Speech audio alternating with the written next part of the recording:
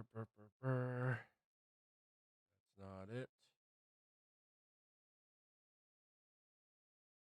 That is it right there.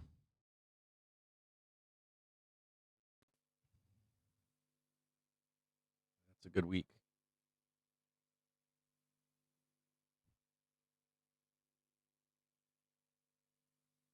Natural gas futures extend gains, prices up over 5% on rising flows of LNG export plants.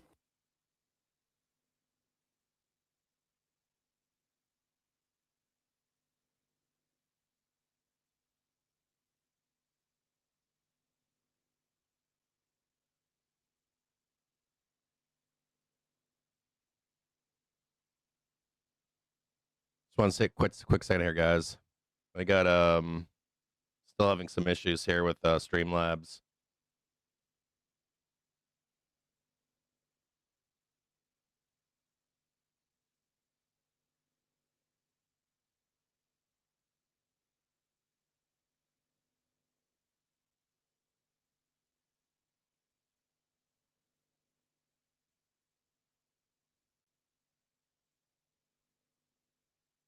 I don't even know if that's on right now. I can't tell. Good morning. How y'all doing out there? What's going on, Adman? Oh my God! Yesterday I was hung the fuck over. 2 nights ago I went out with some friends and I got home 2 nights ago. Woo! I was like, no, there's no way I'm streaming today. Not happening. I'm having some issues with my stream again. I was having issues yesterday, and I'm still, and the day before, and I'm still having them right now.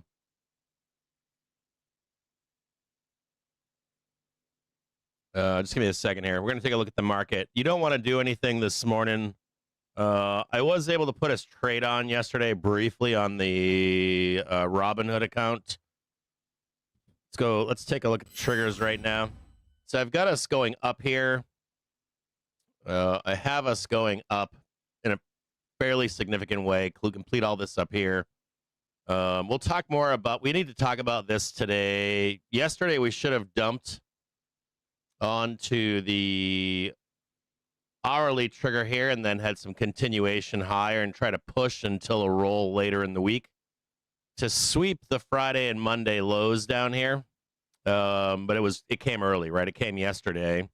Instead of this push higher to hit 700 and then blast to the downside and be told no, we did this yesterday. Now I did pick up some calls yesterday on the Robinhood account down here.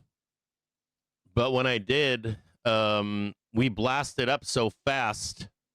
This move right here, I dumped them when we got up here. I didn't like this move so quickly. I was hoping that it would dog into the close for AMD earnings. We went up so quickly when I came back to my my laptop. They were cranking. So I don't know if you can see this here, but in the bottom right-hand corner down over here or over there or whatever, wherever it is down below over there because my camera's turned, you might be able to see it, but I did buy SPY calls yesterday. They wound up ramping up. If you look down here, the account ramped up. So I kind of feel bad because I should have done this with the community. 1 minute now until I we ended get the up closing market those on calls open quickly imbalance. because of the gap up that took place. I was like, well, they're going to murder them in the overnight anyways. I really wanted the market to be down more for AMD. We got to talk about AMD and Amazon this morning. They're kind of the crux here for the market staying up. Where a couple tickers could perform on their own, whereas the rest of the market kind of underperforms into the seasonal weakness that we always expect in the springtime. So we got to look at both of those tickers this morning. But not only that, before the bell here, let's take a look at this. Go over and take a look at this trigger screen here. So normally what happens is we'll come in on the prior week's low. We'll come back and sweep it. 10 seconds. We did that already, and then we came back up over here into Monday close. I was hoping for more of a dump on Tuesday. Or Markets Monday on into open Tuesday, imbalance. more dump. S&P 500 got buy above side the- 154 Turn this million. Nasdaq Voice news disconnected. getting above the hourly trigger into Monday's close, I was hoping for one more push up here before being sent to the depths of hell. That, of course, didn't happen. We were blasted down underneath the hourly trigger and it just became a cascade to the downside. Now, why is that important? Is because if the way is not higher, we're being told the way is not to 700 to smash and bash and get back down here. We're being told lower, right? That the way is lower. The bigger question here is, can we sweep higher, or can we now sweep yesterday's low and then start making our way higher once again? So there's no real trade here. Today I don't see a trade just yet. If we are able to hold this and break above, I will put a trade on that Robinhood account for us to take this trade back down again and then up to the upside. Now, if we begin to break below this low from yesterday, there is nothing, literally nothing, down until you get to maybe 587, 581, somewhere in there. Pretty big, significant move to the downside. And I want to show this to you on right about here. So this is SPX. We're not quite low enough yet, just so you can see how deep we are on. That's Q's. Hold on here.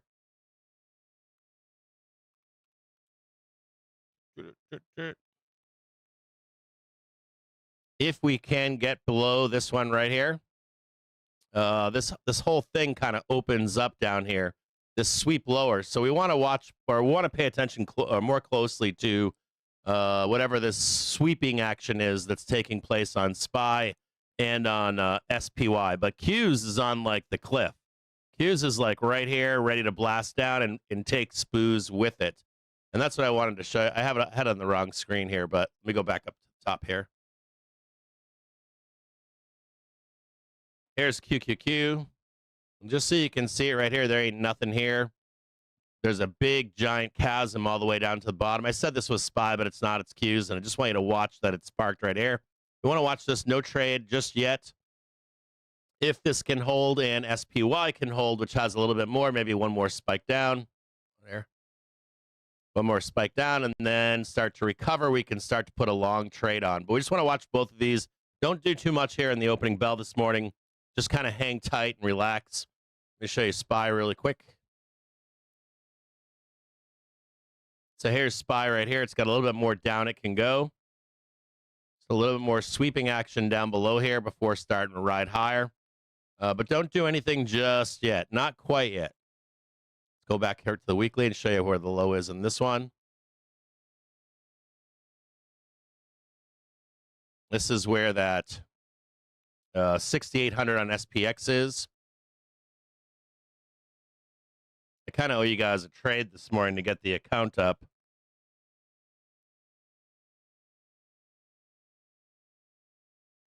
This one down here.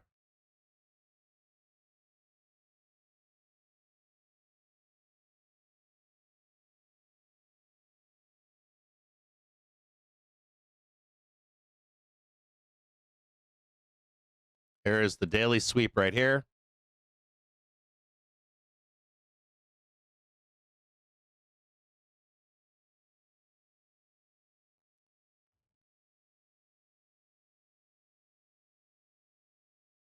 Let's go back and look at this really quick. There should be one above it, but there isn't. And this all looks messy. And here you can see all this too.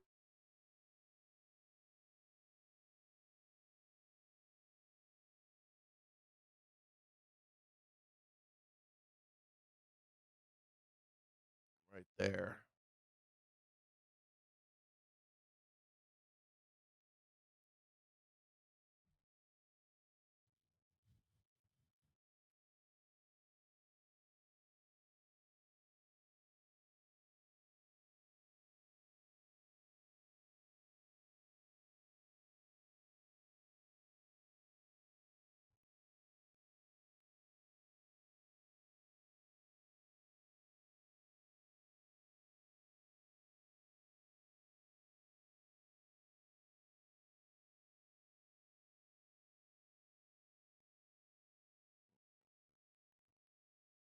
See this on SPY right here. This is all pointing to down.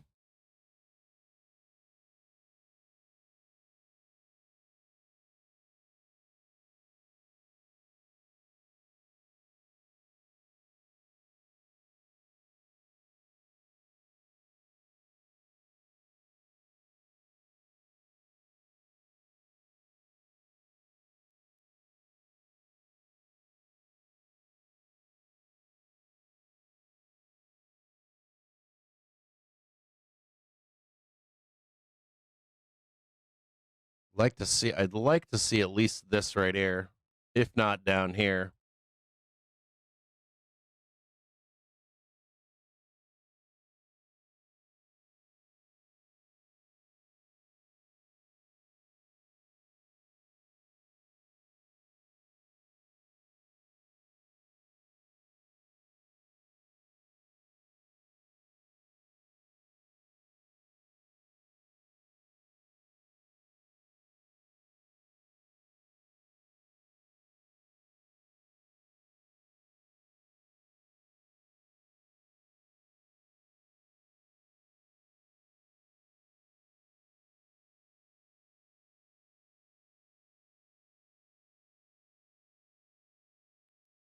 One and four right here.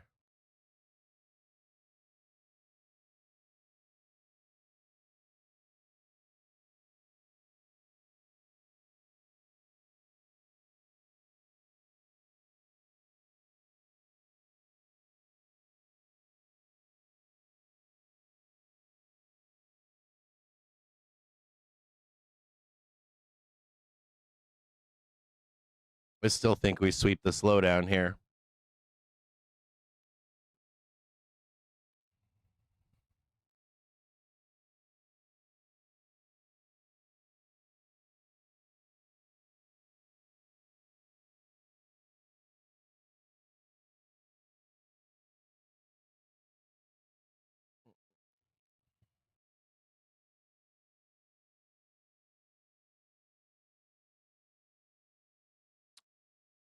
Back over here.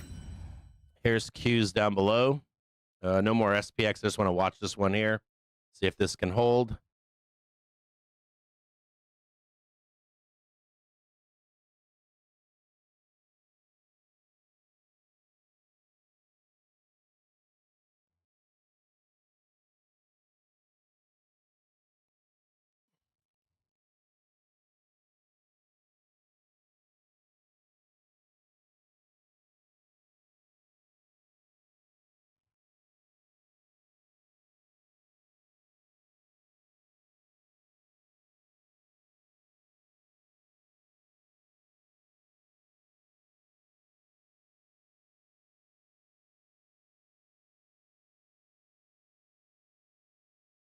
These guys are here to sell. You can see them right up in here. There's one right here, seller here, seller here, seller here, and seller right over here.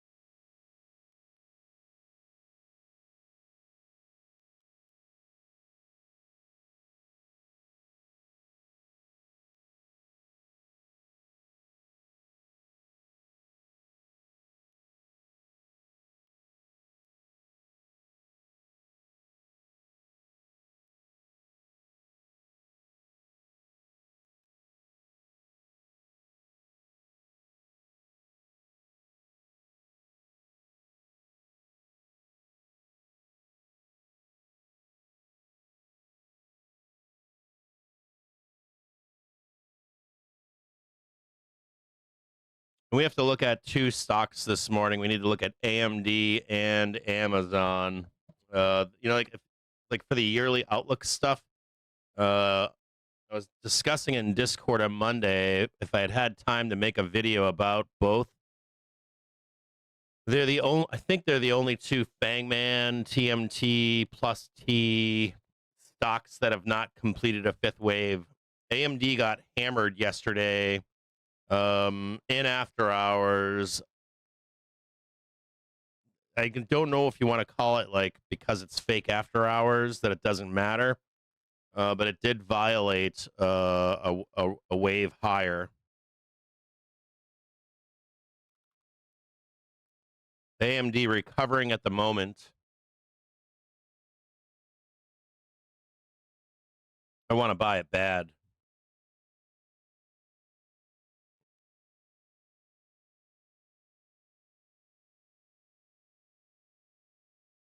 We have to take a look at it.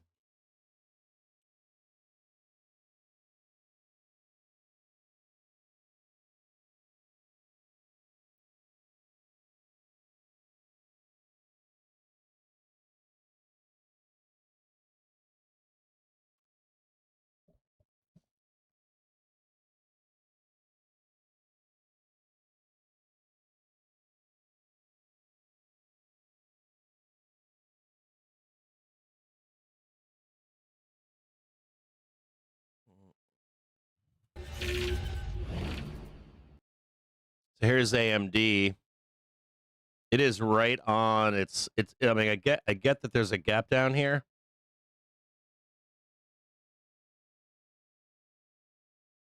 But this one right here,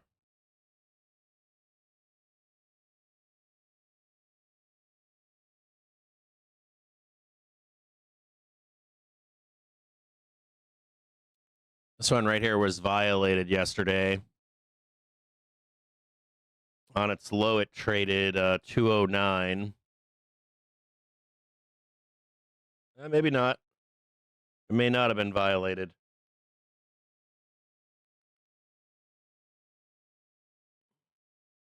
This is kind of the crux here of the markets. AMD, Amazon. So neither of these two have completed their fifth wave. This is your fourth wave right here. Or you got 1, 2, 3, 4, and this needs to hold for 5. There was a high tick up here, so this just needs to hold to go higher.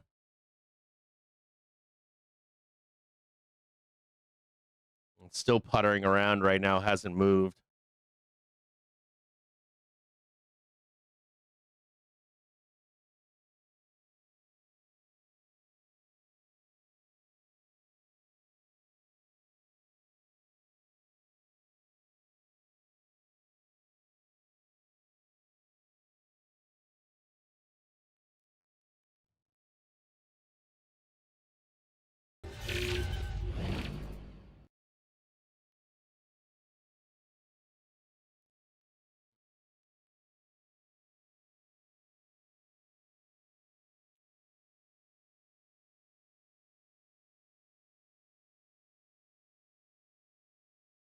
Where's AMD?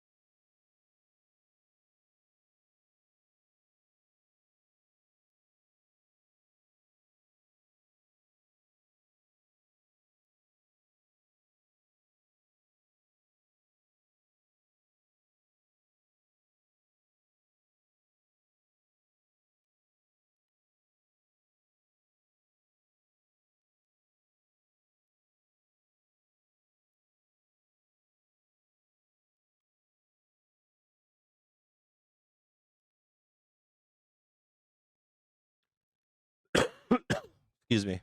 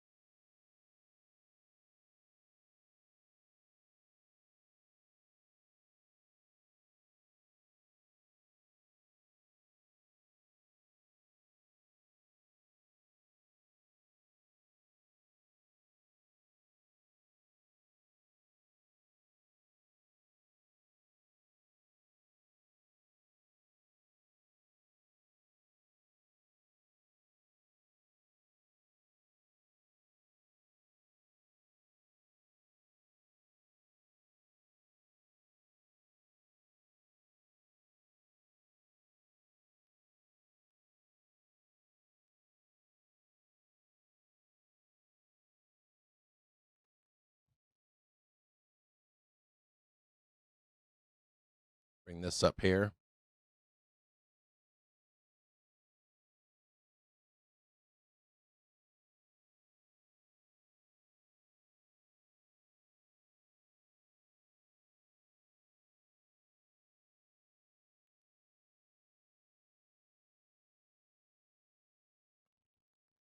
So you can see that there.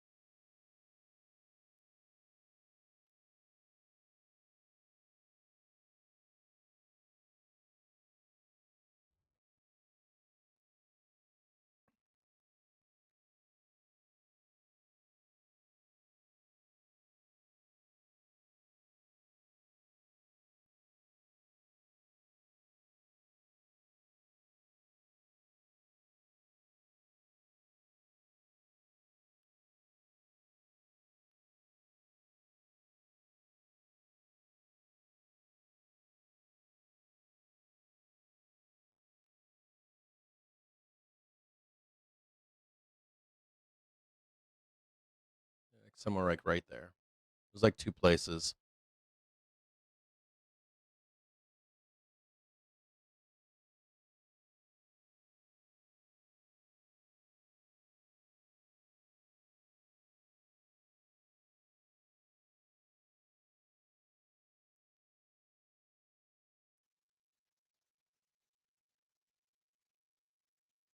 So, according to a source, the first day of US brokered Ukraine Russia talks end in Abu Dhabi.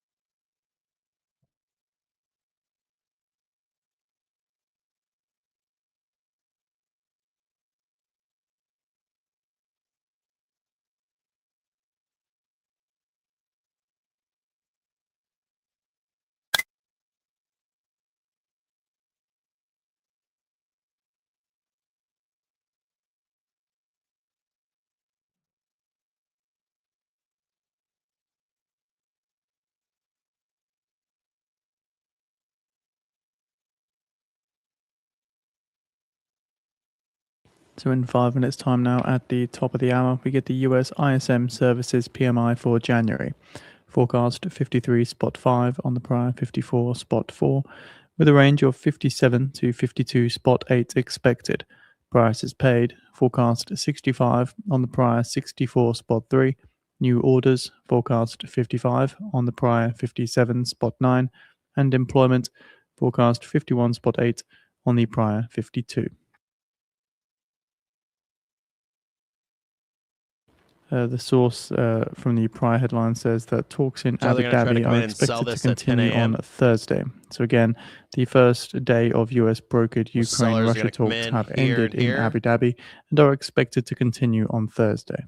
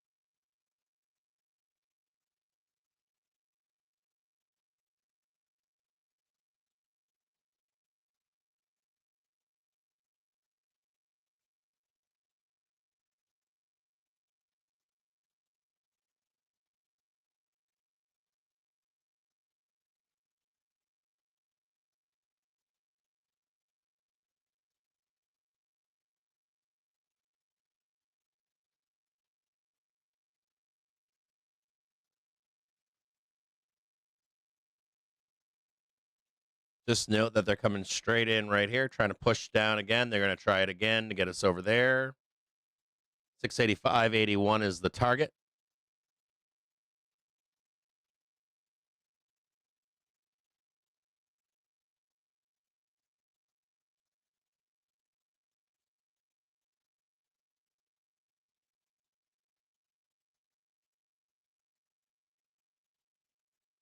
Q's bleeding quite profusely right now.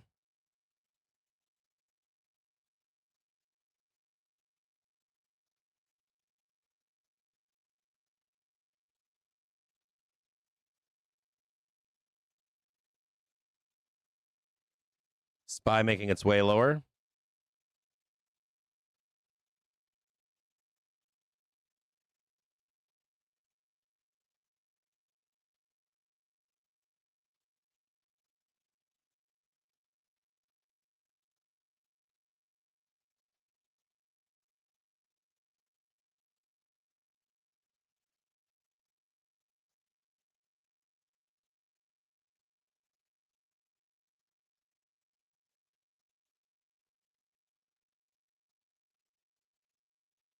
One minute remaining. I'll lead with the US ISM Services PMI for January.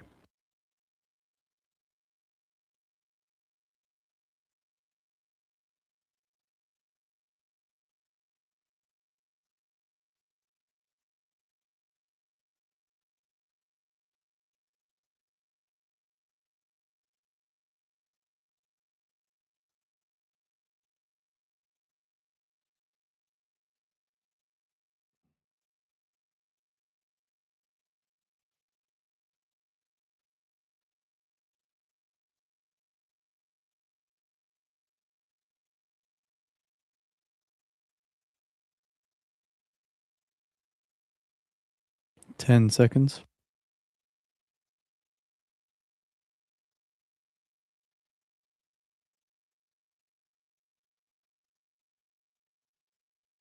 53.8, 53.8, higher than forecast, 53.5. Prices paid, 66.6, that's 66.6, higher than forecast, 65.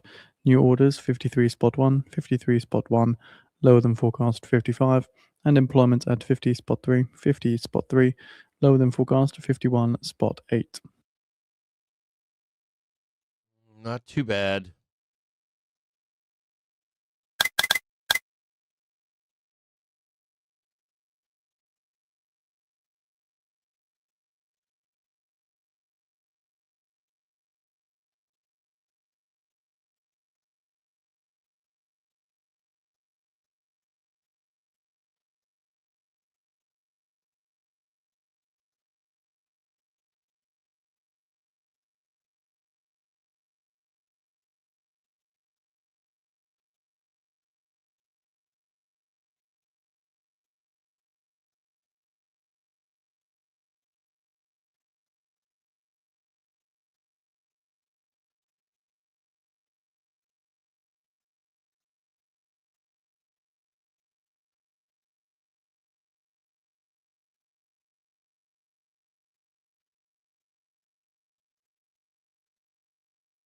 Give me a second. I'm reading through some of this data here. Hold on.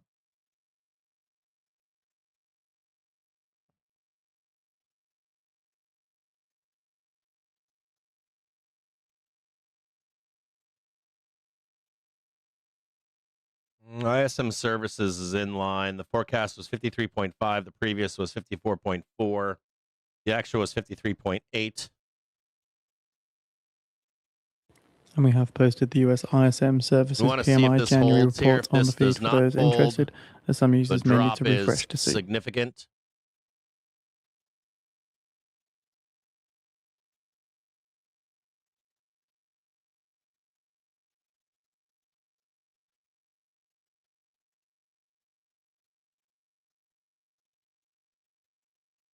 Stocks holding their declines following the data, dollar steady as well.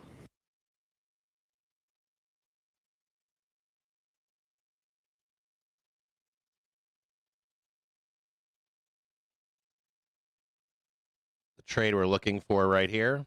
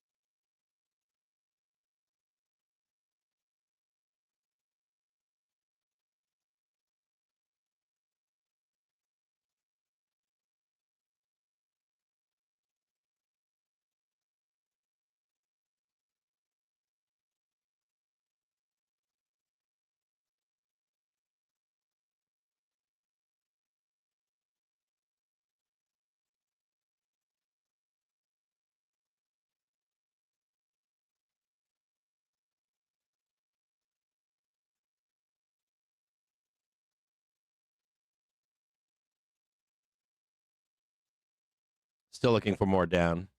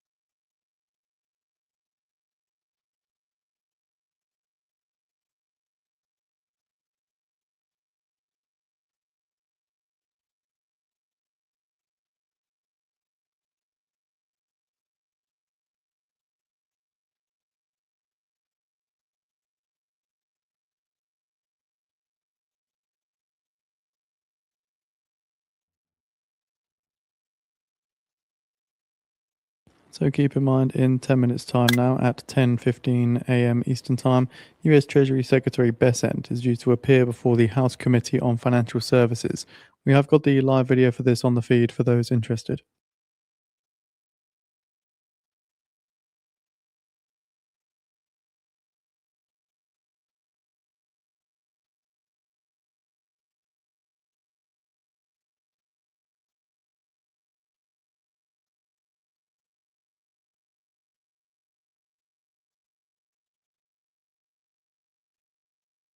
Still looking for more down.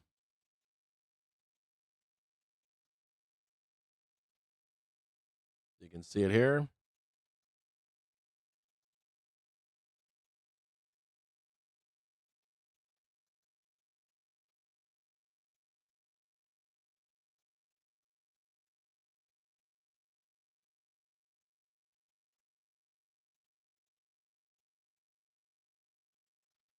Mexico's President Scheinbaum on oil shipments says Cuba has an open credit line and they make payments on it.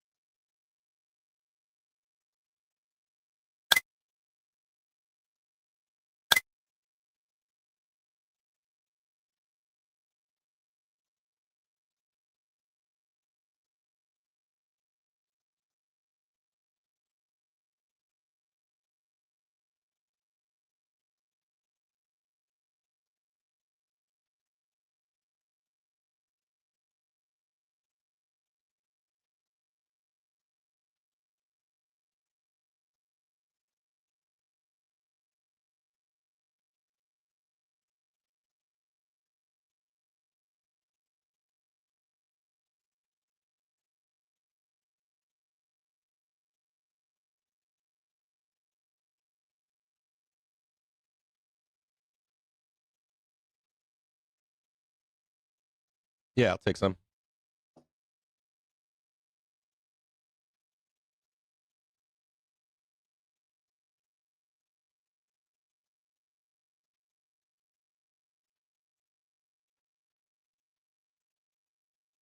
Squeezing higher into the daily trigger.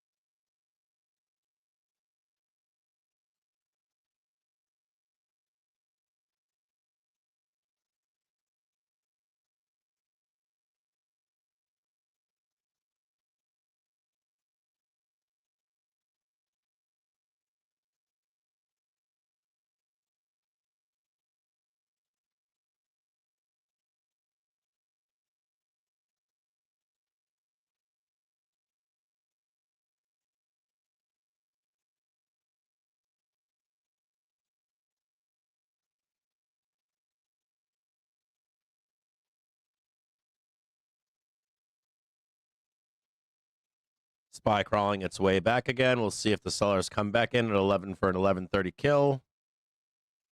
We'll push this one up here to 11.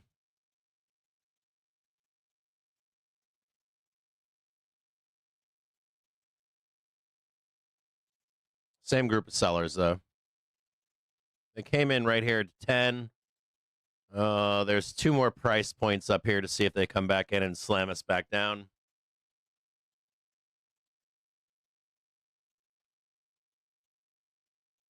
In 5 minutes' time now at 10:15 a.m. Eastern Time, we are expecting U.S. Treasury Secretary Bessent to appear before the House Committee on Financial Services. The live video for this is on the feed for those interested. In fact, the House Committee testimony has started. Just waiting for comments from Bessent now.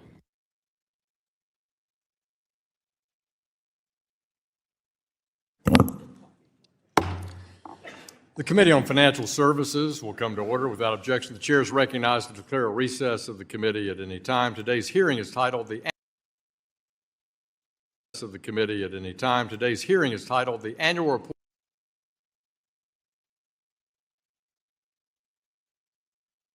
Materials to the chair for inclusion in the record. I now recognize myself for a 4-minute opening statement. Good morning, Treasury Secretary Bessent. Welcome. Statement. Good morning, Treasury Secretary Bessent. Welcome. It's an honor to have you with us today to provide testimony as the chair of the Financial Stability Oversight Council. Today, we will examine recent actions taken by the FSOC and provide members the opportunity to address any questions or concerns regarding FSOC's 2025 annual report. As the 2025 annual report makes clear, economic growth is essential for financial stability. In a growing economy with rising incomes, debt burdens fall, American standards of living rise, and the financial system remains stable. It's encouraging to have financial regulators and policymakers who understand this fundamental reality and aim to foster a regulatory environment that considers how both new and existing regulations alter and impact economic growth. Committee Republicans share the commitment to promoting economic growth through the elimination of unnecessary regulatory burdens, a hallmark of the Trump administration. Since assuming the presidency just over a year ago, President Trump has built on this critical work that he achieved in his first administration to make further progress in rolling back overly burdensome regulations that stifle innovation in our economic growth. These efforts go beyond reducing just regulatory red tape. They're about fostering an environment where financial institutions can thrive and contribute to the stability and growth of our economy. I'd be remiss if I didn't remind every Republican-controlled government would bring 3.5% inflation, 5% unemployment, a recession, and a wrongfully accused Republicans of, quote, tanking the economy, close quote. With most of the official data in the books, these warnings missed the mark by a mile. Inflation came in at nearly 1 percentage point lower than that forecast. The unemployment rate never increased beyond 4.5%. No recession materialized, and GDP is on track to have 3 consecutive quarters above 3% growth. Meanwhile, the budget deficit is on track to fall to some 5.4% of the GDP. These numbers speak for themselves. Under President Trump's leadership and Treasury Secretary Bessent's steady hand, the economy is back on track, reversing the damage of the previous administration. Throughout the 119th Congress and committee Republicans remain steadfast in our goal of reinvigorating the commercial banking system and make life more affordable for our American families. That commitment is why I introduced the Main Street Capital Access Act with Subcommittee of Financial Institutions Chair Andy Barr last month. Our community banking package is designed to revitalize local bank formation, right-size regulations that are intended for far larger and more complex institutions, ensure that community lenders can focus on serving our families, small businesses, and our local economies. This bill also aligns with the administration's efforts to right-size regulation and reflects the committee Republicans' dedication to ensuring that financial operations focus on safety and soundness with a tailored approach to supervisory complexity. Similarly, our bipartisan Housing for the 21st Century Act addresses housing affordability head-on by reducing the burdens that have made homes and apartment construction untenable, improving affordability, requires So we're shortly directly expecting expanding comments from the housing Besant, who again supply. is appearing Paired before the with Main House Street Committee on Capital Financial Access, Services. Americans will The live video benefit has from more started. It's homes on the and more feed. We're just affordable waiting for ways to comments from finance them. Besant now. We're grateful for your time today, Mr. Secretary. We look forward to the discussion, and I comes yield Besant. back the balance of my time. I now recognize the ranking member of the committee, Mrs. Waters of California, for maybe a not. Hold 4-minute on. opening statement. Thank you very much. We got to Mr. wait for Chairman. more Last political week, sparring. Donald Trump marked his first year in office with consumer confidence Don't listen to plummeting anything these to guys a say. 12-year low. That is not Either a side, doesn't matter. coincidence. Trump are driving up the price of goods like groceries, clothing, and furniture. Small businesses, instead of lowering costs, Donald Trump has We're at like doubled the down bottom of on inflation chaos right now, and she's cruelty calling this stuff. while And what is she handing going to say more when power we're and more actually freedom to Wall enraging Street. inflation? For example, That's my question to her instead if of I had directing one. the Financial Stability Oversight Council to address threats to our economy, Mr. Secretary, it appears that using it to do the exact opposite and deregulate Wall Street. While Trump claims he wants to cap credit card interest rates, his administration has repealed rules that curbed excessive credit card late fees and shuttered the Consumer Financial Protection Bureau, the very agency that returned $21 billion to Americans after they were ripped off. In fact, Trump's team has dismissed enforcement actions against predatory firms, even after they admitted to defrauding consumers. Why? Could it be because they gave to Trump's campaign or brought his crypto coins? Or could it be this president is not on the side of the American consumer and never has been? It does not stop there. Right now, Trump's Justice Department is conducting a baseless criminal investigation into Jerome Powell to bully the Federal Reserve so they serve Trump's agenda instead of the American people. Since Trump returned to office, Republicans have looked the other way while consumer protections were gutted. Instead of offering solutions to help families, they have protected corporate profits. Under this administration, billionaires are winning and hardworking Americans are losing. We've seen this movie before. The same blind loyalty and deregulation led directly to the 2008 financial crisis, when millions of Americans lost their jobs, their homes, and their savings, all while Wall Street walked away with bonuses. Despite repeated demands from Democrats for accountability, Republicans have refused to bring other key administration officials before Congress. That includes CFPB Acting Director Russell Vought, who must be held accountable for dismantling the CFPB. This includes FHA Director and Bill Pulte, who has unlawfully installed himself and his staff on the board of Fannie and Freddie, weaponized mortgage data to try to attack Trump's political enemies, and who is incompetently pushing just plain dumb housing policies like a 50-year mortgage. Every turn, committee, Democrats, and I are standing up for America's consumers, defending strong safeguards, fighting corporate abuse and the corruption of the Trump family. It's just common sense. Our economy should work for everyone, not just for Trump, that billionaire circles that he's involved with.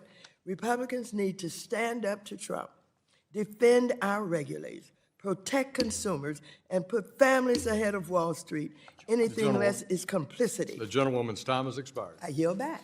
I recognize the chair of our subcommittee on financial institutions, Mr. Barr of Kentucky, for a 1-minute opening statement. Thank you, Mr. Chairman. Secretary Besant, welcome back to the committee. Under your leadership, FSOC has done a terrific job eliminating unnecessary regulatory burdens and promote economic growth.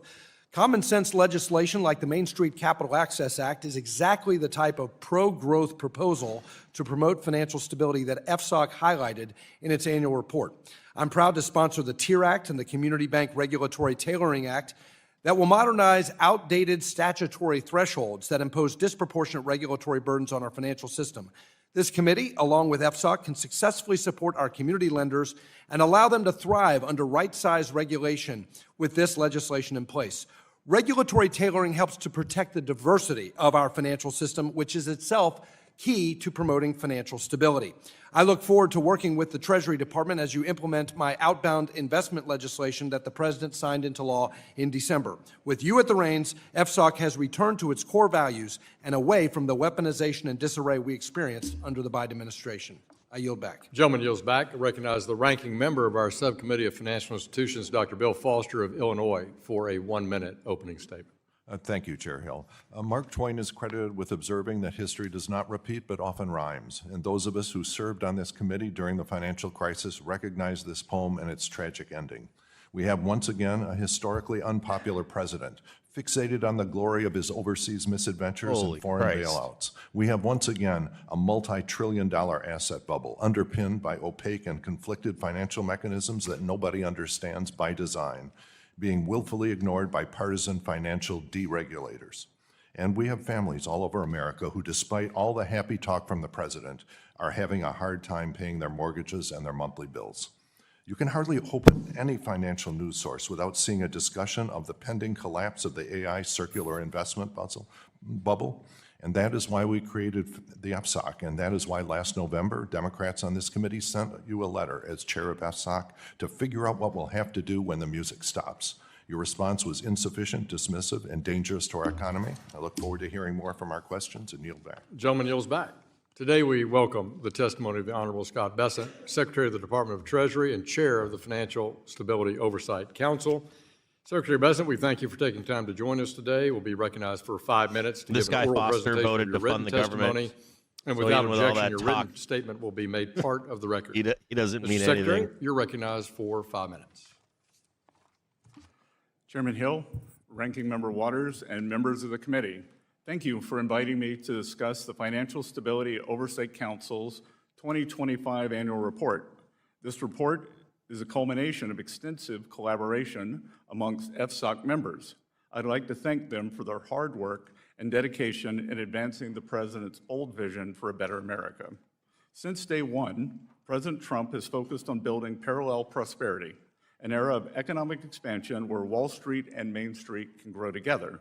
To that end, Treasury has tirelessly pursued pro-growth policies to unlock the potential available to all Americans when they are free to save, invest, build businesses, and drive their own economic destinies.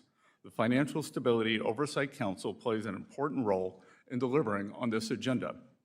Too often in the past, we have seen regulation by reflex. Rather than preempting crises, regulators have frequently reacted to them after the fact. They played the role of a hazmat cleanup team instead of preventing dangerous spillovers in the first place. Regulation by reflex has led to a regulatory myopia that has undermined safety and soundness. Under President Biden, the bank regulators preoccupied themselves with reputation risk, climate-related financial risk, and other risks with no clear nexus to safety and soundness. At the same time, they centered supervision on management and other governance matters that distracted examiners and banks' risk managers from the real risk to safety and soundness. The result, predictably, was the second, third, and fourth largest bank failures in U.S. history in 2023. Besides undermining safety and soundness, regulation by reflex squeezing right now. excessive regulation. That can lead to economic stagnation. And economic stagnation is itself a grave threat to financial stability. In calibrating regulations, Just federal looking for agencies this must low down avoid here. the temptation to create a zero-risk financial system, which would result in what others have called the stability of the graveyard. FSOC should aim to identify vulnerabilities that could lead to systemic crises and encourage the private sector to mitigate those risks before recommending additional regulation. FSOC should also work with its members to support efforts to avoid or pare back existing regulation that stifles pro-growth lending, capital formation, and innovation. And the best way to achieve these goals pretty is by fucking centering close. economic growth and economic 680, security, 648, the heart of FSOC's 685, agenda. 81. Promoting economic growth and economic security is essential to ensuring financial As stability. soon as this bottoming is Economic done, growth we'll give you an strengthens outlook for household, above. business, and financial institution balance sheets, creating capital buffers that reduce the risk of default. Yesterday, and bears financial raided down stress. here, so just want to make And sure we're economic safe. security reinforces domestic production capacity, raising living standards while reducing vulnerability to external shocks Sellers are and sitting supply chain disruption. here or here, right where we FSOC's are. annual report prioritizes And right over here. economic growth and economic security accordingly, with a specific focus on 4 policy areas: Treasury markets, cybersecurity, regulatory modernization, and AI. First, the Council is ensuring that the U.S. Treasury market remains the deepest and most liquid in the world. The Council is Wanna supporting watch these efforts by a two number right of here? agencies to strengthen this market against future shocks, including through the Interagency Working Group on Treasury Market Surveillance and the Market Resilience Working Group. Ongoing monitoring and targeted reforms by individual agencies remain essential to financial stability. Second, the Council is taking action to protect our financial system from increasingly sophisticated cyber attacks. Nation-state actors and criminal groups continue to target our financial institutions and infrastructure. To address this risk, the Council is supporting expanded information sharing, joint monitoring, and scenario-based exercises, and it is emphasizing the need for regulated firms to manage cyber risks tied to third-party service providers. Third, the Council is committed to supporting efforts to modernize supervisory and regulatory frameworks for banks and credit unions. Going forward, regulation and supervision should address material risk, enhance transparency, and reduce unnecessary burdens, particularly for small and community banks. Fourth, the Council is prioritizing the responsible use of artificial intelligence to strengthen financial stability. The Council is working with public and private partners, including international counterparts, to enhance system resilience while closely monitoring emerging risks. I will close by highlighting our progress in enhancing the utility of our annual report. In this year's report, FSOC shifted away from its past approach, where nearly every major market and financial sector was described as a financial stability vulnerability, by introducing a new structure centered on fostering economic growth and security. We're tuning out the noise to concentrate on the issues that matter most for U.S. financial stability. With this overview, I look forward to taking your questions. We'll now thank the Secretary, and we will turn to member questions, and I recognize myself for 5 minutes for questions. You made a persuasive case that since President Trump was sworn in, that economic growth is a cornerstone of his presidency, and you highlighted today, as you have in speeches over the year, the importance of that Wall Street's doing well, but it's Main Street's turn, and you'd like to see economic growth expanded into what I always quote from Steve Case, the rise of the rest, where we see that economic performance expand across the country. We share that commitment here on this committee about reversing elements of the regulatory framework that have sought, possibly certainly well-intentioned, the concept of too big to fail, but ended up in creating an environment over the past 15 years where community banks are too small to succeed, or maybe avoiding your term today you chose to use, the stability of the graveyard. The committee has worked together on a bipartisan basis to highlight some of the principal actions that we've considered over the past year. Our Main Street Capital Access Act, which we intend to bring to the House floor. We're grateful for your Undersecretary, Mr. McKernan, who last month joined us as we rolled out that package to talk about how we can collaborate. Would you take a minute and from your perspective, how do strong, well-capitalized community banks and the benefits of tailoring that are in this legislative proposal help accomplish faster economic growth and the rise of the rest? Chairman Hill, as I've said, it's Main Street's turn, and essential for Main Street's having its turn are the small and community banks. And I would note that thanks to onerous regulation, and as you and I both say, community and small banks became too small to succeed. Tragically, more than 50% of our community banks have disappeared since the Great Financial Crisis, not during, since. There have been virtually no de novo banks created, whereas before the GFC, there were more than 50 per year. And small and community banks not only are the anchor for community-based lending, but they provide the bulk of the lending for agriculture, for small real estate loans, and for small business loans.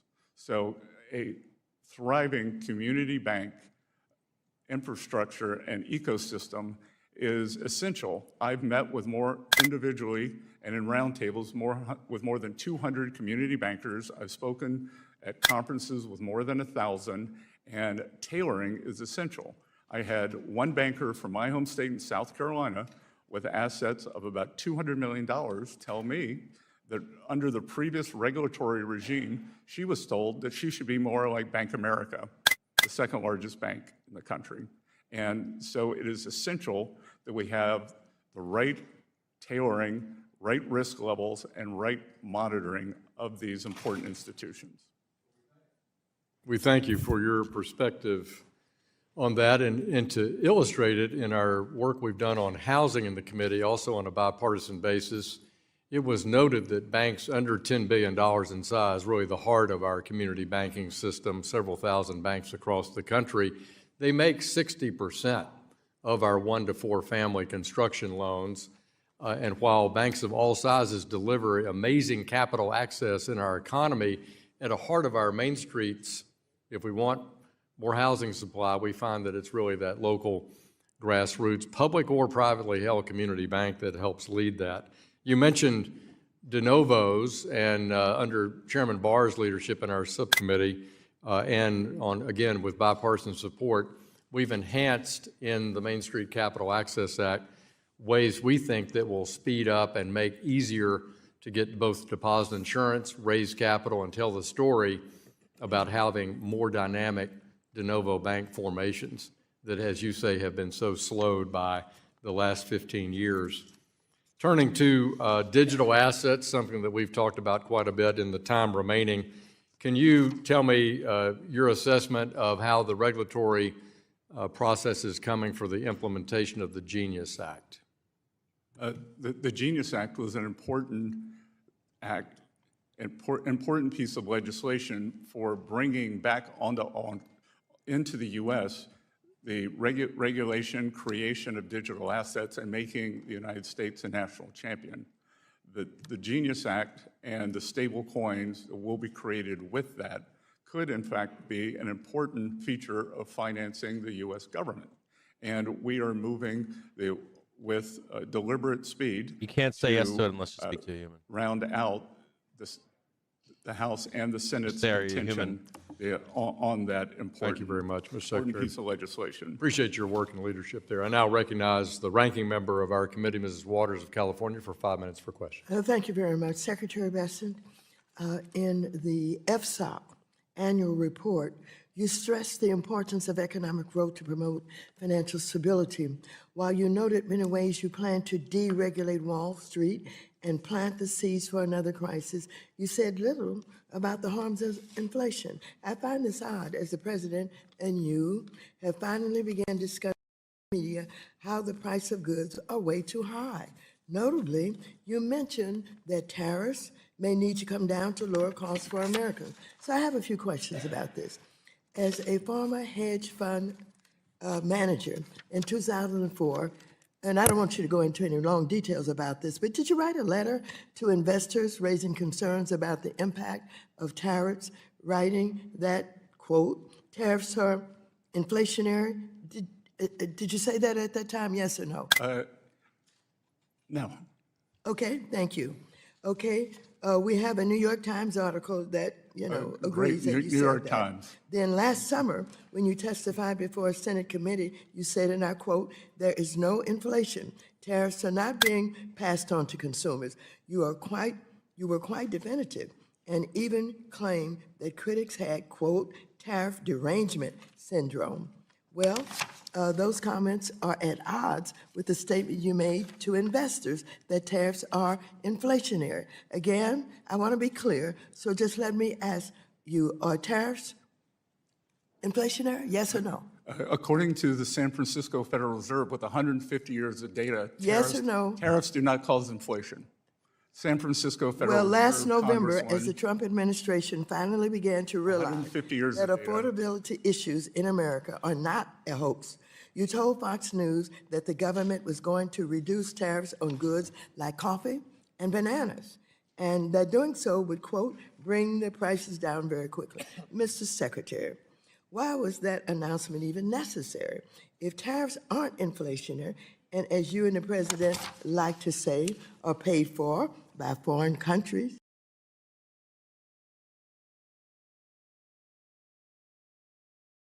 I'm losing the stream here. Hold on. by the foreign country, a tariff on coffee or bananas shouldn't raise the price of either for American consumers. Well, that's the Trump logic, but that isn't reality. It did raise prices across the board. And you know what? I think you knew back in July also. The real question is, why would you even impose a tariff on a good that a country doesn't grow or make? As that would only serve to punish the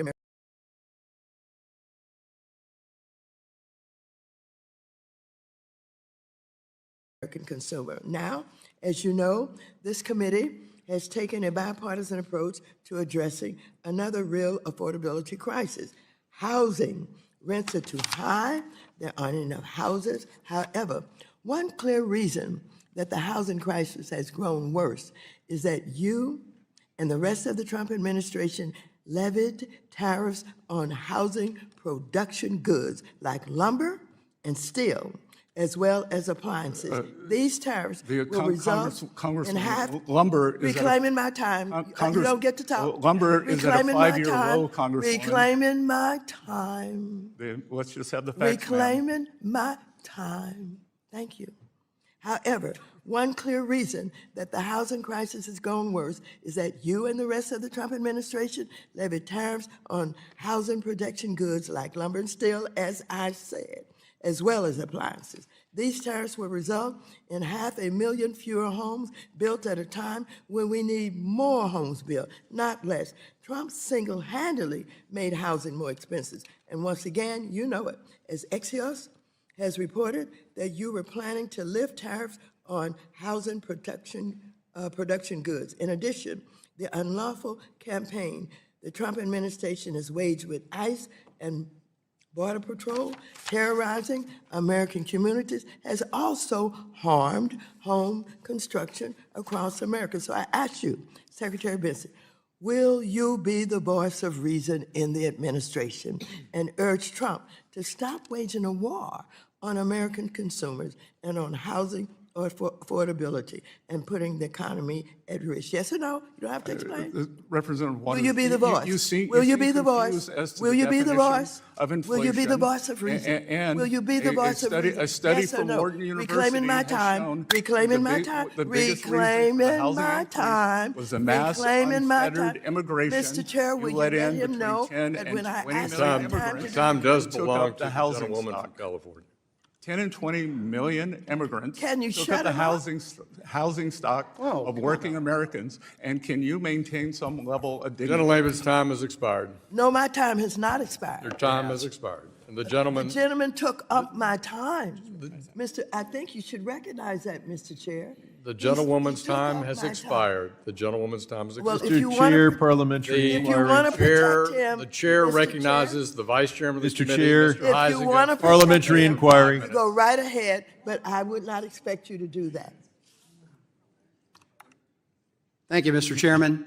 And I will If grant we could just very mute the briefly politicians anytime that and you let feel like you Besant need to speak, I'd address. be much happier. Again, I think the ranking member does not understand. Mr. Secretary, I'm sorry, the gentleman will suspend. There's a parliamentary inquiry. Mr. Sherman? Mr. Chair, will you enforce the rules of this committee so that the time belongs to the questioner and prevent filibusters from taking time away? And if those filibusters by the witness do take time away, will you allocate additional time? I will enforce the 5-minute Got a rule. nice back test here. The I gentleman want my from- time back. This could be gentleman from considered the Michigan is low if recognized. they're not able to get a new low. So keep watching this. I This grant is good. briefly anything that you need to feel you need to address. I believe the ranking member does not understand the Just definition want of to generalized see if they inflation fail versus here one-time or price not. If they don't increases. fail, they'll I would plunge us also down. note If they get the new that high, maybe we can start housing, talking about going especially higher. for working Americans, Just hang a out, don't Wharton do study anything. has shown that the mass unfettered immigration, adding 10 to 20 The No million trade new still. people demanding housing, Congresswoman, is what caused a great deal of housing inflation for working Americans. So you and the Biden administration should be ashamed. Which is also why we are seeing rents. There was just a recent media on this. Rents are going down partially because of that enforcement. So Mr. Secretary. Yes, it is supply and demand continues to work. I've got a number of issues I got to hit very briefly here on FSOC. I need to talk then Burma and 3%. You talked about with the chairman about regulators using tailored market approach tools. How are you ensuring that FSOC's current work continues to prioritize activity-based, transparent, analytically rigorous approach grounded in cost-benefit analysis in coordination with functional regulators when evaluating potential risks in non-bank financial markets? That is done primarily for small banks through the Office of the Comptroller of Currency and the FDIC. And those chairs are intent on tailoring the rules for small Trump banks. just completed so that we a do not call have with another Z. 50% decrease in Main Street lending. All right, thank you. You outlined as part of the 4 goals, protecting, number 2 was protecting from cyber attacks. We have seen a rise in those cyber attacks in scam centers in Burma. And I applaud you and Treasury for some of your work in that, including sanctioning North Korean individuals, selling weapons to the Burmese military regime, as well as the Democratic Korean Benevolent Army, a Burmese army group that has organized these scam centers. However, last week it was reported that Iran was secretly shipping vast amounts of jet fuel in Burma. And I need to move through this quickly here, but that's why last year I introduced a bipartisan legislation that would specifically require the president to determine whether to impose stronger blocking sanctions on Myanmar Oil and Gas, Myanmar Economic Bank, and foreign persons operating in the jet fuel sector of the Burmese economy. I read recently that Treasury responded to Reuters' report by noting that Iran's quest for, quote, new markets is a sign that President Trump's policies are working, which I would agree. I'm also aware that Burma's military leaders have attempted to gain favor with the president, especially when it comes to lowering tariffs levied on his country. This is something that simply cannot happen. I represent a significant Rohingya population and know that the active bombing that is going on is unacceptable. And I believe we must continue to impose strict sanctions on the Burmese military rulers. What tools can Treasury use to punish both Iran and Burma for violating both U.S. and other Western country sanctions? Well, with respect to Iran, President Trump, upon entering office, instructed U.S. Treasury to implement a maximum pressure campaign, and we saw the fruits of that campaign in December as the Iranian economy has collapsed. Yep. We had a large bank collapse there. The central bank was forced to bail it out, created inflation, and the brave Iranian people have taken to the streets. We continuously monitor trade between two countries like that. The good news would be Iran has a significant shortage of dollars to buy, whether it is weapons or goods for the people, or to pad the Swiss bank accounts of the Iranian regime. We've got to keep the pressure up on Iran, but also that pressure on the Burmese junta, please.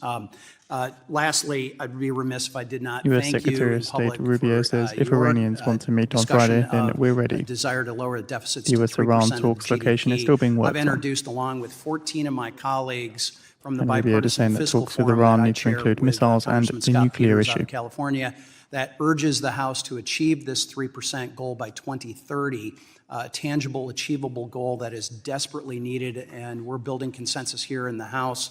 I know you and the administration take the ticking debt bomb seriously, and I hope that to continue this conversation with you. I don't know if you can, in 10 seconds, address I look forward to 3%. working with you on that, and I would note that the deficit to GDP calendar year 2024, 7%, highest, not at war, not in recession. Calendar 2025, down to 5.4%. Gentleman's I time yield has back. expired. Thank you.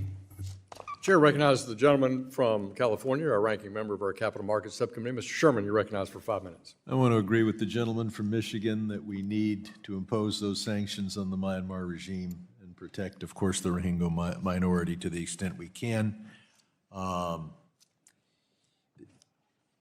FSOC has to define what is systemic.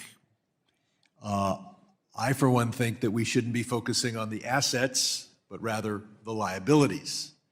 We didn't have a problem in 2008 because the banks had too many assets. We had a problem because they had too many liabilities. So I don't see how most... Congressman, that's incorrect. Ben Bernanke, then Fed chair, said, could you please tell me what these assets are? I'm going to reclaim my time. Regardless of that, I'm going to ask you whether you... not going to ask you to agree with me. I'm going to ask you to agree with your predecessor, Secretary Mnuchin. During the first Trump administration, that Secretary Mnuchin promulgated interpretive guidance that prioritized an activities-based approach to systemic risk regulation over an entity approach. Secretary Benson, you have indicated that you want to kick off a review of FSOC's activities and processes. The FSOC Improvement Act, led by my colleague, Dr. Foster, which I've co-sponsored, as you know, would codify an activities-based approach to systemic risk regulation. Does the FSOC plan to revert to the 2019 guidance of the first Trump administration regarding a definition of a SIFI? Yes, we prefer an activities-based approach rather than an institutional-based approach. Thank you. I want to pick up on the ranking member's comments about whether tariffs cause inflation. You know, economists can say when the price of something goes up by 20%, that isn't inflation. It's a one-time price increase. But out in my district, when the price of something goes up by 20%, we call that to do more good unaffordability. and big things for the U.S. and China to say relations. it's not inflation From Chinese state media. is sophistry. I'll point out that every time Democrats had and regulations that increased a company's cost, people in this room said that's going to cause inflation. Well, tariffs clearly have to be paid by China's companies. Xi to Trump says and I if attach great environmental costs are importance passed to through, you can U.S.-China be sure relations. tariffs are passed through. The ranking member asked the question, why a tariff on coffee and bananas? I think the answer is obvious: to make our tax system more regressive, to pay for the big, bad, And beautiful Xi to bills, Trump says we should handle our differences. cuts in taxes for Xi billionaires, to Trump and saying to we should fund handle ICE. our differences I used to properly. head the largest sales tax agency in this country, and we knew the sales tax was regressive, but we knew it would be even more regressive if we imposed sales taxes on food. And that is what you do with a And China tariff Xi on to Trump bananas says the Taiwan and issue coffee. is most important Mr. for Secretary, China-US we ties. lived through the bailouts of 2008 when powerful men lose money. They now want a government bailout. Does the Treasury Department or the various components of the FMOC have the authority to bail out Bitcoin? Could you please elaborate? What exactly does bail out Bitcoin Okay, mean, could you Congressman? That's a instruct the very- banks of this country to buy Bitcoin, or change banking regulations so that they are encouraged to do so in terms of the reserves that they're otherwise required to have? Again, that within the context of asset diversification within banks, they could hold many assets. They can, and there are different, but do you have the authority to order banks to buy Bitcoin or to invest U.S. tax dollars in Bitcoin or Trump coin? I am Secretary of the Treasury. I do not have the authority to do that, and as Chair of FSOC, I do not have that authority. So we're not going to see our tax dollars invested in crypto assets? China Well, Xi why to would a Trump private says the bank U.S. be should your deal tax with dollars, Taiwan Congressman? arms sales issues Excuse me, I'm carefully. now asking about the money of our taxpayers, which you manage as Secretary of the Treasury. Is it going to be deployed into crypto assets? We are retaining seized Bitcoin. That's not exactly taxpayer money. You collect a lot of taxes this month. No, that is an asset of the U.S. It's an asset of the It is an U.S. asset of the It U.S. was government. And are you going to invest and, any? and I will point out, Mr. Secretary, reclaiming my time, are you going to invest? from California, the asset stop. seizure, that $1 billion of Bitcoin was seized, $500 million was retained, and that $500 million has become over $15 billion. Gentleman's time has expired. The gentleman from Oklahoma, the chair of our Monetary Policy Task Force, Mr. Lucas. You're recognized for 5 minutes. Thank you, Mr. Chairman, and thank you, Secretary, for being here today. You've said that the current deposit insurance framework is a vulnerability for the banking system, that there is a competitive imbalance that favors large banks, and that this increases the risk of bank runs and erodes depositor confidence. Can you talk more about a targeted expansion of deposit insurance for non-interest-bearing transaction accounts, and would that strengthen financial stability within the system? Congressman Lewis, thank you for that very important question, because it is my belief, because there is the belief that big banks, the depositors, will not lose money. During a financial crisis, as we saw in 2023, assets leave small banks. And much of that is what is known as the payroll account. So I think it is very important for small banks soybeans are to up have the most since one November as Trump non-interest-bearing says that China account is to buy more. that can have a much higher level of insurance so that they are able to retain deposits during a stress period. This is one of the reasons that we have seen assets leave small banks. It is one of the reasons that we have seen 50% of small banks disappear. Continuing along this line of inquiry, Mr. Secretary, a robust banking system with healthy banks of all sizes reduces systematic risk across the entire system. Why is it important that Congress act now on targeted deposit insurance reform, not only for Main Street, but also our financial stability? Well, again, deposit volatility, which is what you're referring to, is deposits moving during a stress time, does not benefit anyone in the long run. And one more question on this perspective. Congress should look at giving FDIC authority to raise the coverage level for non-interest-bearing transaction accounts to an appropriate amount that is data-driven and put smaller institutions on a level playing field with larger banks. How would our banking system be safer with a narrow, targeted expansion, such as the one I've suggested? Again, it would permit the small and community banks to continue competing. It would get credit to our Main Street, and it would stem deposit flight during a period of stress, which is one of the most, or one of the biggest threats to financial stability. Focusing on a slightly different subject. Sometimes something I've focused on as chairman of the task force on Treasury monetary resilience. Give me just 1 second here, guys. Strengthening I'm gonna ask a question here. Hold on. market stability and liquidity. We saw occasional bouts of Treasury market volatility last year. How would reforms to banking regulations like the liquidity coverage ratio and stress tests incentivize market intermediation for banks and improve market stability? Again, Congressman, wonderful question, that it brings more of our Treasury market onshore. And as you said, there were periods of stress last year. The market successfully navigated those. At the end of January, we had the third highest volume in the Treasury market, and the bid-ask spreads, very important for the financial well-being of the American people who are invested in money market funds, in bond funds, in their retirement funds. They have stayed right in the center line, and we are at a 5-year low in bond market volatility. Thank you, Mr. Secretary. I yield back, Mr. Chairman. Thank you. Gentleman yields back. Chair recognizes the gentleman from New York, the ranking member of our Foreign Affairs Committee. Mr. Meeks, you're recognized for 5 minutes. Thank you, Mr. Chairman. Secretary Bassett, if I'm not mistaken, you were working in the financial service industry during the late 1980s, correct? I was. Thank you. And I'm wondering, do you recall or you're knowledgeable of the Keating 5 scandal back then? Yes, sir, and I will point out that I was. I don't want to. No. I will point out that limited time. I have limited time. I identified. The gentleman is from, Mr. Secretary, it's the gentleman from New York's time. So I just want to make sure that everyone knows, who doesn't know, that the Keating 5 scandal involved 5 U.S. senators accused of pressuring the Federal Home Loan Bank Board to expedite and give more consideration to the case of Charles Keating, Jr., who ran the California-based Lincoln Savings and Loans. It led to a 14-month investigation unveiling how 5 U.S. senators and staff ended up with more than $1 million in contributions, 4 trips to the Bahamas, and all expenses paid stays at resort hotels. Following the scandal, the industry saw sweeping regulatory changes that was launched by then-President George H.W. Bush.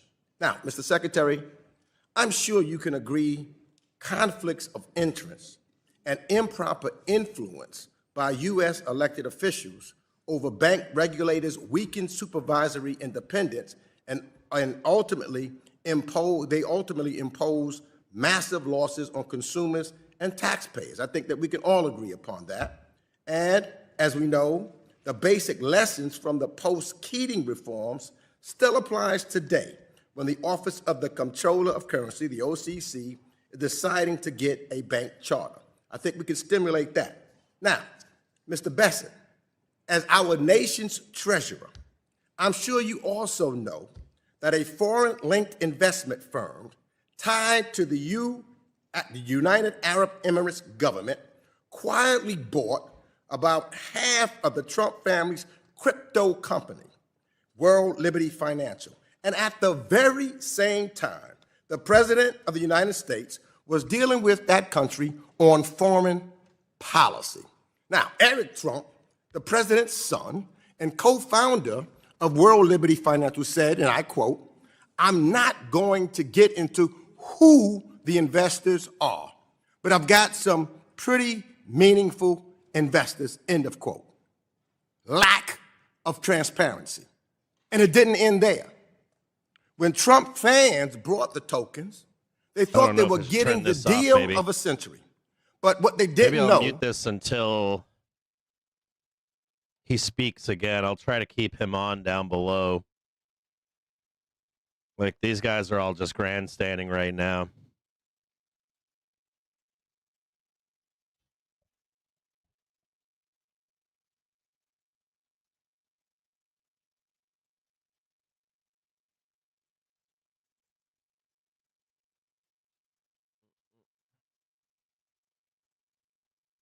It's like they're waiting on their microphones for... As soon as we get down here, they should stop with the bullshit.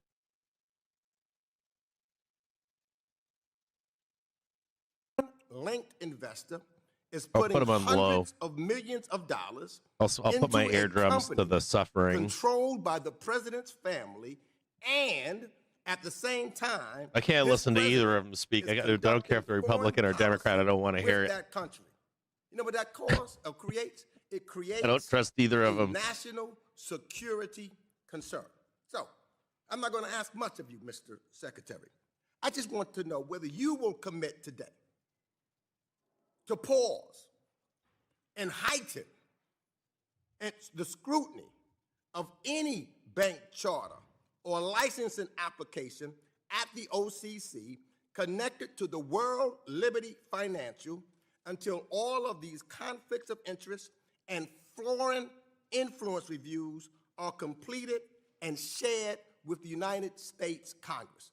All I need to know is, will you halt it and do a complete investigation and scrutiny of this licensing application? All you have to ask is yes or no. No, Congressman.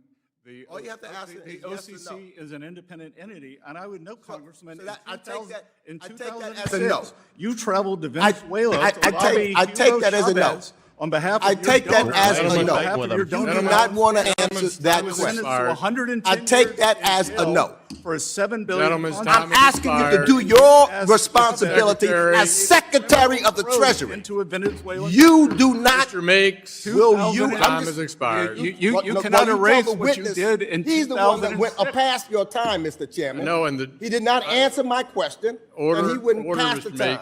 He had 6 seconds left to try to answer your question, and the it was a yes or no.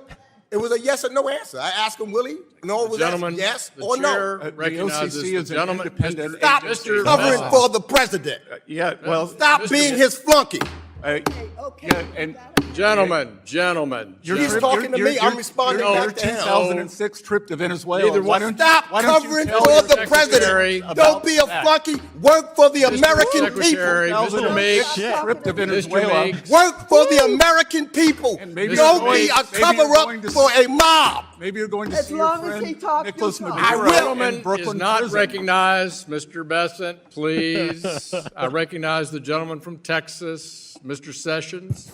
You're recognized for 5 minutes. Mr. Chairman, thank you very much. Secretary, welcome to the Financial Services Yeah, this Committee. guy that's freaking out right now, he just signed the bill, the I'm spending delighted bill that too. you're So here. it's Mr. all Secretary, literally, we've this talked is with you all about a broad range of grandstanding. things, not necessarily related to FSOC and your chairmanship there, but I would like to, if It's I like- can, talk with you Yeah, it's something all, about I consider the it word all public kabuki theater. I don't even want to confidence. listen to these guys.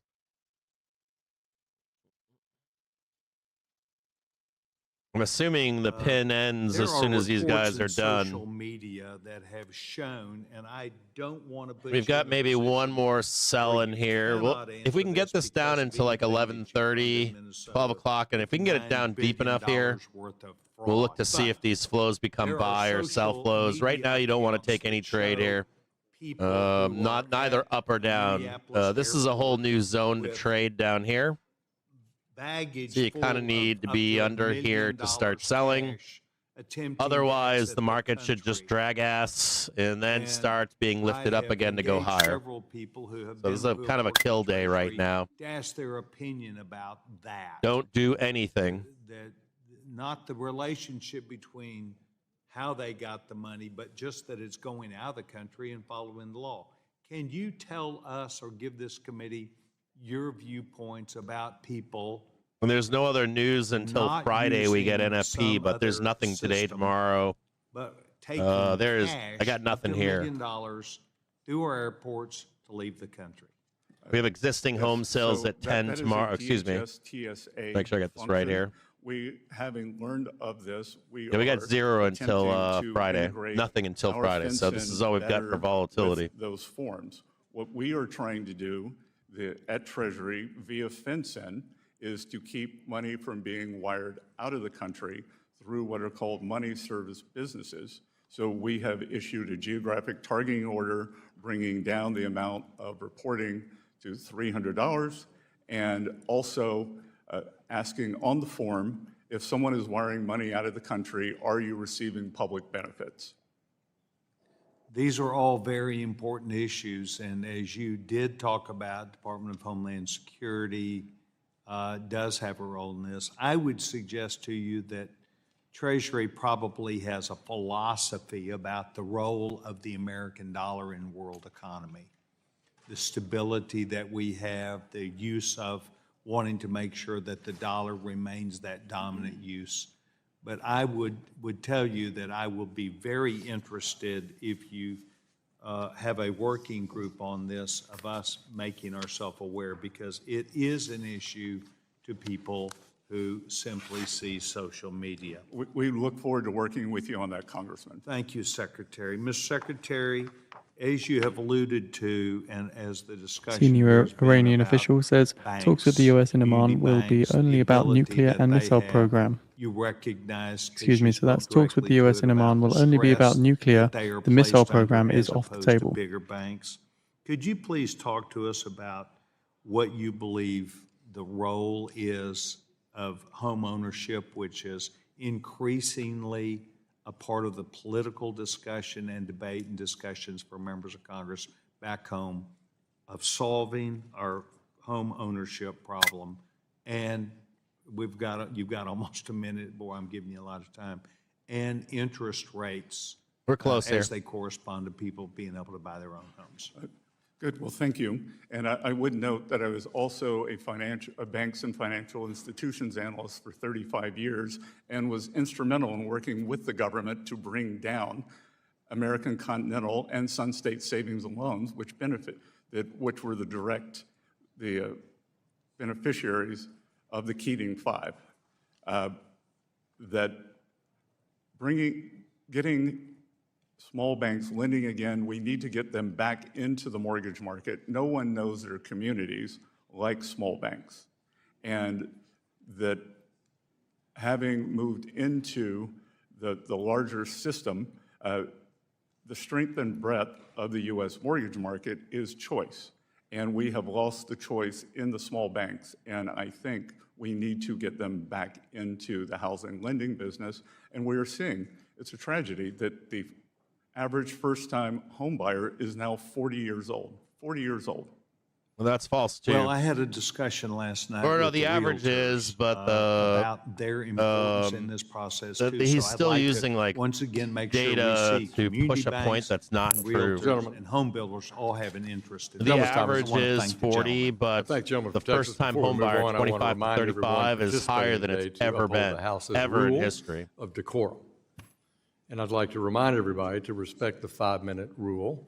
And having been a witness before Congress before in my executive branch days, Or not, I shouldn't say it history, is since important to note that our members can 2015. spend their 5 We will minutes restate that, since 2015. and never ask a question or not. It's their 5 minutes. So let's try to be mutually So respectful all of each other. boats are And I now being recognize raised. It's the K-shaped gentleman from economy, which is Massachusetts, the ranking really member pisses of our people Digital off. Assets, Financial Technology, and Artificial Intelligence Subcommittee, Mr. Lynch, Massachusetts, 5 minutes. Thank you, Mr. Chairman. Mr. Secretary, based on early reports, and this is an analysis done by Public Citizen and subsequent news reports, when the Trump administration came into office, they immediately took steps to either halt, dismiss, or roll back over 100 enforcement actions and investigations against corporations in its first 2 months in office, with a very heavy concentration on financial services, consumer protection, and cryptocurrency, totaling over $3.1 billion in potential penalties avoided. Now, as a member of the Financial Services Oversight Council, is that a concern that you have raised within the council, all these immediate dismissals of cases against financial services firms? Well, I think the Biden administration had an extinction. Sir, please be responsive to my question. I am. I am trying, sir, and this back and forth is just eating your time. That the Biden administration had an extinction policy for crypto This assets. is when Trump came into office. I'm going to go to the next question because your answers on, Mr. Chairman, the answers have to be responsive if we're going to have a serious hearing here. Well, the questions have Back to be into serious. buy flows again. Well, those are 100 dismissals of cases that the Trump administration came in and executed in their first weeks in office. Like that. All of a sudden, all these crypto cases went away. The SEC was dropping cases. The Consumer Financial Protection Bureau dropping cases. And Well, sir, look, you're on FSOC with all the heads of these agencies. This should be a serious question to you. Trust should be a serious question and a serious issue for the financial services industry, especially as the Secretary of the Treasury. Well, That's an important. No, this is my time. I haven't asked you any more questions. I haven't asked you any more questions, It's the sir. gentleman from Massachusetts. I'm trying to get to time. my next question. Could you speak a little louder? I can't hear you. AMD shares Yeah, okay. extend their Reminds decline me to of everybody 16%, grew up their with. biggest decline since 2018. Mr. Secretary, let Mr. Lynch proceed with his time. Put 4 seconds back on the clock, please. Thank you, Mr. Chairman. Yes, Mr. Lynch. I just want to do a comparison of the FSOC reports. Let's go back to 2024, and then we'll talk about the current report. In the previous report, the members of FSOC expressed serious concerns related to potential risk to financial stability regarding the lack of explainability and high complexity of AI and the approaches that have a potential to heighten financial instability, especially in the areas of bias and discrimination in credit decisions. That was in 2024. Your report in 2025 focuses on removing regulatory impediments. So in 2024, we were concerned about consumer protections, and now, under your leadership, we're concerned with eliminating regulatory impediments. The the dangers, and that was a report during a time where the chairman and I were co-chairs of an AI task force. Those dangers haven't gone away in reality. Those dangers are still as severe for the American consumer, but they are absent from FSOC's report. So it's obviously you've eliminated or dropped that priority as an issue for FSOC. So can you explain the change from protecting the consumer and now eliminating regulations? We are charged The with Nasdaq financial 100 extends stability, declines to and we are 1.5% focused on on today's session leveraging low. AI strengthen the financial system resilience, but with economic growth and a security See if we can get lens. down here just a little bit more here. On the issue of explainability, any concern about that in the use of AI in the financial services industry? I'm sorry, what was the question? The issue of explainability, how when people apply for credit and are denied, we don't have the ability for AI to explain why they were denied. Is that a concern? I mean, we are talking about the trust within the financial services industry. It could be a concern, but we don't view it as a priority for financial stability. That's the truth. That's the truth. Okay, Mr. Chairman, I'll yield back. Thank you. Gentleman from Massachusetts yields back. I recognize the gentlewoman from Missouri, Ms. Wagner, who chairs our Capital Markets Subcommittee. You're recognized for 5 minutes.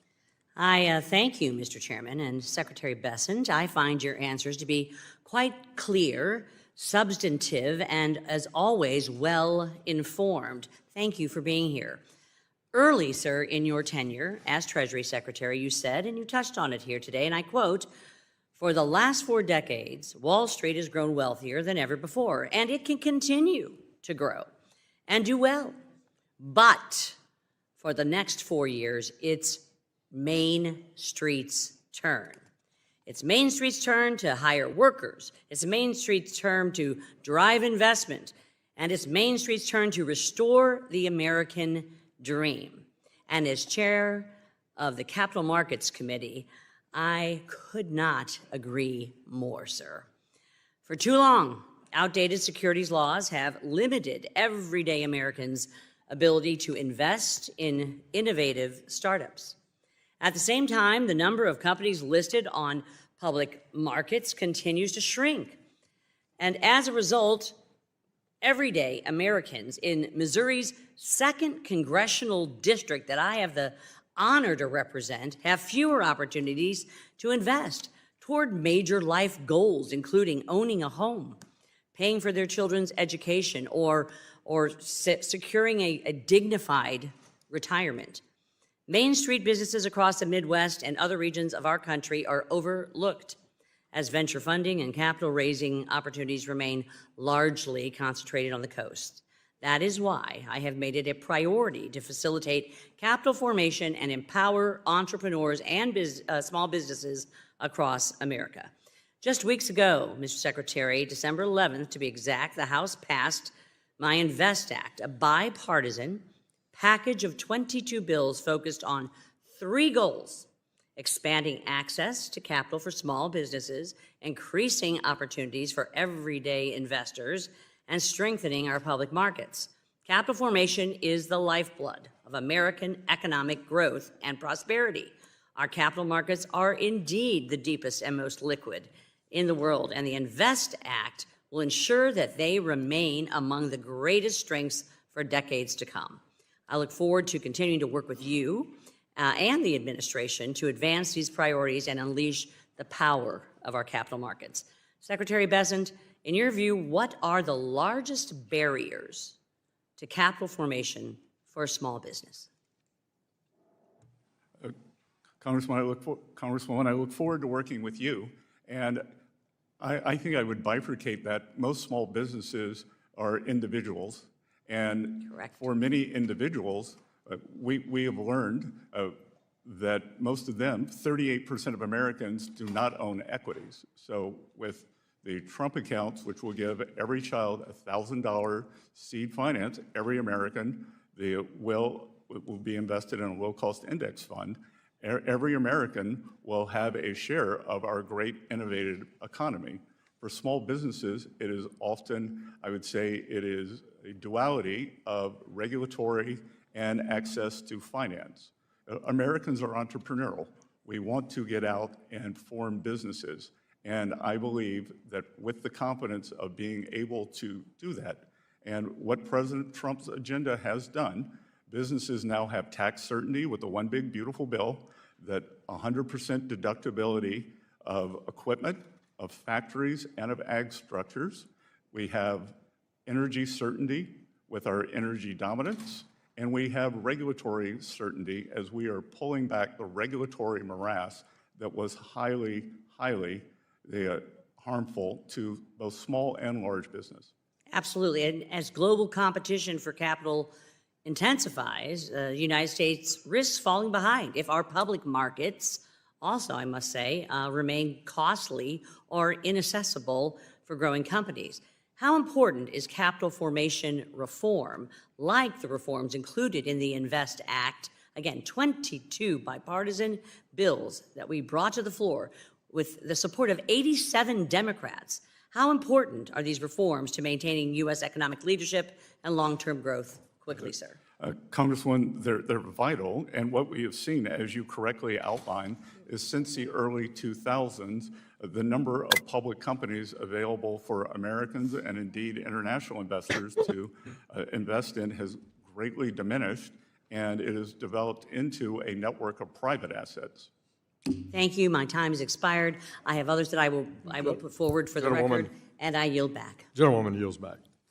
Chair recognizes the gentleman from Texas, Mr. Green, who's the ranking member of our Oversight and Investigation Subcommittee. Mr. Green, you're recognized for 5 minutes. I've got an alert coming out. Start watching for Tesla to turn higher on 396. That you recall Liberation Day, the day that President Trump announced tariffs. I ask that you recall that when he made this announcement, there was a sharp decline in the stock market. In fact, when he made the announcement, the NASDAQ experienced a 6% decline, the S&P 500 a decline of 11%. I ask that you also remember that some days later, the president announced that he was going to pause those tariffs. And when he indicated that he would pause the tariffs, the market then moved up. Do you recall these things, Mr. Secretary? I recall them very well, Congressman. Thank you. And I ask that you also recall, please, Mr. Secretary, that hours before the president announced the pause, he indicated by way of Truth Social, he has more than 50% ownership in Truth Social. It's a great time to buy DJT. That was his announcement on Truth Social. And in so doing, Truth Social had a value that moved up. In fact, Truth Social, which the president has a majority ownership, went up by $415 million. Now, here's what's interesting in this scenario. When he made that announcement and said it's a great time to buy DJT, that happens to be the symbol for his stock, DJT. I ask you kindly, and as one professional to another, Mr. Treasury Secretary, do you think that this should be investigated, the president's stock being linked to his Truth Social message, and that stock having gone up by some $415 million in a single day, and this is a stock that was doing very poorly prior to that, hadn't had a lot of success. Do you think that this should be investigated? No, sir. Kindly explain to me why we would not investigate the president making such an announcement as it relates to his stock and then reaping some $415 million as a potential capital. Well, all Americans benefited from the rebound in the markets that day, and in fact, the rebound in the market after that was the fastest in market history. Yes, it was. But here's what's interesting about your statement. You did not note, Mr. Secretary, that Ukraine's Umarov says today's meetings in Abu Dhabi were productive. probably the sharpest increase on that day. As a reminder, the 415 million, US had and that the trilateral president meetings said with by Russia and Ukraine, as well as a DJT, and that's bilateral what meeting with happened. just Ukraine today. I'm unfamiliar with the exact text. Did he say by DJT? Yes, sir. Did he said Yes, sir. Exact text. now is a good time to buy and have a salutation DJT? Yes, sir. DJT immediately following, now is a good time to buy. Well, those are his initials, as you said. They are his initials, but it's also, do you agree that those are the symbol, that's the symbol for his stock? I believe it is. Okay. And do you believe that such a thing done openly and notoriously should not be investigated? Is that what you're telling the American people? Sir, I believe that anything that is widely disseminated is widely disseminated and available to everyone. Well, it was available to everyone, but what he said related to his stock could relate to something else, but to his stock. And here's the point, Mr. President, Secretary, here's the point. I believe that any other president making this kind of move is almost a hustle. I don't want to say that about the president, but making this kind of move would at least be investigated. If you're going to allow the president to do this openly and notoriously, $415 million, what you're doing is giving him a license to move markets at will, make announcements, and reap benefits. He is literally hustling the United States stock market. I yield back. Gentleman's time's yield back. Gentleman from Kentucky, Mr. Barr, Chairman of our Financial Institutions Subcommittee, you're recognized for 5 minutes. Thank you, Mr. Chairman. Mr. Secretary, you came here to testify about financial stability and threats to financial stability. I think what we're learning from this hearing, Mr. Secretary, is how much Trump derangement syndrome is a threat to emotional stability. There's been a lot of lectures directed at you today. Would you like to clarify anything or respond in any way to any of these lectures? I would just like to say that financial stability analysis centered on identifying vulnerabilities in financial institutions or markets that might disrupt the provision of credit or liquidity, disrupt other sectors, and lead to significant losses across the financial stability. This is what FSOC is chartered to do. Thank you. Secretary Bessent, I'd like to applaud President Trump and the Treasury Department for announcing Trump accounts. I do believe this will kickstart the American dream for children born between 2025 and 2028 with a $1,000 investment from the U.S. Treasury. And I'm personally grateful because my daughter, Virginia, was born in October and will be a beneficiary of these Trump accounts. Not only will this ensure that American children born in this time frame will participate in the deepest, most liquid capital markets in the world, but it importantly will also teach this new generation about the power of compound interest and will help them develop financial literacy skills which will make them owners and investors and will improve their financial outcomes throughout their lives. Can you touch on the impact of these Trump accounts and how it will help this new generation achieve financial independence? And as you talk about that, you know, we have a mayor of New York that espouses socialism, members of Congress who espouse socialism. How will these Trump accounts impact this new generation of Americans' view of financial independence versus socialism? Again, history would show that people Q's who coming own a piece of the into action, do not want to bring down the system. January when you are part of the 21st system. low. As I said, 38% of American households, they do not participate in the equity market. Many do, many directly, many through 401ks. But 587 over time, next the goal support. here should be to have 598, everyone 597. own a piece of the American economic engine. This is kind of it right Treasury, in here. working with many people, are going to work on financial literacy. This will be one of the greatest real-time experiments in history. You are bringing Wall Street to Main Street, and Wall Street will work for Main Street instead of the other way around. Well, on behalf of my 3-month-old daughter, Virginia, and millions of American children, thank you to you and President Trump for bringing financial independence to the American people.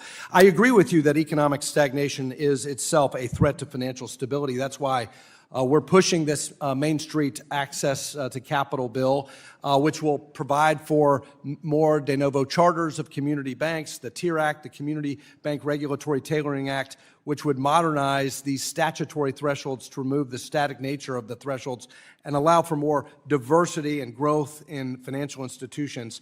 Can you discuss how indexing these static regulatory thresholds will allow banks of all sizes to grow, and how that will in turn help financial stability? Yep.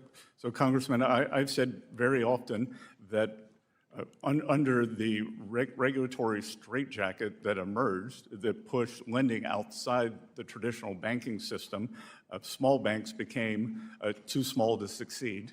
And I think we have to fix that and tailor it to the risk for people who know their communities, who are concentrated geographically. And if you were in Iowa, you are concentrated in farming. If you were in Florida, you are likely concentrated in real estate and tourism, and we need to make adjustments. And that will promote diversity in the financial system, which in turn will help with financial stability. Final question, Secretary Besson. At the end of last year, President Trump signed into law the NDAA, which included my legislation, which will be overseen by the Treasury Department, the Comprehensive Outbound Investment National Security Act, also known as the Fight China Act. The COINS Act will ensure that Americans are not unknowingly funding the military-industrial complex of our adversaries by codifying and enhancing the Trump administration's existing outbound investment security program. Can you discuss the Treasury Department's new obligations under this bill, and how do you intend to implement it to prevent capital flows into Chinese military-industrial complex companies? Well, I want to thank you for this important piece of legislation. It is another arrow in our quiver, and I can tell you, as I am the lead negotiator with China on the economic front, it is very useful for me to be able to say, well, I'm happy to refer things to the Hill. Gentleman's time has expired. Great to work with you on that. I yield back. Gentleman's time has expired, and I recognize the ranking member of our Housing and Insurance Subcommittee, Mr. Cleaver of Missouri. You're recognized for 5 minutes. Thank you, Mr. Chairman. Unfortunately, oh God, please end this fucking shit. An embarrassing kind of a hearing. I've been on this committee 21 years. We've had all kinds of conflict. In fact, I was in here when the Federal Reserve Chair, along with the Treasury Secretary and many others, came in to tell us what was going to happen if the Asian markets, when the Asian markets opened after the collapse of the economics of our nation. And I've learned that you can't make honey and sting at the same time. The question is whether we came here today to sting or whether we came here to talk about issues that are of importance to the nation. I got a little grandson, I hope. Well, he was in school today. Spy attempting to turn up. I've seen this so far. What I would like to talk about is your opinion of the dual mandate, stable prices, maximum employment. I would like to get your philosophy on that issue.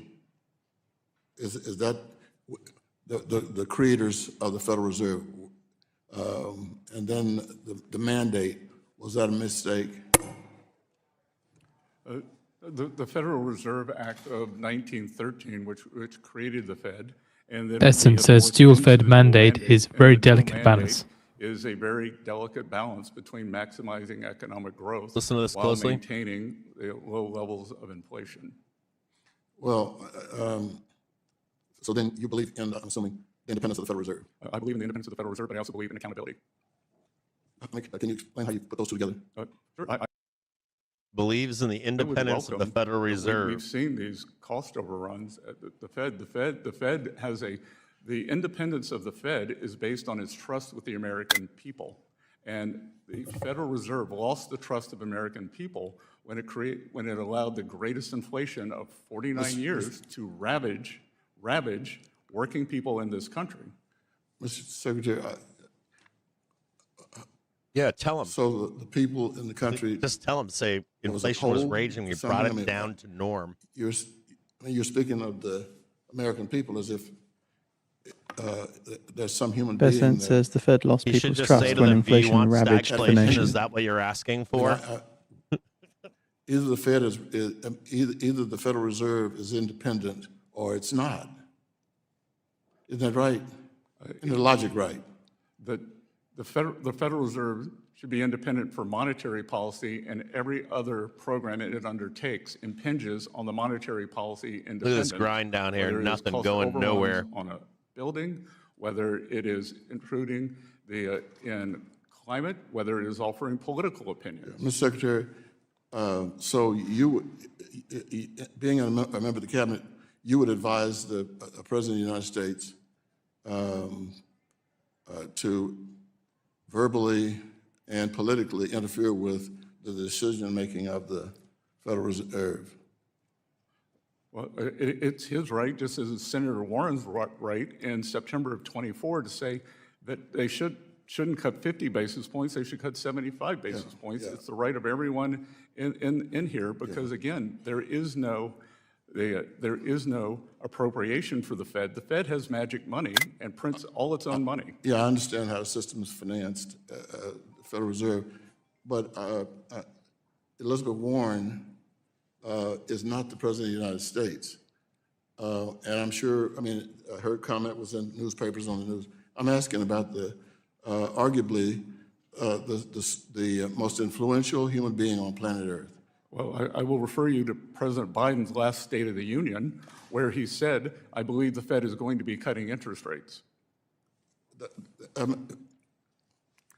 Mr. Secretary, can you tell me, please, what you advise the President to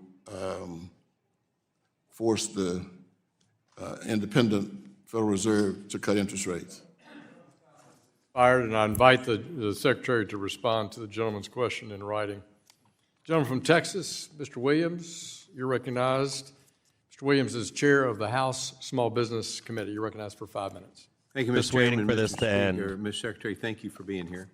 I want to discuss the Main Street Capital Access Act, which strengthens local bank formation, allows community financial institutions to refocus on serving their customers, supporting small businesses, and improving affordability for Americans. The one-size-fits-all regulatory requirements are particularly harmful to community banks, which often lack the large compliance staffs and resources needed to absorb broad mandates. So to preserve competition and avoid consolidation of the banking sector, regulatory requirements must be tailored to the size and risk profile of each institution. You've touched a little bit at today. So a question would be, can you speak to the importance of tailoring and right-sizing regulations for community banks? $399, $400, somewhere in there. And how does a The target that I have is slightly lower. undermine the community-based lending model? We've got it at Again, 392. Congressman, as I said, a banker from my home state of South Carolina with about $200 million in assets, so it'd be a very small bank, was told by a regulator she should run her business like Bank of America. She has 3 compliance officers out of 17 employees. She knows everyone in her small community in South Carolina. So it is very important that we set the correct standards Spoo's for trying the to fight its way up lending risk again. and for the business success, because our main streets will only succeed when these banks succeed. Well, 99% Waiting of for the 12 p.m. businesses are close, small, they need these 11:32. banks. Yes, and and just to be clear, I've come under fire from the Wall Street Journal they called me a populist because I said that it's Main Street's turn, and I will note that it's called the Wall Street Journal, not the Main Street Journal. Thank you. 2 of my bills are included in our committee's Main Street Act. The first, the Merger Process Review Act, directs the Inspector General of the NCUA and federal banking agencies to examine the agency's merger review process to evaluate delay, reduction, efficiency, and transparency. The second, the Merchant Banking Modernization Act, would permit banks to hold merchant banking investments for up to 15 years, providing regulatory certainty and aligning federal investment rules with real-world timelines of small and medium-sized business projects that often take more than a decade to plan. So a question would be, Mr. Secretary, can you tell us what the benefits would be brought by greater clarity in merger review process? And next, how would allowing banks to hold merchant banking investments for longer periods contribute to growth for small and medium and businesses and the wider economy? Again, regulatory certainty for any business, as you know, as an advocate for small business is important. And for small businesses who don't have legions of consultants, legions of lawyers, the regulatory certainty that is important, and the ability to grow through acquisition is also important. And we just want the regulators to put down the framework and stick to the framework, not to regulate through supervision. Thank you for that answer. And finally, in the 2025 FSOC annual report, you noted that financial stability and economic growth are closely linked. You also observed that many financial and regulatory supervisory policies fail to consider their cumulative impact on economic growth, with new regulatory costs often evaluated in isolation. I hear this concern frequently from small businesses and financial institutions in my district in Texas, where layer after layer of regulatory burden from prior administrations led to millions of dollars and countless hours spent on compliance instead of serving customers and supporting their local communities, and they're hiring compliance officers before they hire loan officers. Again, it affects Main Street. So how do layers of regulations after small business growth with ultimately affect economic growth? Again, it is a great retardant for economic growth. And I believe that if we were to go back and look at what's happened, Karen Pettigrew, a progressive, believes that this regulation of small banks has been a real problem. And she calls the Fed the engine of inequality, and a lot of the regulation, the burdensome regulation, and has come out of the Federal Reserve, but also the FDIC and the OCC. And I think removing that can, again, get Main Street lending going again. Thank you. I've got 34 seconds left. Would you like to have any of that? I would like to add that under this administration, we are pushing for the financial system, the regulated financial system, to get back on an even, safe, sound, and smart level through deregulation, but not deregulation at any cost, but deregulation that will help the American small business, the American consumer, and those who would like to become homeowners. Thank you for watching Main Street. I yield my time back. Gentleman yields Treasury back. Secretary Chair Bessent recognizes says we're the not ranking pursuing member of our financial Financial Institutions deregulation Subcommittee, at Dr. any Foster cost. from Chicago, you're recognized 4 or 5 minutes. Thank you, Mr. Chair, and to our witness. I mentioned in my opening remarks our recent letter to FSOC asking them to look seriously at the risks of the deflation of the AI circular investment bubble, which is something you obviously read about every time you open up any financial journal anywhere these days. I understand there was a letter a similar letter sent recently by the Senate Democrats that received a similarly dismissive response, basically recognizing that, yeah, this is part of what we're supposed to be doing, but provided zero specifics on what you're actually doing. So how many people do you have that are actually assigned to looking at the risk of this circular financing, these off-balance sheet entities, the securitization, all of the parade of terribles that wrecked our economy last time and are looking to threaten it again? So how many people are actually working on this, and when can we expect to hear from what they've concluded? Again, we are constantly evaluating. How many people? How many people? Could you answer my point? How many people are actually working on that problem? That it is an all agencies. It is an all agencies. No answer. Okay, I understand. They're not willing to give me a number on who's actually working on it. And when do you? I could say 2,000, but that wouldn't be correct. Because some people may devote an hour a day, some people may devote 80 hours a week. All right, when can we hear something specific? When can we expect to hear something specific? In the interest of getting back to you and a change in tone, I am happy to send you a reply. Okay, I would appreciate something with a lot more detail than something we got from the under assistant acting, whatever it was. All right. Also, well, last time we spoke, I ask you a simple question that I didn't get an answer to, which is, does this administration support a strong dollar policy or a weak dollar policy?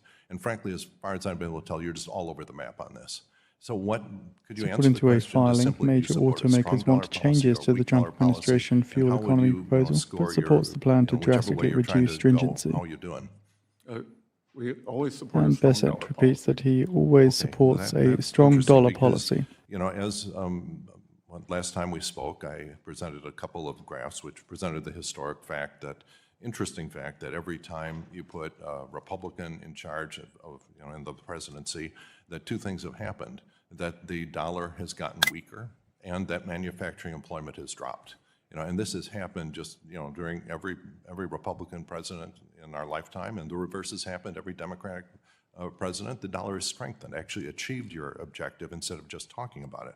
And since the time of that, actually, I think this plot here was the one we had then when the dollar was only 8%. I think it's down about 10.5% now, so you're continuing down the traditional. I'm sorry, which index are you using DXY. for the dollar? I think it's DXY year on year. Yeah, And I think it's, the last time I looked at it, it was roughly down 10.5%. and you have the president on there, but under President Clinton, it would be. I'm not talking It would be, about- it would be yes. my belief that it was Speaker Gingrich and what he did. I was just talking about the president who has control. Working with the Clinton administration I together. understand. Is Dr. Foster's time? Yeah.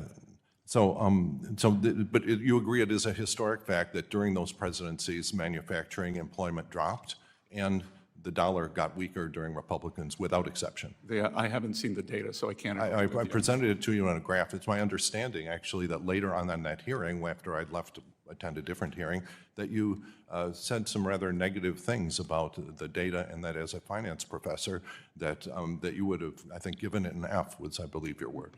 And so that, all right, Probably so now I'm still not a finance professor, I'm a manufacturer, okay?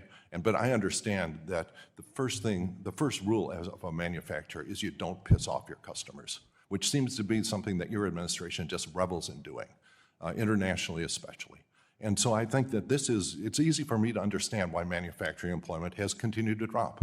That ever since Liberation Day, we have seen a continuous decline in manufacturing employment, which was one of your number one promises. Congressman, as a manufacturer, Almost you there. would know that I can't snap my fingers and create factories. So there is a building process that is well underway. I could send you the chart on the factory groundbreaking. I understand, and the fact that we have been historically a low tariff nation is, I believe, responsible for the really extraordinary economic growth over the last decade of the United States compared to, say, the EU, which was a high tariff regime. And now we are joining the EU I believe that in we've going down that exported road. jobs to China, so No, you were touching on a lot of CCP talking points. I think as a manufacturer who's kept jobs in the Midwest, I think I have a little more credibility in finance. Gentleman's time has expired. Does the gentleman want something inserted in the record? Would you like that document inserted in the record? Without objection, be included in the record. Watch out for a Gentleman plunge here to recognized the is from downside. Georgia. Mr. Loudermilk, you're recognized for 5 got a minutes. nice Vice little Chairman spike of our down at Financial 12. Institutions Subcommittee. No, thank you, Mr. Chairman. Good to see you again, Mr. Secretary. Thank you for being here. But before I get to my questions, I want to build on something that Mr. Lucas had talked about. This committee held a hearing in November about deposit Q's insurance. dragging and we market had down right an now. honest conversation about the need to maintain depositor confidence, the potential costs and unintended consequences, and how we need more data before making reforms. This issue is just too important to mess up, and I hope we can continue to talk about it in a thoughtful and data-driven way. And now, onto my own questions here. Secretary Bessent, the Bank Secrecy Act, or BSA, reporting modernization is very long overdue and is required by the Anti-Money Laundering Act of 2020, otherwise known as AMLA. Increasing these outdated BSA reporting thresholds is, in my opinion, a critical component of this modernization effort. The currency transaction report requires banks to report cash transactions that exceed $10,000. That threshold has remained the same since 1972. This low-value threshold has in recent Just looking years for led some capitulation financial here. We're institutions getting to pretty file close. over 20 million reports on their customers annually. And as I brought up during our recent hearing, $10,000 in 1972 trust this was here at enough all. to buy 2 brand-new Corvettes. Good plunge. Just to give an illustration of how inflation has affected Catch a nice wick in here. these CTR filings. The vast majority of these reports are filed on law-abiding citizens conducting innocent transaction. And I agree with something that you've stated, that banks need to be focused on their BSA reporting, or they need to focus their BSA programs on real illicit finance risk, and that focus on higher value activities would also better serve our law enforcement and national security objectives. A few weeks ago, we had a markup in this committee and passed my bill, the Financial Reporting Threshold Modernization Act, that would responsibly raise the CTR and SAR thresholds while ensuring these reports are still useful for law enforcement. As part of your community, or your commitment to implement AMLA, will you use your authority to modernize and streamline the outdated reporting rules and increase the thresholds? Yes, Congressman, we are studying this carefully. We look forward to working with you on it. The other thing that we are trying to do is to use common sense for geographical targeting, that we can lower thresholds with what's called a geographical targeting order for areas where we see disturbing trends like the southern border or in Hennepin and Farley counties, St. Paul, Minneapolis. Right. And I believe under the program, those exceptions exist to give flexibility. You've talked about the importance of creating an effective BSA program that allow financial institutions to focus on high-risk activities other than just focused examinations on paperwork. How can you ensure that our financial institutions can focus on real illicit finance risks, and do you plan to consult them and law enforcement throughout your process? Yes, we have done a very iterative process, especially with the small banks, and we've had numerous visits at Treasury. Our FinCEN group has been out on the road regionally asking for best practices, and we are working to incorporate to get the right mix of enforcement and common sense. Well, that's good to hear, because after spending almost 30 years in the IT sector, especially with data security, I've equated to the way the system is right now as looking for a needle in the haystack, where the government's default is always, well, let's just make the haystack bigger, when I believe we should make the haystack smaller so it's easier to detect the fraudulent players. Do you believe that a modernized, effective BSA regime would hinder or Gold undermine falls law nearly enforcement 1%. if we were to modernize it? Again, if it were done in a very smart way that optimizes looking for criminal activity, not at all. And that's really the direction I think we should be going. Eliminate the noise so we can focus on where the bad players actually are. Mr. Secretary, when can Congress expect to see the Treasury's proposed changes to the BSA program? Congressman, I'll get back to you on that, but we are working on it with all deliberate speed. Okay, and stand ready to help in any way that we can, and we appreciate your efforts and your service. And Mr. Chairman, I yield back. Gentleman from Georgia yields back. Chair recognizes the ranking member of the House Permanent Select Committee on Intelligence. Mr. Himes of Connecticut, you're recognized for 5 minutes. Thank you, Mr. Chairman, and welcome, Mr. Secretary, over here. Good to have you with us today. Secretary, in February of last year, during your tenure as acting director of the CFPB, you instructed the staff to suspend all rulemaking, litigation, communications, and enforcement actions. One of the rules that was in process at CFPB was a rule that would have capped credit card late fees at $8 for large issuers. I understand there's an agency process. Do you have a personal view as to the wisdom of an $8 cap on late fees? 13 minutes until 12. You have no view. Okay. The president recently proposed a 10% cap on credit card interest rates. That's caused a certain amount of interest in this institution, because presumably it would require legal action. So as Treasury Secretary, what are the plus and minuses According to a of survey, that, OPEC proposal? output fell Do you last month have a on personal view Venezuela on the wisdom turmoil. of that proposal?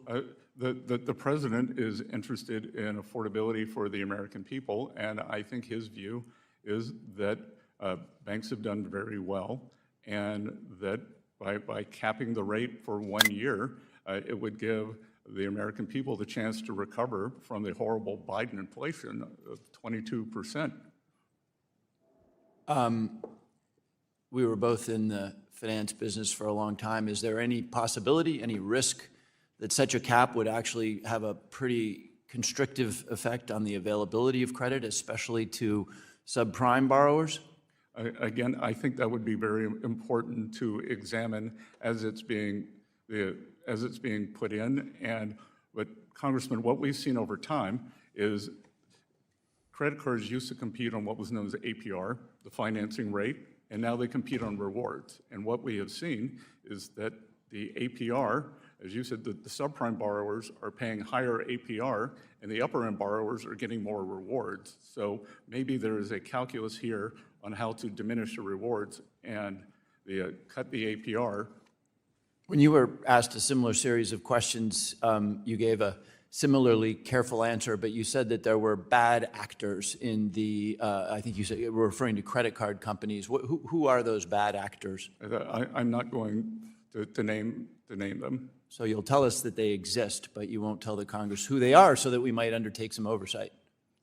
I think you have very large investigative committees. Okay, let me shift gears here. So many years ago, working with then colleagues John Carney and John Delaney, we put together a proposal for the removal from conservatorship of the GSEs. Last fall, as you'll undoubtedly recall, there was a roundtable held at Treasury around an issue that is really critical, which is housing and its affordability, and the fact that we need to build a whole lot more housing. The conclusion from that roundtable, as I understood it, was really one theme, which is do no harm. Over the past year, the President and Director Pulte, however, have tweeted a host of utterly chaotic proposals for the GSEs, including an immediate IPO, 50-year mortgages, ending special purpose credit programs, rapidly exiting the conservatorship, stripping away the GSE's housing goals. I could go on and on and on. Mr. Pulte seems to have appointed himself the inquisitor of people like Letitia James and Adam Schiff. Here. And apart from making a political point here, I'm trying to point out that we have a crisis in this country around housing affordability. The HUD Secretary was in here the other day using terms like, I'm going to encourage the building of additional housing. So my question for you in my final minute, what should we be doing right now with respect to the GSEs so that the GSEs can create a lot less risk for the American people than they represent in the conservatorship, but so that they are a vibrant part of an expanding housing growth sector? Good. So, Congressman, I would point out that the market is the ultimate arbiter, and the spread between mortgages and treasuries, despite your statements, is the lowest that it's been in many years. So yeah, but that's because the mortgages are effectively guaranteed by the federal government. That's not surprising. That's trivial. But my question is, what should we be doing right now? The spread is lower than it was this time last year, and it was guaranteed treasuries is the lowest in years. Let me repeat my question, Mr. Secretary. You're an expert in the field. What should we be doing right now to assist in the production of additional housing? It is a very complicated question, but the most important thing that has happened is we now see mortgages touched a 3-year low. That might be it right there. That might be the bottom. I think getting down the We're going to mark this one as a potential bottom. Moving toward Fannie and Freddie eventually leaving conservatorship, and our North Star Gentleman's time has expired. been that the spreads cannot widen in any trend. Gentleman's time has expired. It's okay. Thank you. I yield back. Thank the gentleman from Connecticut. Gentleman from Ohio, Mr. Davidson, who chairs our National Security Subcommittee, you're recognized for 5 minutes. Thank you, Mr. Chairman. Mr. Secretary, thank you so much for your leadership at Treasury. Like the markets, I'm comforted and reassured by your leadership there, so thank you, and I hope you keep continuing the excellence that you've delivered for this first year in the job. You know, the Export-Import Bank has played an increasingly important role in strengthening U.S. supply chains, and certainly doing that has been a big focus of this administration at an eventual with a whole host of policies. Given China's dominant position in many critical mineral supply chains and the bank's expanding use of financing tools to address these vulnerabilities, does the Export-Import Bank need additional capital or authorities to scale its support for supply chain resilience? I believe that John Economist would come to you He's doing a fantastic job, as the Exim Bank is overall, and it is the linchpin toward our move toward regaining our sovereignty with not only critical minerals, but will be semiconductors, medicines, steel. So anytime Exim Bank comes forward and asks for more money for national security, I cannot stress that enough. At FSOC, we are talking about economic security and national security are the same. Yeah, thank you for that, and we'll be meeting this week, frankly, to talk about just that. So we need to reauthorize it, and I think that's things that we want to take into consideration. What additional capital, what additional authorities do they need? And that leads into the Defense Production Act. In the most recent NDAA, certain Defense Production Act authorities were shifted to the Department of Defense. So given that DPA authorities have historically been housed at Treasury to address supply chain vulnerabilities across the entire economy, and not just defense needs, should the primary DPA authorities remain within Treasury to make sure we get a whole of economy approach? Well, we are working well with DOW, and I can tell you that the defense priorities are the same across the economy, and it's really it starts with critical minerals, and I believe DOW is leading that along with Exim Bank. Thank you so much. And as we work to reauthorize that and modernize it, this will be the first modernization since since COVID. And we've seen the expanding use and how the administration's made such a focus on our trade policy and reshoring. So I think the debate and reauthorization, modernization of Defense Production Act. The BLS says that it will release the December job openings and labour turnover reports on February the 5th. Thanks for your leadership there. Lastly, as Mr. Foster was trying to tout the benefits of communist money, I appreciate you calling him out on that and rejecting it. And frankly, during the Biden administration, the Federal Reserve posted positions. They were literally recruiting developers to develop a central bank digital currency, down here. including, a quote, senior. Turn this off for a minute here, but you've got between now and like 1:30, we could be bouncing around in here. Kind of just like garbage crap.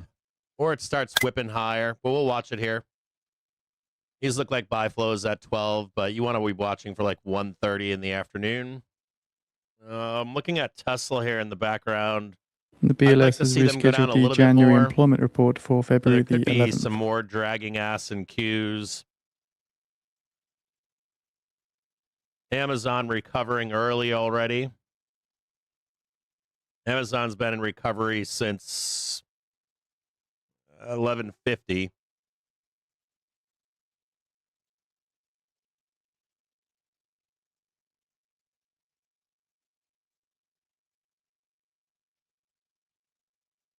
Disney with a nice recovery after an early week downstroke.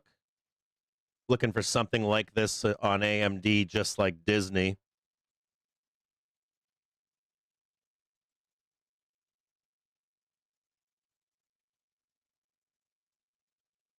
Hughes looks like it could have one more down move to 600. It's already at 603.97, so he could be dragging ass down here a little bit longer.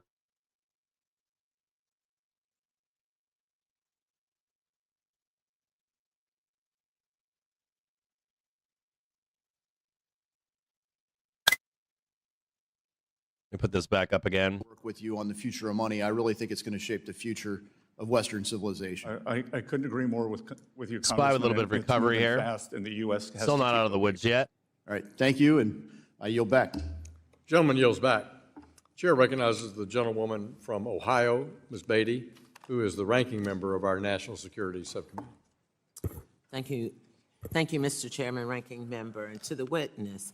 First, let me start by saying that I am certainly concerned about the direction of this country, this Treasury, this administration, and this president. I believe that our democracy is under attack, as well as CFPB, the Federal Reserve, CDFIs. Just a note here, too, that we have the half-hour trigger crossing. So I'd like to start with a question. We don't want to do is squeeze up here and then start rolling back down. Institutions, or CDFIs, as we refer to them. which you've played a key role There's your 4-hour in candle right here economic, for the form. development. As a matter of fact, in your one-page testimony, you mention economic development or growth or security almost a dozen times. You also have stated promoting economic growth and economic security is essential to ensuring financial stability. Economic growth strengthens housing, business, financial institutions, so forth and so forth. Nationwide, CDFIs finance more than 45,000 affordable homes. However, applications for CDFIs fund programs have been pending for almost 12 months or more, and except for some CDFI funds for administrative costs, none of the FY25 program funds have been allocated. Last fall, CDF funds issued a supplemental application to CDFIs to ensure that they were in compliance with the executive orders issued by the administration, but funds still have not been dispersed. Now, my question to you, are there plans in place to release monies to CDFIs so they can continue to finance affordable housing projects? That's a yes or no. If yes, when? If no, why not? Treasury has been working to implement the CDFI funds programs as required by law. Upon apportionment of appropriated funds, Treasury will be Is able this going to be a yes or no? outstanding program awards Mr. Secretary, expeditiously no. as possible. I'm going to abide by the chairman's rules, but I have some rules. You can say yes or no, and then if you say yes, you may continue to give that support. If it's a no, then you tell me why not. And now we need to be clear. Yes, let's start with the yes or no. I'm trying to be respectful. But you're not U.S. going Trade to do Representative what you says want to U.S. do and on my Mexico time. consulting on how Yes price or no, floors or you could can be say I'm not included gonna in the answer it. Now move on. plurilateral agreement on number trade 3. in critical Okay, minerals. so let the record U.S. show and Mexico that he announced a plan to develop a refuses coordinated to trade answer a policy to question. mitigate No. vulnerabilities No, in we're not critical going to do mineral that supply with me. chains. We are not going to do USTR say that they're with working me. to develop a coordinated trade We're not policy gonna do on that. critical worse than minerals Trump and speaking. Now, plurilateral you deals opted with for number like-minded 3, countries. so you get to hear The my action plan with wrath Mexico is an that you important step to strengthen refuse to bilateral answer a cooperation question as the under review of the your USMCA authority trade and deal. what this In a joint administration, statement, and yet the you've US and talked the about the EU will value sign a of memorandum of housing, understanding in the next 30 and days you're to not boost releasing critical the mineral funds, and I supply want the chain record to be security as clear on well. that. So let me move The on. joint statement with Mr. the US, Secretary, Japan, I've and asked the you, EU is your announced a predecessors strategic Democrats partnership or to strengthen Republicans? the Jack resilience Lew, of critical mineral supply Mnuchin, chains. Janet Yellen, and you a year ago about putting Harriet Tubman on the $20 bill. So We the US started and this Mexico to process explore in border-adjusted I gotta turn her price down floors for a for minute. critical minerals imports she's over the just next 60 grandstanding. days. And the US and the EU will identify and support projects in mining, recycling, processing, and refining.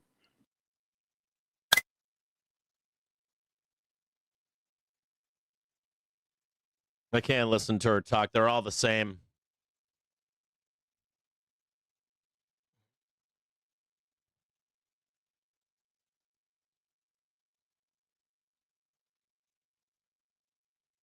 process. Your Republican predecessor. No. But he went on to support it. So it was supported by 3 people before you. It was scheduled for 2020. Then it got backlogged, because it's a complex process, to 2028.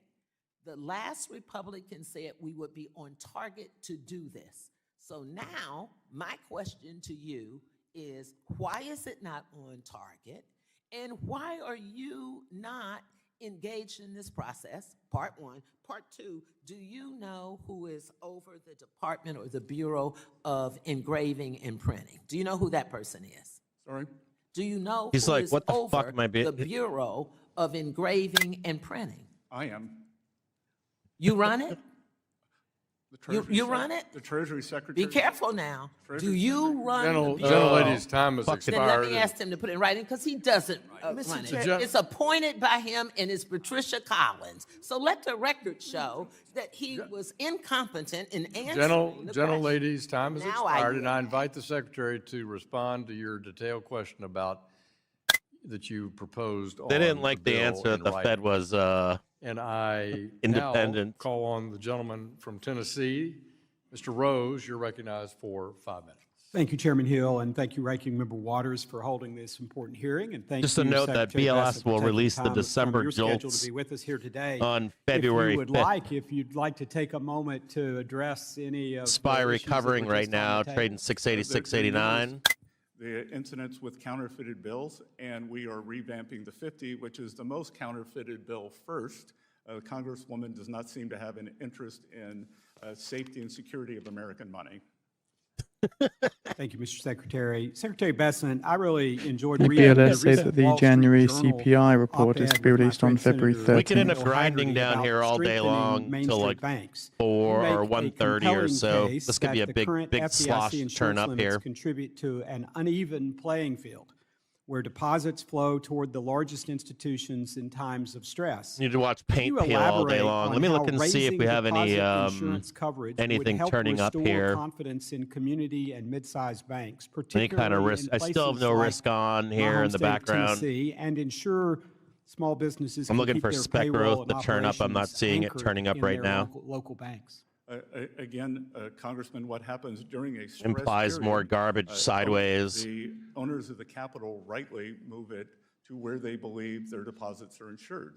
There is the belief that large institutions that have a special exemption called moral hazard. And I think by increasing the deposit accounts, especially for payroll accounts, that those deposits will not be forced to flee. When a local businessman calls up and says, I have $2, $5, $7 million in your bank, I've known you, we banked here for 50 or 100 years, but we're gonna have to move. Many times they don't come back. Thank you. I share that view. Secretary Besant, do you believe that raising deposit insurance limits would directly translate into more lending capacity for small businesses and farms that rely on community banks, particularly in rural communities like those that I represent across Middle and East Tennessee? Congressman Rose, in a fractional banking system, deposits finance lending. When deposits flow out, the ability to have capital to lend is greatly diminished. Thank you. Again, share that view. Mr. Secretary, the FSOC annual report highlights the terrorism risk insurance program and underscores that small insurers are significant participants in the terrorism risk market, with their market share stable since 2017. In light of that, and given that the Terrorism Risk Insurance Act backstop has never been triggered in more than 20 years, do you see any clear evidence today of market failure or a pressing need for federal intervention that would justify continuing a permanent federal backstop at current levels in this market, rather than beginning a responsible transition to a more private terrorism risk insurance system? Congressman, I have no data, so I have no opinion, but I will get back to you on that. Thank you. I'd appreciate. SPY still failing in to put a new low in underneath the daily trigger, but the half-an-hour trigger and the hourly is running down by the daily trigger. It hasn't crossed yet, but you want to keep an eye on it. I used to be an insurance analyst, but I haven't seen the actuarial table, so I'm not going to comment. Thank you. I was proud to vote with for President Trump's One Big Beautiful Bill and help create Trump accounts, which give kids a real foundation to build savings and wealth from day one. It's still up here. We should have at least have a date to find out if that cross is going to lead to a new low or not. Implementation of the Trump accounts we want to be wary of that. far, This is whether kind of where the Treasury has buyer's resources it needs to stand this last program stand is up right here. effectively, and whether credit unions and small community financial institutions will be allowed to participate in offering these accounts. I'll work backwards. Initially, I would think 75 would be in play, if not 70.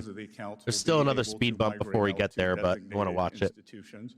The uptake is going quite well. We have households representing more than 1 million children have signed up. I would tell everyone to look for the commercial right after the national anthem at the Super Bowl this weekend.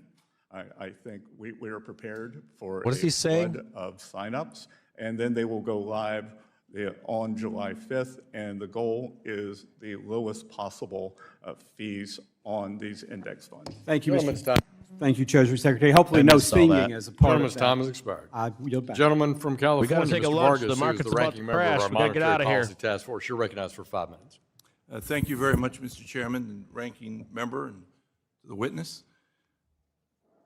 We got to buy calls in the I have to lows. confess that I'm very disappointed in today. I think a lot of our allies are losing faith in us. We hear it in our European allies, certainly. We're going to turn this one down We too. see it in the diminishment of our dollar.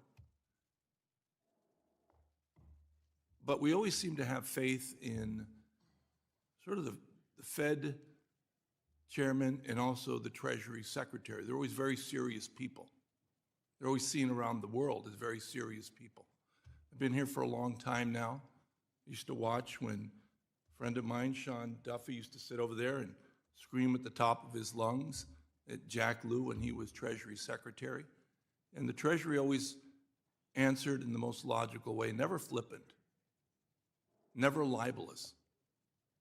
Would never say something like, sure, my colleague here wants to see Harriet Tubman on the $20 bill. She didn't say anything about not wanting confidence and not wanting to have secure money. That was a very libelous comment that you made, a very flippant comment. It was very disappointing to hear. Watch this here. There's big sellers in And then to hear here. the libelous comment that you made about the Fed. This would be a big move for the Bulls if we they can lost get faith above in the this Fed, zone. you said. Still haven't been able to get above it. Testimony here today because of inflation and the cost overrun in the buildings. You know, mimicking basically the same thing that the president said is about the chairman. You didn't say it in the same words, you said it in a way that's a little more elegant. It means the same thing. Today, you've been very performative in everything that you've done. That's very disappointing. I wanted to ask you about the independence of the Fed. I think it is important. You did comment about that a little bit. But today, I think, has been pretty much a waste of time. But sadly, I think it really does erode the faith in our country. When a person has You want an argument for why to blast down? It's because we were failing early 700. Because I think if that's the case, you'd look lower for better support, which is way, way down here. This was 77, 75, 72, somewhere in this I zone. think you're a very competent person. I disagree with some of your policies, but you're a very competent person. The president has put in some people in very important places that are sort of caricatures of incompetence. That's not you. Today was not your finest day. And with that, I yield back. Gentleman from California yields back. Chair recognizes the gentleman from Wisconsin, Mr. Stile, who chairs our House Administration Committee and also chairs the subcommittee here on digital assets, financial technology, and artificial intelligence. Thank you very much, Mr. Chairman, Mr. Secretary. Thank you for being here. Thank you for your service and your leadership at Treasury. There's been a lot of energy in the room today. A handful of times you made some great points, you've been cut off. So I want to go back and give you an opportunity to elaborate on a couple of these points. At the beginning of the hearing today, Ranking Member Waters, you were in the process of mentioning the 10 to 20 million illegal immigrants came into the United States during the Biden administration, functionally with the blessing of Democrats in Congress. As you mentioned that, and you were building into a comment about the impact that that would have on the price of housing in the United States, the ranking member said, "Can you shut up?" end quote. I think you're about to make actually a really good point about the impact that Biden's and the Democrats' open border policies had on the cost of housing. The time is now mine, and I'd actually love you to provide a little additional detail as to where you're headed there. Good. Well, Congressman, thank you. And to answer Congressman Vargas, who isn't able to stay for the whole or to hear my reply, that as you would have seen, that when approached, I am happy to have a conversation. Representative Green, who is known for some fiery moments, and I had a very respectful back and forth, and I enjoyed my conversation with him, and it is a shame that all conversations cannot be like that. Yes or no answers to me mean that the representative has talking points from his or her staff and is unable to discuss things in a logical and in-depth manner. In terms of your question, look, we have had 4.1% economic growth for the past 3 quarters. We're on track for 3% growth, and the economy is doing very well. The financial stability that we are seeing, whether it is through growth or through economic security, we've been brought back from the edge. Yeah, President Trump, your leadership at Treasury, we have absolutely been brought back from the edge. In particular, as we think about the impact of housing, was Biden's open border policies directly related to some of the inflation that we've seen in housing? That's where you're previously cut off. Yes, to come back to that, I would point to a study from the Wharton School that said that supply and demand works, especially in low-end housing, that letting in 10, 20, we don't know how many illegal aliens that flooded into the housing market, they all need someplace to live. So what we have seen is that the Wharton study says that for every 1% increase due to the illegal immigration, rents went up 1%. So if you got a 20% increase in population, then rents went up 20%. And economics 101, supply and demand, and Democrats drove up demand by having a massive number of illegal immigrants coming into the United States. The Democrats that's bullshit didn't care too. what they did to working There was Americans. free We're money seeing a flowing. It was the substantial sloshing drop money in from rent. QE. Let me build another point you were making when you were cut off. That's You a said lie that from, lumber's at a Besson. 5-year low. He didn't have to Ranking use that. Member Waters I don't know then why said, he was using quote, the "You don't get talking to point talk," of end illegals. quote. He should just Again, say the there was time is money mine. You get to floating talk. around in the economy. Lumber's at a It 5-year raised low. prices in the Supply housing and market. demand's We've in removed effect. that money. What's the impact of that? And on the cost housing of market has come down. That's again, all he needed to say. This is a political thing here at this point. Facts can be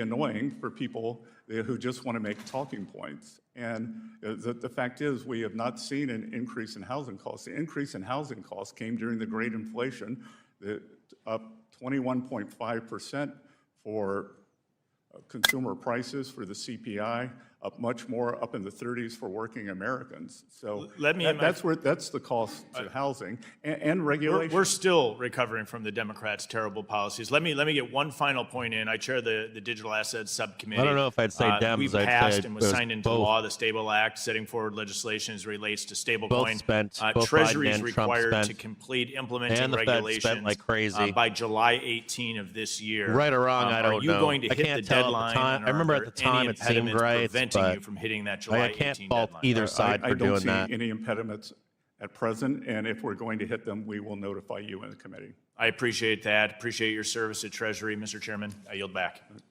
I thank the gentleman. Gentleman yields back. I Biden recognize the continued gentleman from doing it Illinois. once Mr. Trump Jackson, you're left. now He recognized for continued to 5 minutes. spend. Thank you for being here today. So I guess he has the hot potato. Appreciate your patience with us.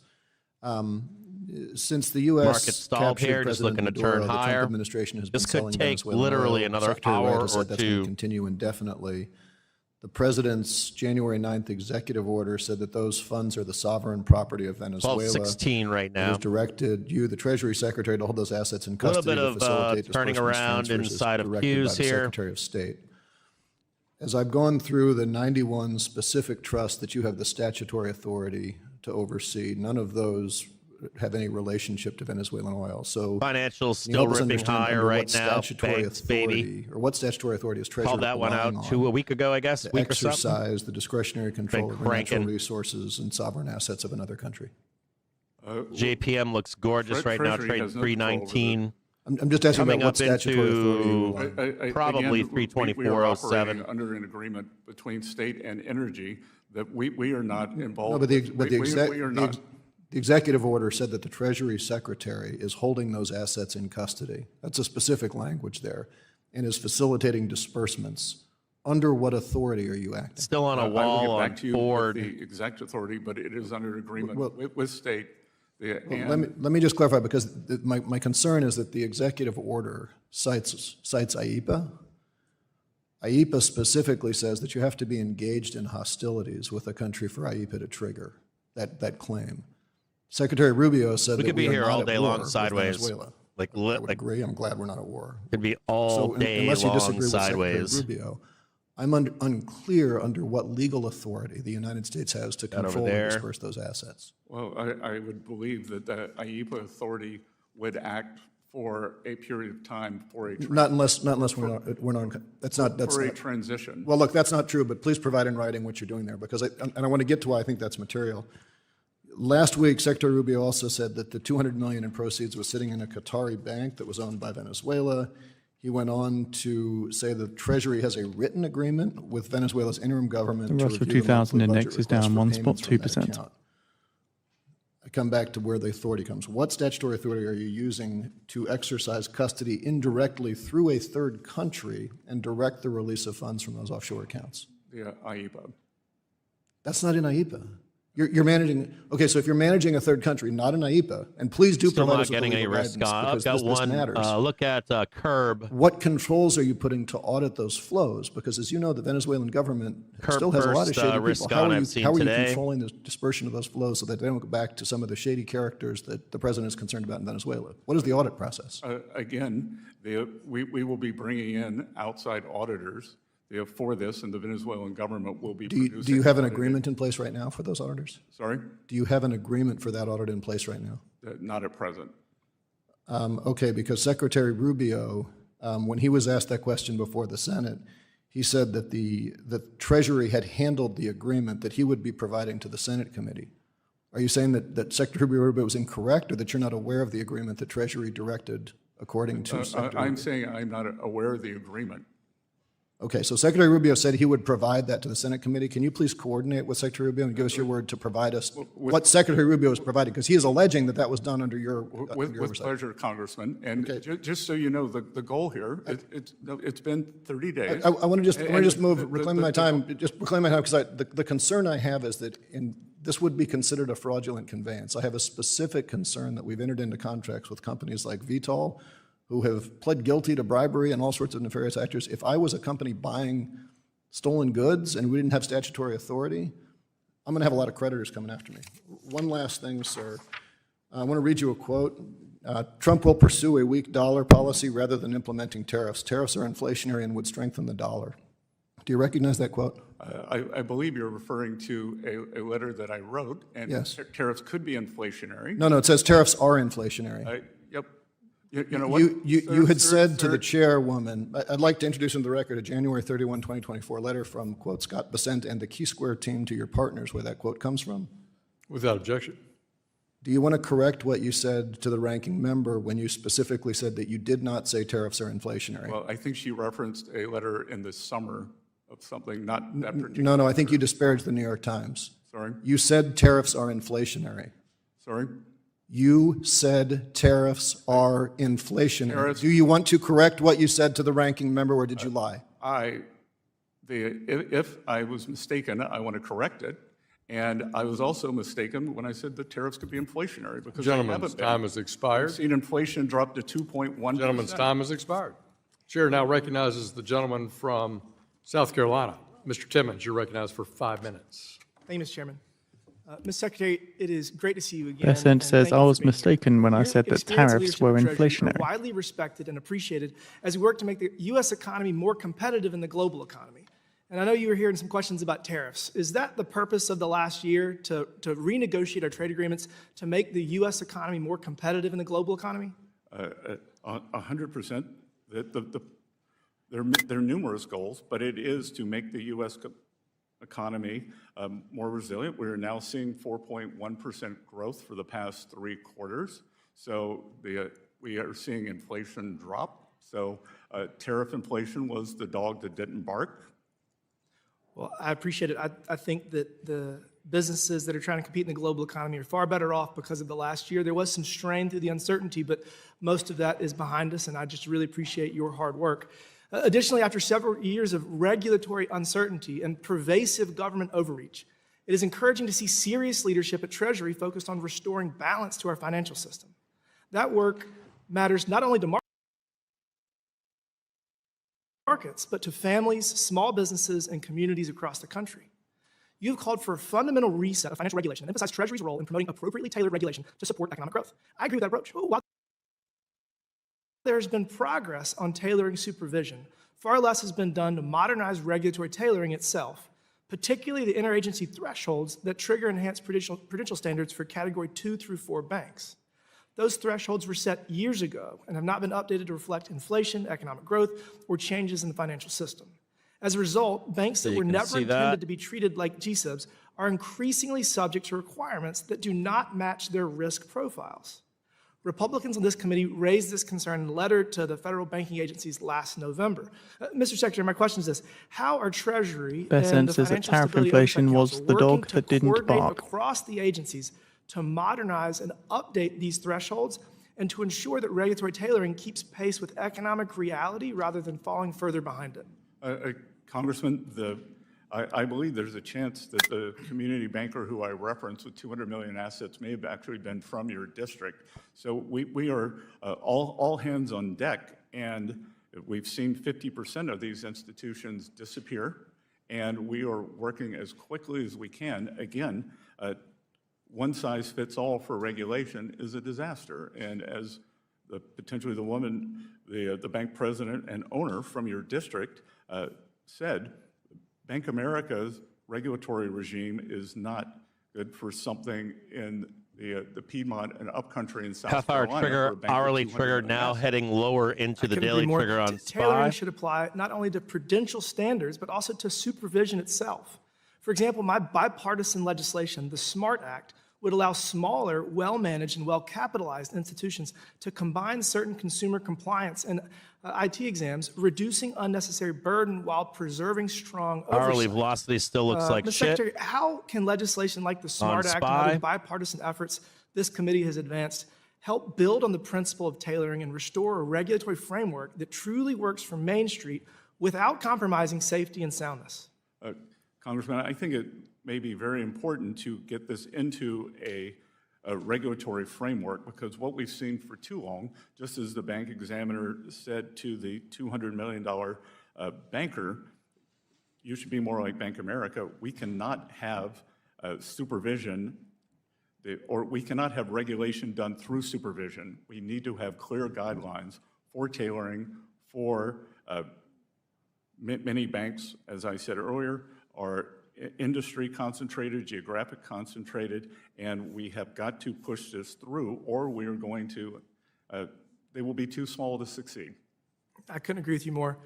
Thank you for that. I want to close by discussing the trillions of dollars in foreign direct investment that you and President Trump have shepherded into the United States over the past year. In our home state of South Carolina alone, hundreds of billions of dollars in new investment have been announced that will create high-paying, highly skilled jobs for our communities. Nearly every week I'm in Washington, I meet with a foreign manufacturer that is expanding its footprint in the upstate. And I also want to thank you for your work to remove tariffs from coffee, which has been directly welcomed by manufacturers like Keurig in South Carolina that have benefited from this administration's commitment to fair and sensible trade policy. It's hard to believe that the largest coffee manufacturer in the world is in Spartanburg, South Carolina, but it is, and we greatly appreciate your work to help make sure that they're competitive in the U.S. economy and in the global economy. And with that, Mr. Chairman. Note that Hughes gave back everything from 21st of January. SPY is yet to do that. Time has expired. Experienced a global. The gentleman's time has expired. Thank you. Please, Mr. Secretary, if you'd respond in writing if you have. more That on is a topic. trade down to Now, 75. Chair recognizes the gentlewoman. Currently trading 85. It's a 100-point drop. Massachusetts, Ms. Presley, you're recognized for 5 minutes. Mr. Secretary, it took Way down year here. to get Secretary Turner before this committee, so I'm grateful for your return. And I want to pick up, we left off 9 months ago. The average American spends over $20,000 on baby costs in the first year of having a baby. Essential products like car seats are more expensive because of Trump tariffs. SPY You told me bleeding. last time that they were under consideration, Tagging but nothing has S1. changed since May of last year, much to the distress of families. There is still no exemption for tariffs on baby products. For the record, Mr. Secretary, how many tariff exemptions are there? New they're low actually on very SPY few right now. Very bearish. You're right. Actually, I think there's some 30 pages of exemptions totaling over 1,000. Door to including for 675 is Can you open. explain to families across America, working families struggling to make ends meet, why baby products that are Just a required warning to you, not straight by down right now, law but just I want you to know that are it's not open. exempt from Trump's tariffs? Again, Congressman, Congresswoman. Door open to 677.24 and it is a 675.11. matrix, and many of these products, unfortunately, are made in China. And Mr. Secretary, reclaiming my time. everything It's that just, goes to. it's an unacceptable answer. You've had 9 months, you told me it was under consideration. You've had 9 months to think about it, and while you've been thinking about it, working families have been struggling. When it is required by law that they have many of these essential baby costs. Your report from the Department of Treasury refers to them, car seats, as essential safety tools. So if you can according to an acknowledge Axios that, reporter this is- on I will X, the acknowledge the nuclear gas to talks run were the car. cancelled on Well, listen, Friday due is to that a the 5-year Iranian rule? You've refusal included to engage in asbestos in non-nuclear your issues. exemptions. So you're telling me you can do asbestos and not baby products that are, excuse me, it's Strengthening my time. WTI crude here is once again an Axios reporter on X notes that the nuclear talks were cancelled on Friday due to the Iranians' refusal to engage in non-nuclear And they issues. need action to lower costs, period.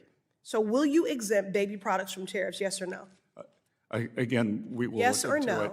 Mr. Secretary, respectfully. We will look at. Mr. Secretary, respectfully. Congresswoman, Yes I do or not. I am the no? Treasury Secretary. I am not the USTR. Reclaiming my I time. am not the President of the United States. Reclaiming my time. So you're asking the wrong Well, person. I'll take a And- commitment. it's Mr. the Secretary, gentle- you are it's the taking my gentlelady's time. time. And Claiming my time, Mr. This is Secretary. Financial Stability Oversight Council. Mr. Secretary, then I ask for your advocacy then. Because a no or a non-answer is unacceptable to the working families you I am- claim to care so much about. The- Moving on, no, moving Con- on, moving Congresswoman, on, I moving don't know on. if the gentlelady's Congresswoman, time. I'm agreeing with you. Mr. I am Secretary's moving gentlelady's on. time. You will have my advocacy. Okay, thank you. Can you say that again for the record? Sorry. Can you say that again for the record? I am. I one- will have your advocacy I am one voice. for an exemption? I am one voice. Okay. Have you been paying attention to the high rate of unemployment for black workers? Are you aware of that? The high unemployment rate for black workers? It is traditionally higher than for all workers. Well, listen, it's through the roof right now. There's hundreds of thousands of black workers that have been pushed out of the workforce, and the unemployment rates for black workers and all workers are among the highest they've been since the COVID-19 pandemic. Black workers contribute over $1 trillion to the U.S. economy, but the push out of these workers from the workforce has led to a loss of $37 billion in the GDP, with black women being among, just so y'all know, the most educated and that's most wrong. active in seeking work. Their push out is a glaring warning sign for where our economy is headed, because black workers, black women in particular, have always been the canaries in the coal mine. So meanwhile, it's picking up now from Black women are Axios bearing that the plans brunt, for but the Iran everyone will nuclear feel this talks hurt. are I have collapsing. led letters to Fed Chair Powell calling for action to be taken. He is also Just a a member warning of that there is FSOC. no So I want support to here, ask you, Mr. zero. Secretary, will you commit No to support. analyzing black unemployment rates specifically and its impacts on financial stability? Yes or no? I will analyze black unemployment rates. Wonderful. And when will you get us a report and a plan of action? I was thinking March 6th. I can't commit to a date. Okay, all right. Well, I think March 6th makes sense. That'd give you over a month, which is more than enough time to convene that working group and to report out your findings. I know you already have the infrastructure to do that. So at the end of the day, black families, black futures, and the lives and livelihoods of all who call this country home are depending on you to act. And with that, happy Black History Month. I yield back. And thank you, and I was sorry to see you not run for Senate. Gentlewoman yields back. Chair recognizes the chair of the Take this Subcommittee as a on warning here. Oversight There's and no Investigations, support Mr. here User in the from market. Pennsylvania. Zero. So we're going to put out the article from Axios on the feed for those interesting. Again, the US told Iran today that it will not agree to Tehran's demand to change the location and format of talks planned for Friday, according to two US officials telling Axios. Again, Axios noting that plans for Iran nuclear talks are collapsing, citing US officials. Federal spending was their primary, if not only, growth initiative. Is that a bull? That looks like a clearly, under your leadership and President Trump's and the Republicans in Congress, passing the family's tax cut delivered meaningful tax relief. No support Billions to workers and small business owners. No tax on tips, regulatory Target. reform, no tax End on of day, overtime, 100% 675. depreciation. All this is driving our savings. All this is driving our economy for a booming GDP, Q3 and Q4 in the over 4% range. So things are going very well. We expect 2026 to be pretty exciting as well. Secretary, if there is anything that was asked that is still on your mind that you would like to respond to, why don't you go ahead and do so?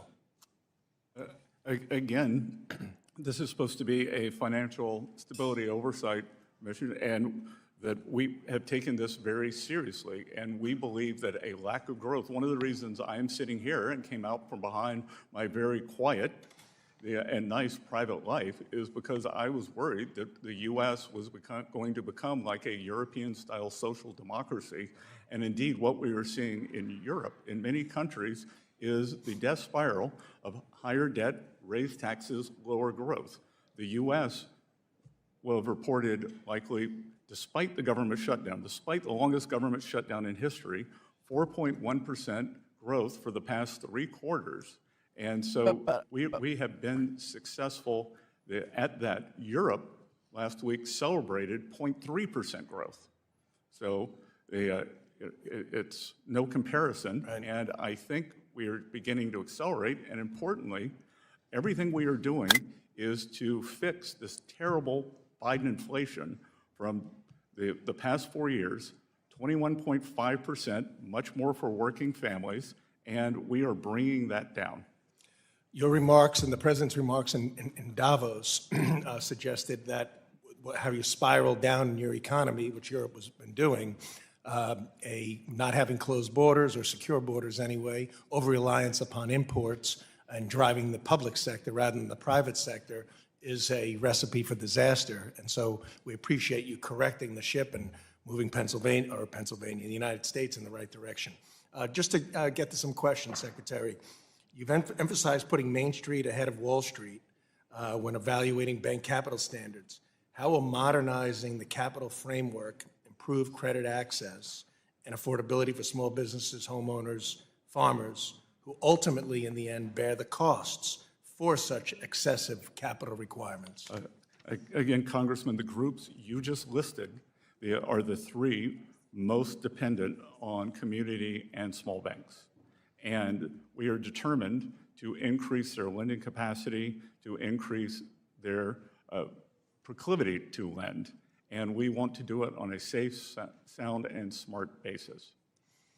In the previous administration, we had regulators that imposed capital requirements well beyond the international peers, including the GSIB surcharge, the CCAR, Tier 1 leverage ratios.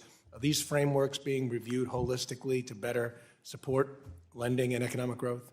Again, we are not going to let outside regulators determine what is best for the U.S. financial system. Thank you. The strength of the U.S. financial system is the depth and breadth, and we do not want to end up like Canada with 5 banks, Switzerland with 1, France with 3. Absolutely, great. Your decisive action to confront what should concern all of us, certainly concerns us, is the rampant government benefits fraud uncovered in Minnesota. Can you walk us through how Treasury is using your authorities to identify, disrupt, and recover fraud proceeds, and how Minnesota is serving as a start for a broader national enforcement model? Indeed, there is a substantial amount of waste, fraud, and abuse, and Americans and legislators on both sides of the aisle should be outraged when you are there and you see empty daycare centers, senior centers, and I personally met with a warning to you that half-hour trigger is crossing children, and they are not SPY right now. So it should turn into violence to the downside. If you have no hedge, you may need one. Money, which is what we've done, whether it's Mexican drug cartels, whether it's the mafia, or whether time has expired. It is Thank you, Mr. Chairman. I yield back. SPY down 0.96 right now.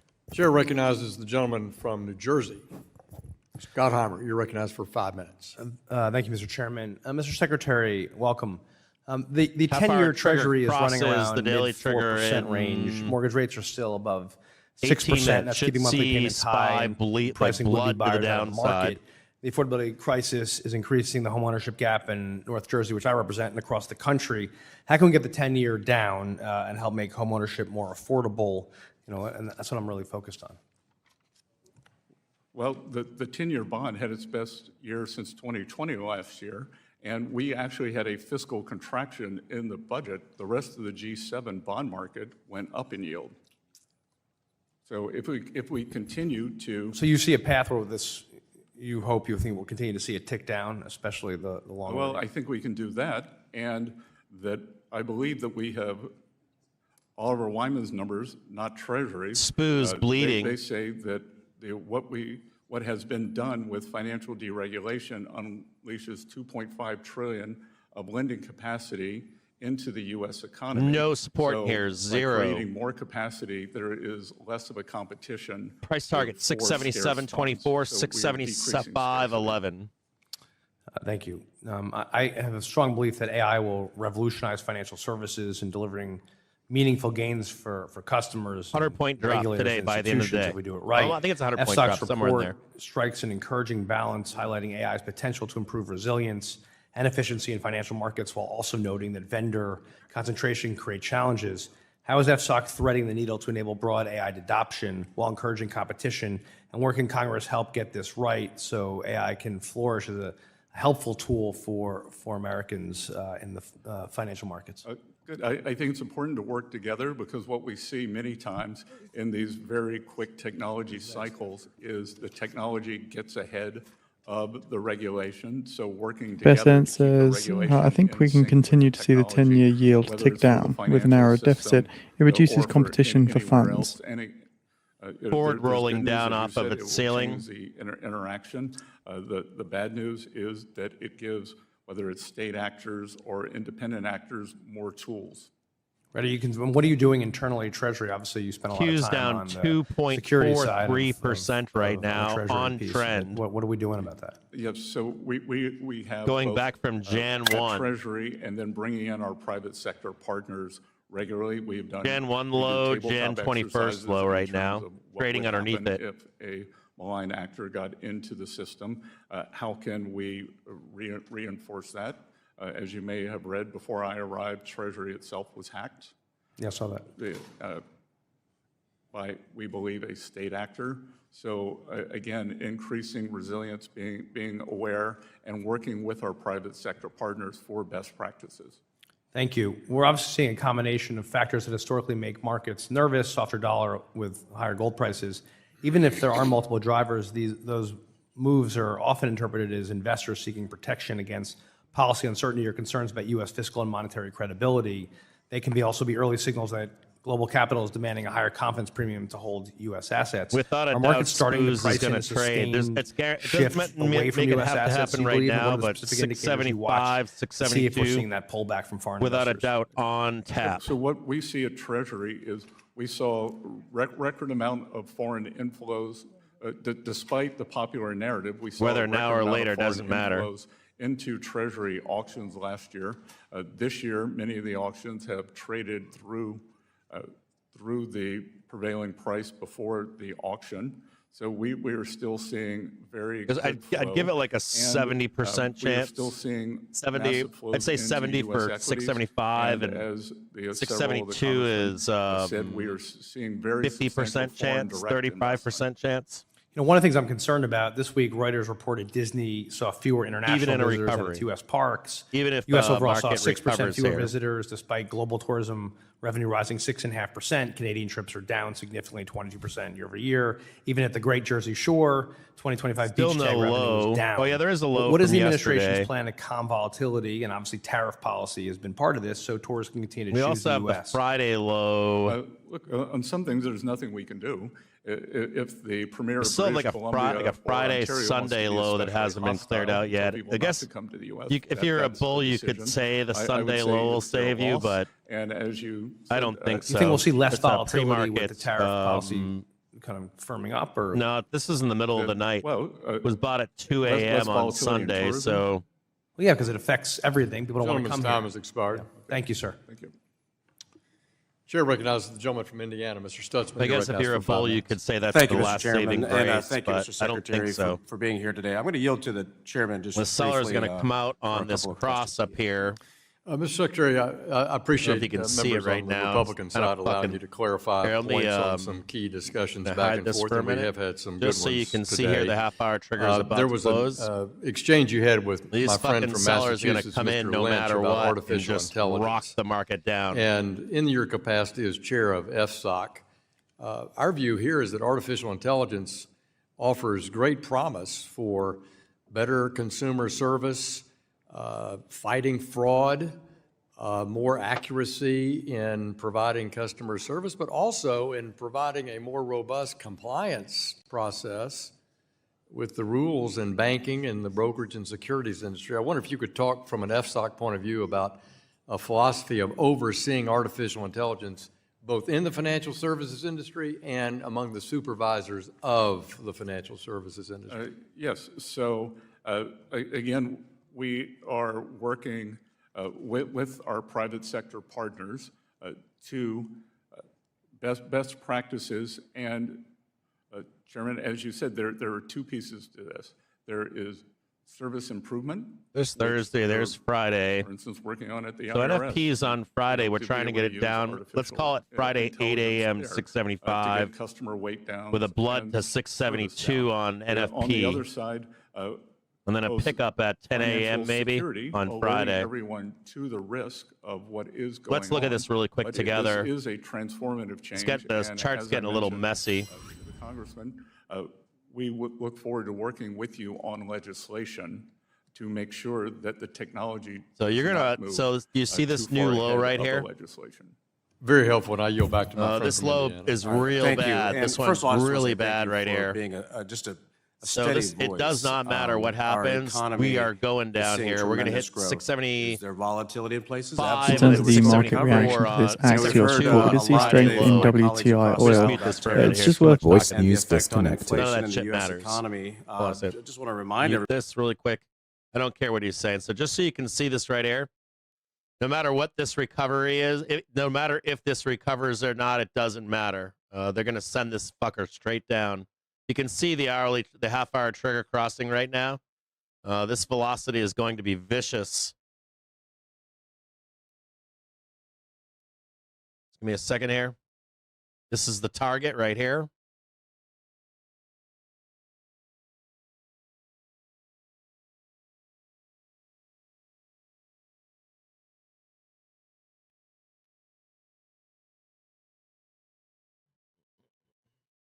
Where is Friday? Well, we'll wait to put this in here.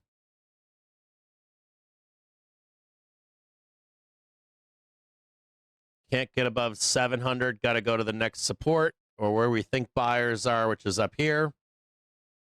We also have to watch this 672.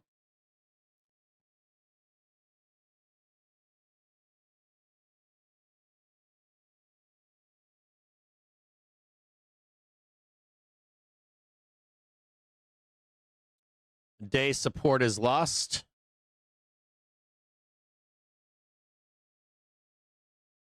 This turns into red.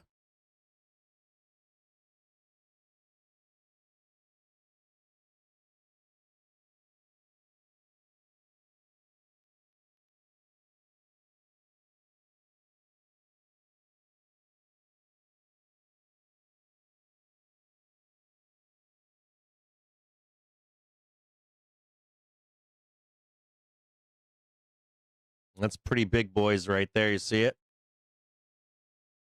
These guys are like, fuck you. You got to go lower for more support.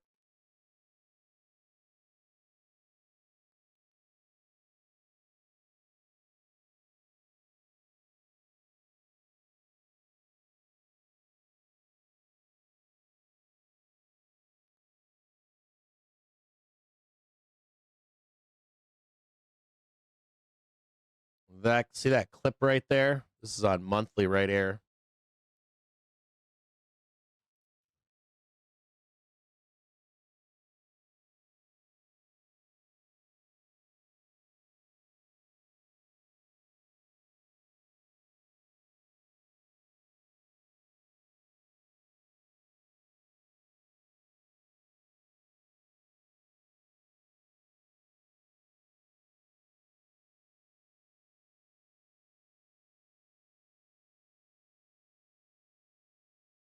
No regaining of the 1 hour.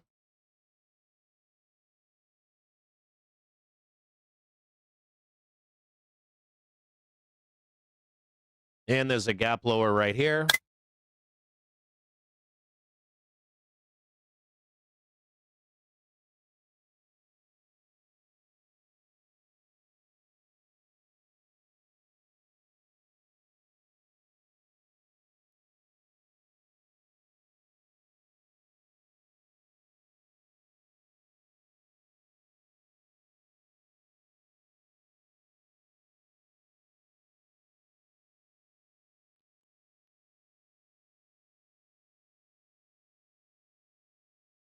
I mean, it even calls into question all of this right here. So you got these buyers right here, up, down, up, down. These buyers came lower. I mean, I almost want to say smash that one in, then we smashed that one in.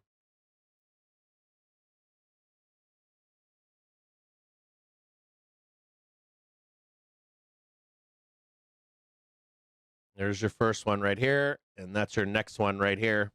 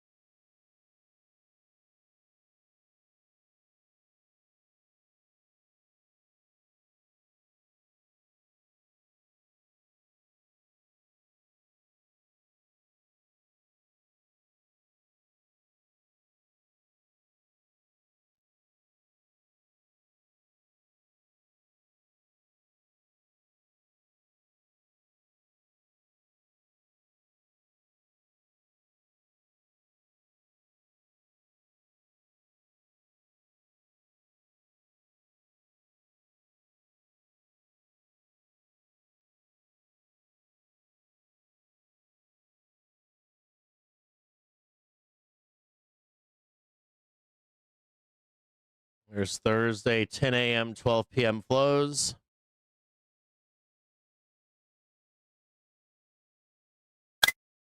Just so you can see it here.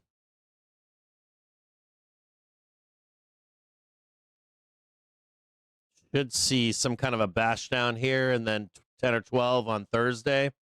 Send this fucker straight down into, this is 8:30 in the morning on NFP.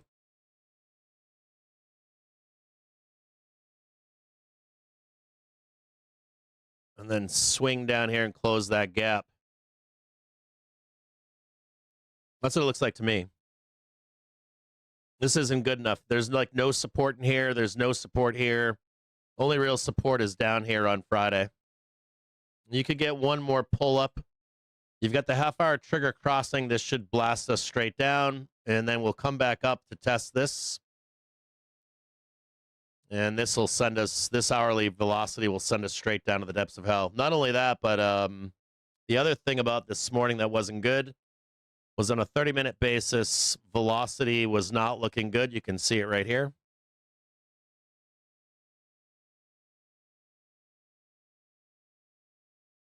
So just so you can see here, this velo right here can easily send us down into Thursday, Friday. I just don't know how long it takes to get down there, or if it's some, I don't know if it's now or Friday to do this.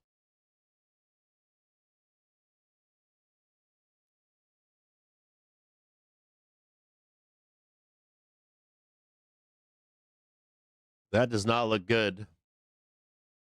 Grind, grind, grind, then down. There is some potential for squeezing in here. Just be aware that if you are on sell side, you want to be selling from above.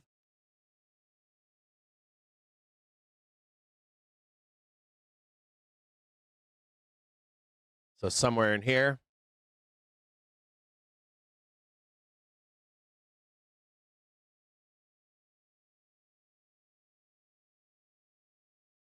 You want to be selling from up in here. We'll raise this one back up over here.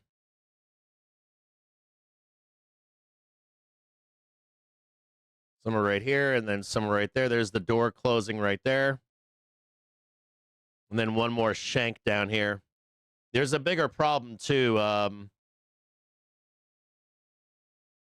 There is a larger problem down here. There's another weekly in here for next week.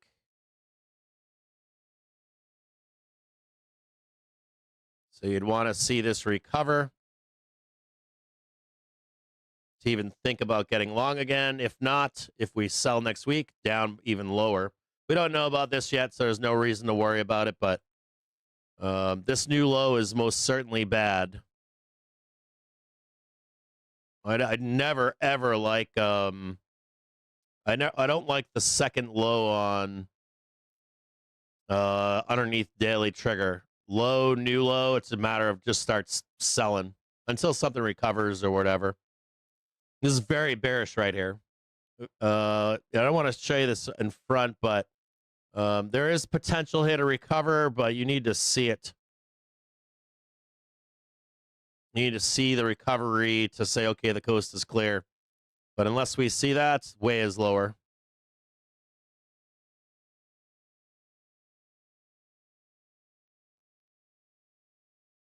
Expectations here, unless the only other thing I could say would be is if we recover. There's some kind of recovery in here, and you see like 1, 2, risk on, but for right now, it's risk off.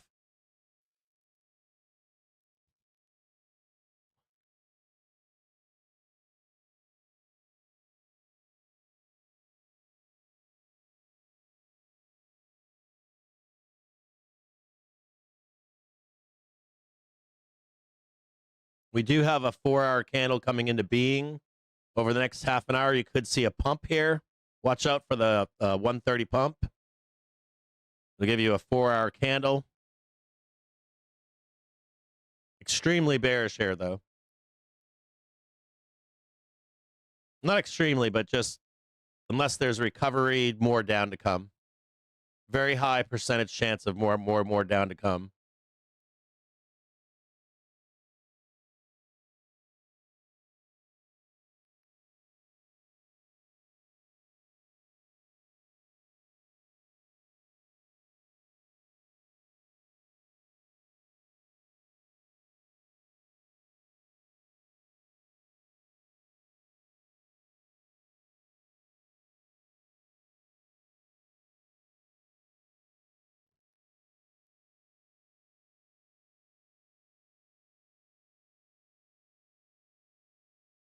But even this is going to be down.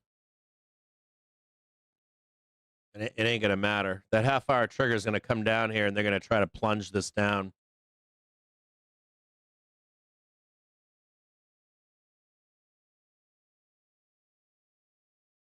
Or at least that's what I would do.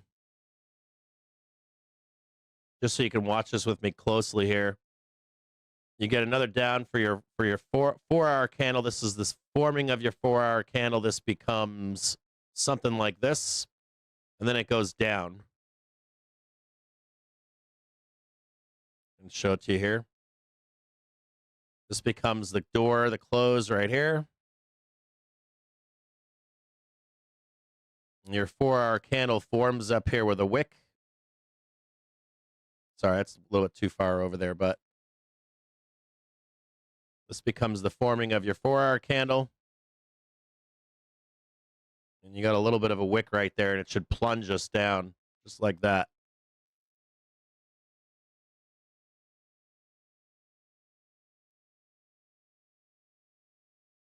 And there should be no recovery tomorrow.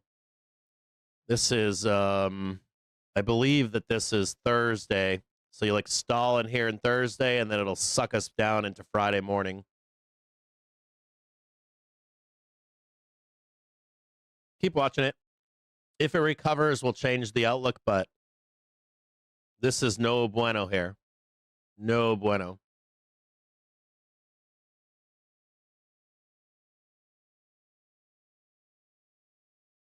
Is that open?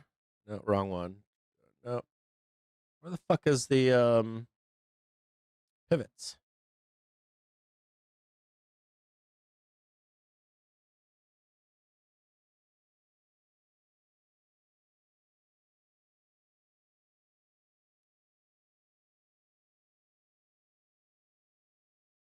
And note, we also have range expansion. It's been going on for 3 sessions now. On pivots, sitting on S1 right now.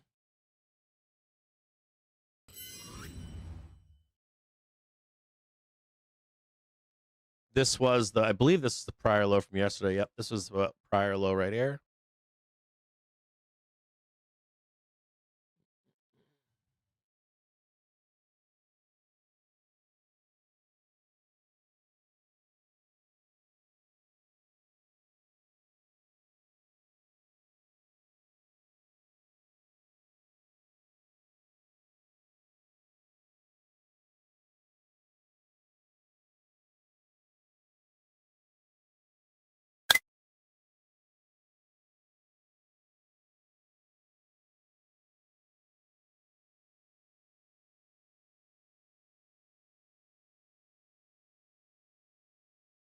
Journal, which is hardly a leftist publication, published an article with the following headline, quote, "Trump claims factory construction is up, contradicting U.S. data." The article then goes on to note, quote, "President Trump claimed that the U.S. factory construction is up by 41%, a number that doesn't appear to be supported by the government's own data." One of the stated policy objectives of the Trump tariffs is to bring back manufacturing jobs. Yet since the so-called Liberation Day tariffs of April 2025, we've seen the net loss of manufacturing jobs. Do you know how many net manufacturing jobs have been lost since April 2025 under your watch? Well, a couple of things. Manufacturing operates with very long leads. What's the number? A squeeze Is there a number? I believe the half-hour trigger. 70,000. Yes. 70,000 jobs lost. So, but again, despite the stated objective. Let me just a note: be careful of the half-an-hour trigger above. Let me reclaim my time. The Purchasing Managers Index measures whether manufacturing is expanding or contracting. A PMI above 50 means expansion, below 50 means contraction. Since the so-called Liberation Day tariffs of April 2025, has the PMI been mostly above 50 or below 50? We just had the biggest increase in over a decade, and we are well above 50 now. Has it been mostly above 50 since April 2025? Again, long and variable lead times in manufacturing.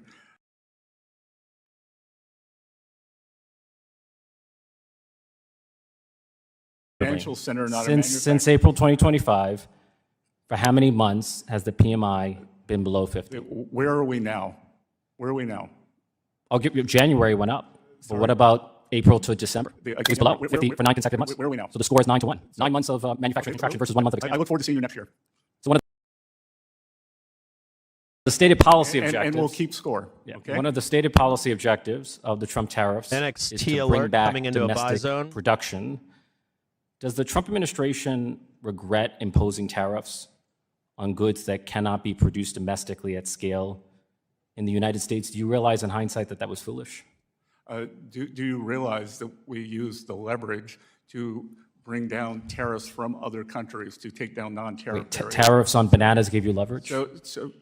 Yes, with Colombia, with Brazil. Okay. I think, Congressman, you're being very naive with negotiating strategy. We were promised reindustrialization. A tariff on bananas did not lead to domestic banana production. It simply made bananas more expensive for American businesses and consumers. The same is true of coffee. Countries negotiating in a more fulsome manner.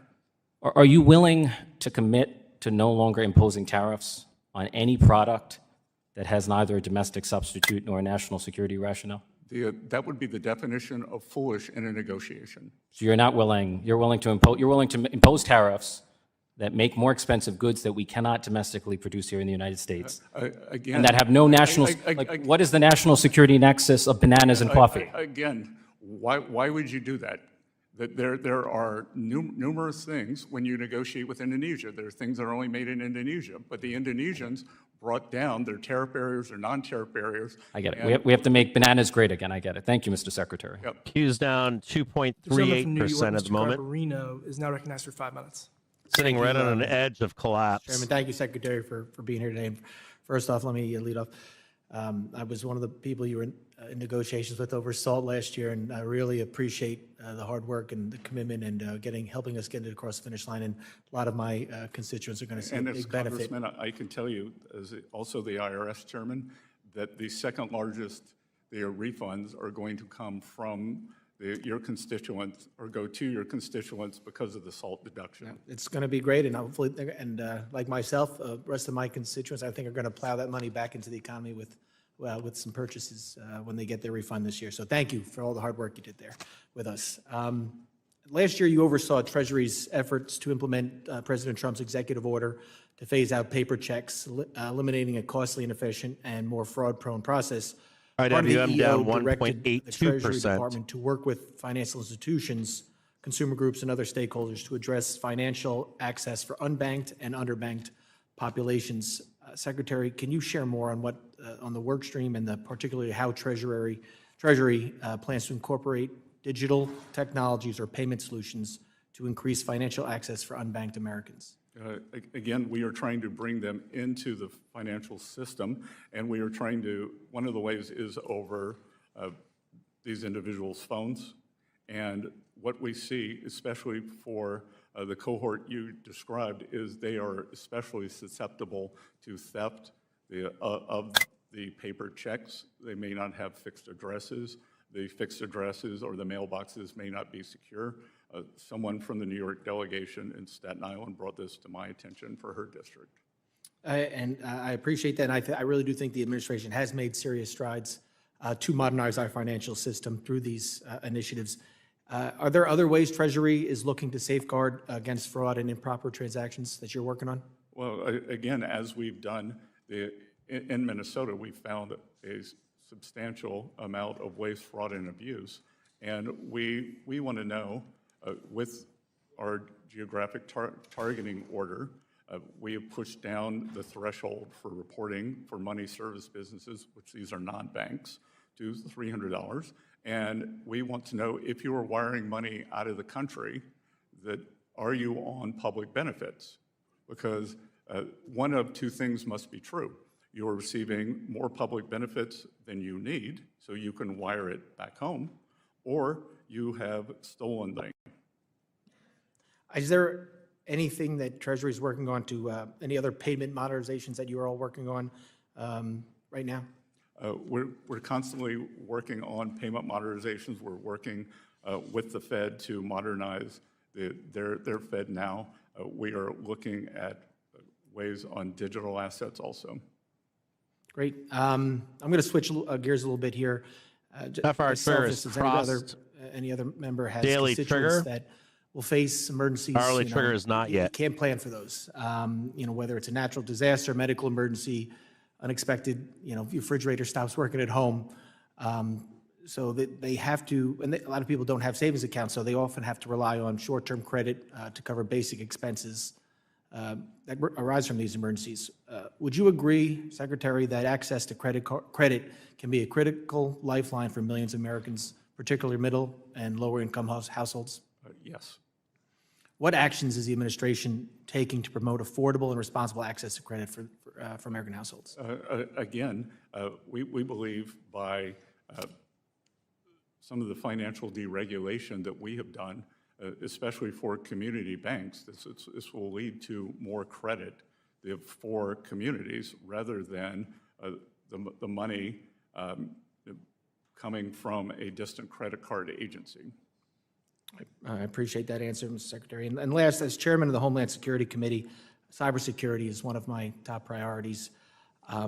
Secretary, can you describe what the administration is doing to strengthen cybersecurity across the federal financial regulatory agencies, particularly in light of last year's breaches at OCC and CFPB that had information leak?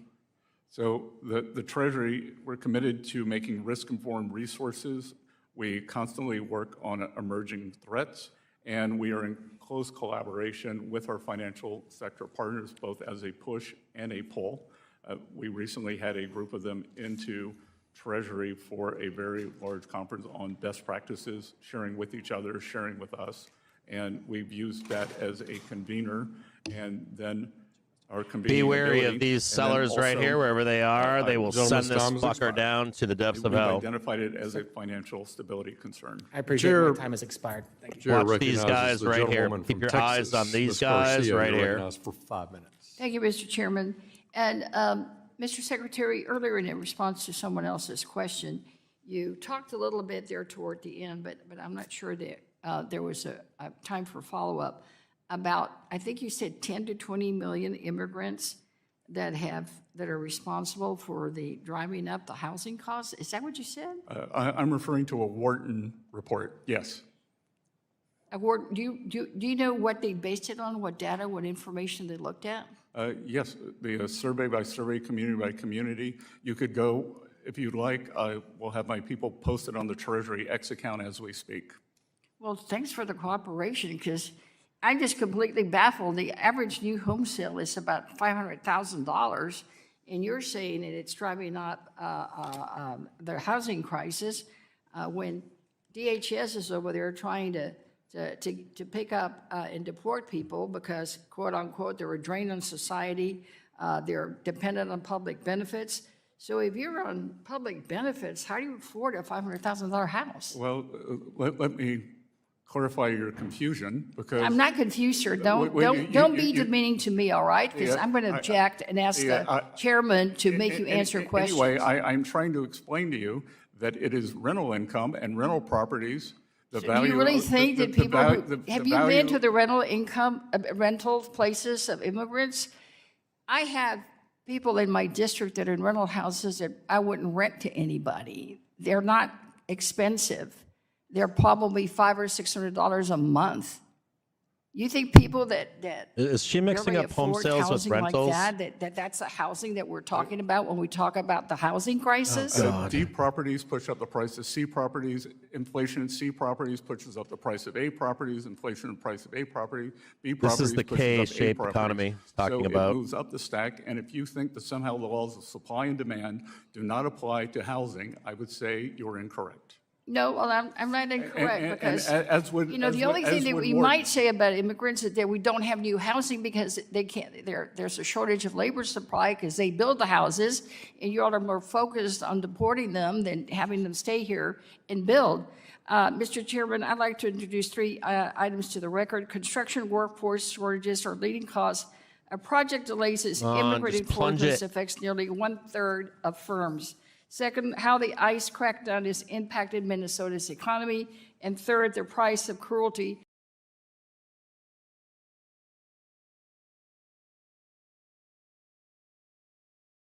And third, the price of cruelty. Trump's mass deportation agenda endangers all. Without idea how much, the record. Thank you. Do you have any idea how much we're spending on ICE every single day for Again, enforcement? Representative, this is the Financial Stability Oversight Commission. But you're the treasurer. You're the treasurer. You're supposed to follow the money. In response to questions on this side, you're always What is she talking about? They just talking about funded, well, we follow the money. Well, have you followed the money? How much are they spending every single day in Minnesota and other states where they occupy cities, terrorize communities, and try to break up our country?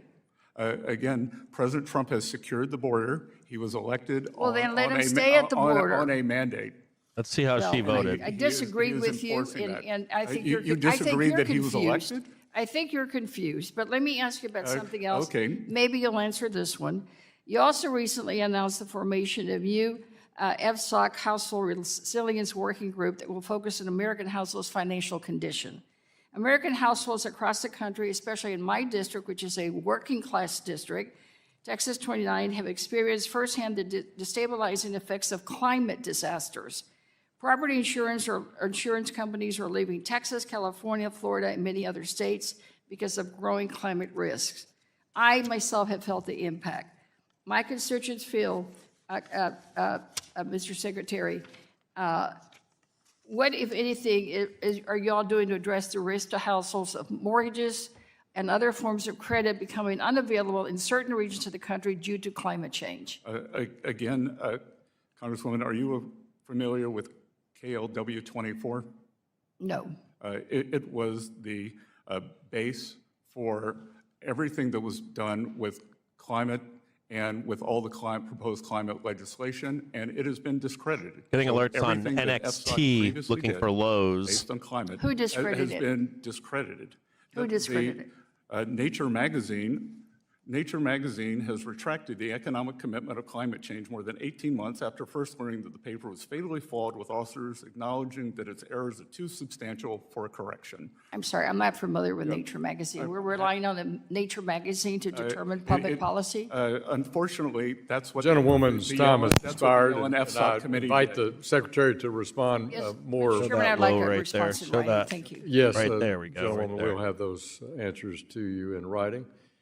The gentleman from Wisconsin, Mr. Fitzgerald, you're recognized for 5 minutes. Mr. Secretary, thanks for being here today. Appreciate all the work that you've done, and certainly look forward to working with you in the future.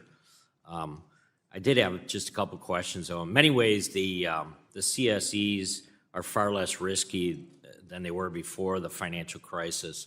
And one of the reasons has been that the CSEs, that credit risk transfer, the CRT piece, those programs. However, some industry experts are concerned that the CRT program have been significantly diminished and focus on capital arbitrage instead of the real risk reduction.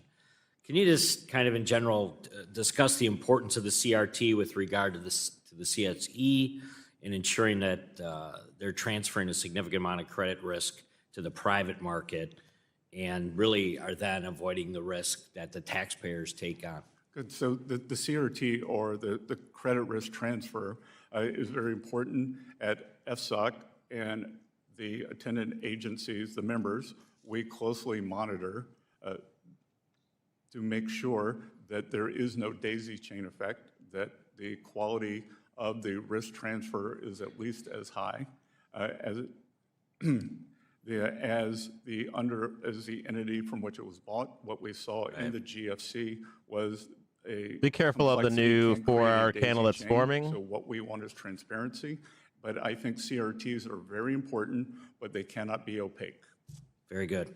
1:14, 15 you called minutes for, left. You originally called for kind of a fundamental reset of financial regulation, and then you emphasized kind of Treasury's active role in promoting just more efficient, effective, and appropriately tailored regulation. While we've seen progress in tailoring the supervision, can you just tell us kind of overall how you've tried to move the entire department kind of in that direction? Again, as FSOC, I have convening power, and so that would be, what you were describing would be done by the Federal Reserve regulation, the regulatory body. Vice Chair Mickey Bowman has done an excellent job, the controller of the currency and the FDIC. We have tried to get them aligned in what they are doing and for tailoring, and to understand that the reason 50% of small and community banks have disappeared over the past 15 years has been because of a one-size-fits-all regulatory strategy, which clearly it does not. Very good. Keep up the good work, and thank you for being here today, and I yield back, Chairman. Thank you. Gentleman from Wisconsin yields back. Chair now recognizes the gentlewoman from Georgia, Ms. Williams. IWM just hit 2%. Thank you, Chairman Hill and Ranking Member Waters, for having this conversation today, and thank you, Mr. Secretary, for just joining kind of parked us. right now. Mr. Secretary, IWM, you though, noted with in your introductory hitting 2% letter at the moment. to the 2025 FSOC report that the Council has formed a new household resilience working group that will focus on American households' financial condition. Well, Mr. Secretary, as the Congresswoman for Atlanta, I'm here to make sure that that includes all families. As you know, that financially resilient households can better withstand shocks, maintain SPY essential down consumption, 1% and right avoid now. costly debt cycles. Discrimination in lending or an 2% investment on impacts IWM, growth Q's opportunities for 2.38. Black-owned small businesses, which means discrimination is, in fact, a threat to American financial stability. Amazon Atlanta down has the largest racial wealth gap 2.49% in the coming country. into their Supporting entrepreneurship and access to report capital within the for Black Thursday community can help close. close that gap, Mr. Secretary, but I need your help. Small businesses like those in the Fighting Fifth are critical to building and maintaining household wealth. Per AMD Brookings not from doing too much. 2017 to 2022, the number of Black-owned businesses surged, Ford giving back representing all of over its half gains of from all this new morning. employer businesses. In Most 2022, of them. Black-owned firms with at least one employee added $212 billion with a B in revenue to the economy and paid Target over up all day $61 long, billion Nike up all in day salaries. long, UPS More up broadly, all over day the long. last 10 years, minority business entities comprise approximately starting to roll 50% rotation of new going businesses on started in from, the United States Target, and created Nike, UPS, 4.7 it looks million like. jobs. According to the U.S. See if they Census, come in and there are over roll into, 9.2 million tech. minority-owned companies in the U.S., employing 8.7 million workers and generating more than $1.8 trillion in annual revenue. However, Mr. Secretary, there are significant barriers blocking sustainability and growth of Black entrepreneurship. That's why I launched a Small Business Advisory Council in my district to hear directly from small business owners in my district. Because access to capital, as we heard in all of the conversations, continues to be one of the biggest challenges that these small business owners face. The first major hurdle for Black entrepreneurs in starting their business is the lack of startup funds, equity, and collateral, a result of the racial wealth gap. During the Biden administration, the Minority Business Development Agency delivered $7.1 million in funding to Georgians through its business centers and capital readiness programs. But President Trump signed an executive order continuing the reduction of the federal bureaucracy, directing the destruction of the Minority Business Development Agency. Mr. Secretary, what steps has FSOC taken to assess the impact of discriminatory lending and investment practices on Black small business owners and the stability and growth of the economy overall? And how does FSOC factor discriminatory investment practices into its assessment of threats to our economy? Again, we do not view that as a financial stability concern, but I do view it as a concern. And as I've repeatedly said, that we would be willing to work with you on tailoring for banks in your community to give them more lending power, because what we have seen is that with 50% of the small banks that have disappeared, I don't have empirical data, but I can tell you that my strong hunch would be that many of those would have been minority banks. So we would like to see more de novo banks, whether they are in Black communities in Atlanta, whether they are in Latino communities, whether they are in Asian communities. So, Mr. Secretary, you don't think dismantling the Minority Business Development Agency had any impact on the U.S. economy at all?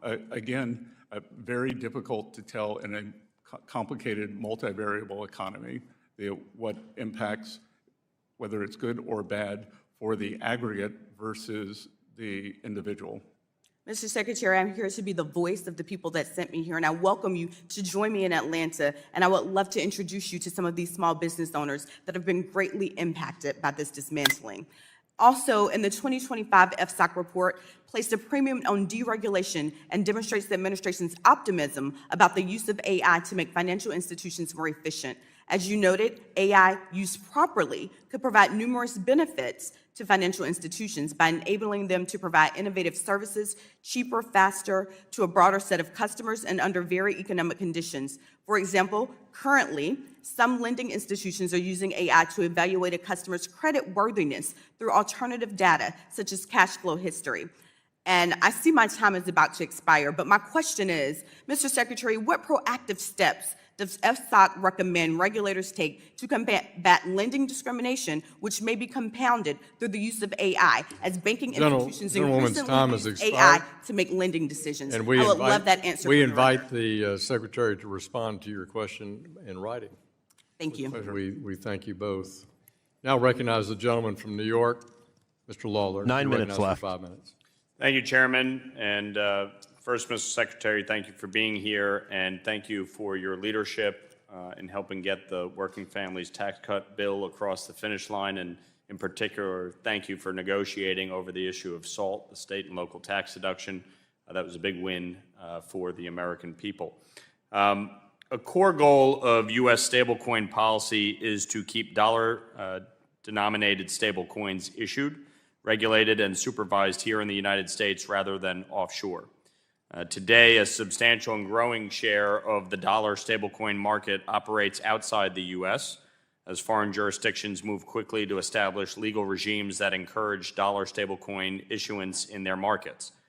Foreign-issued stablecoins already compete globally by offering consumers economic value and incentives to use and hold them, and countries like China are actively using economic incentives to drive adoption of their digital currencies.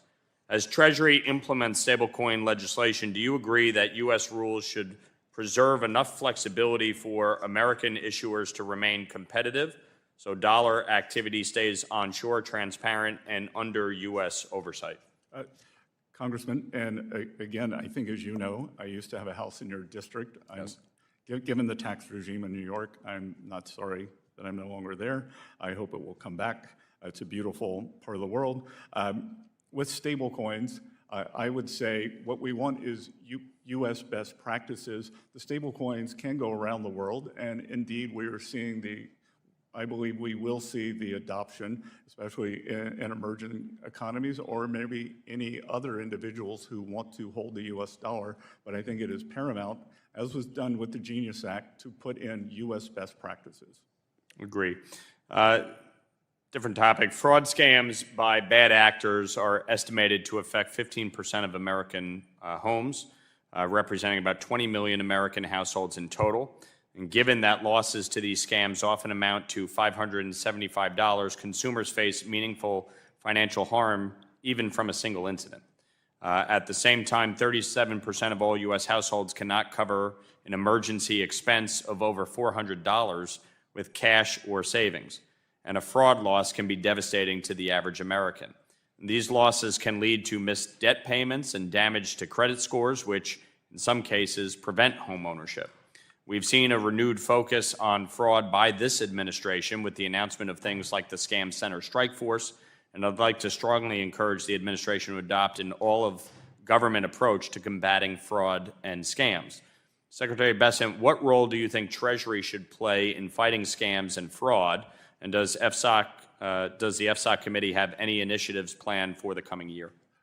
Yes, so Treasury, through FinCEN, was part of the group who took down the big scam centers in Asia. We were very focused on places SPY only like down Laos, like 0.88 Burma, now. like North IWM now Korea, down 1.94.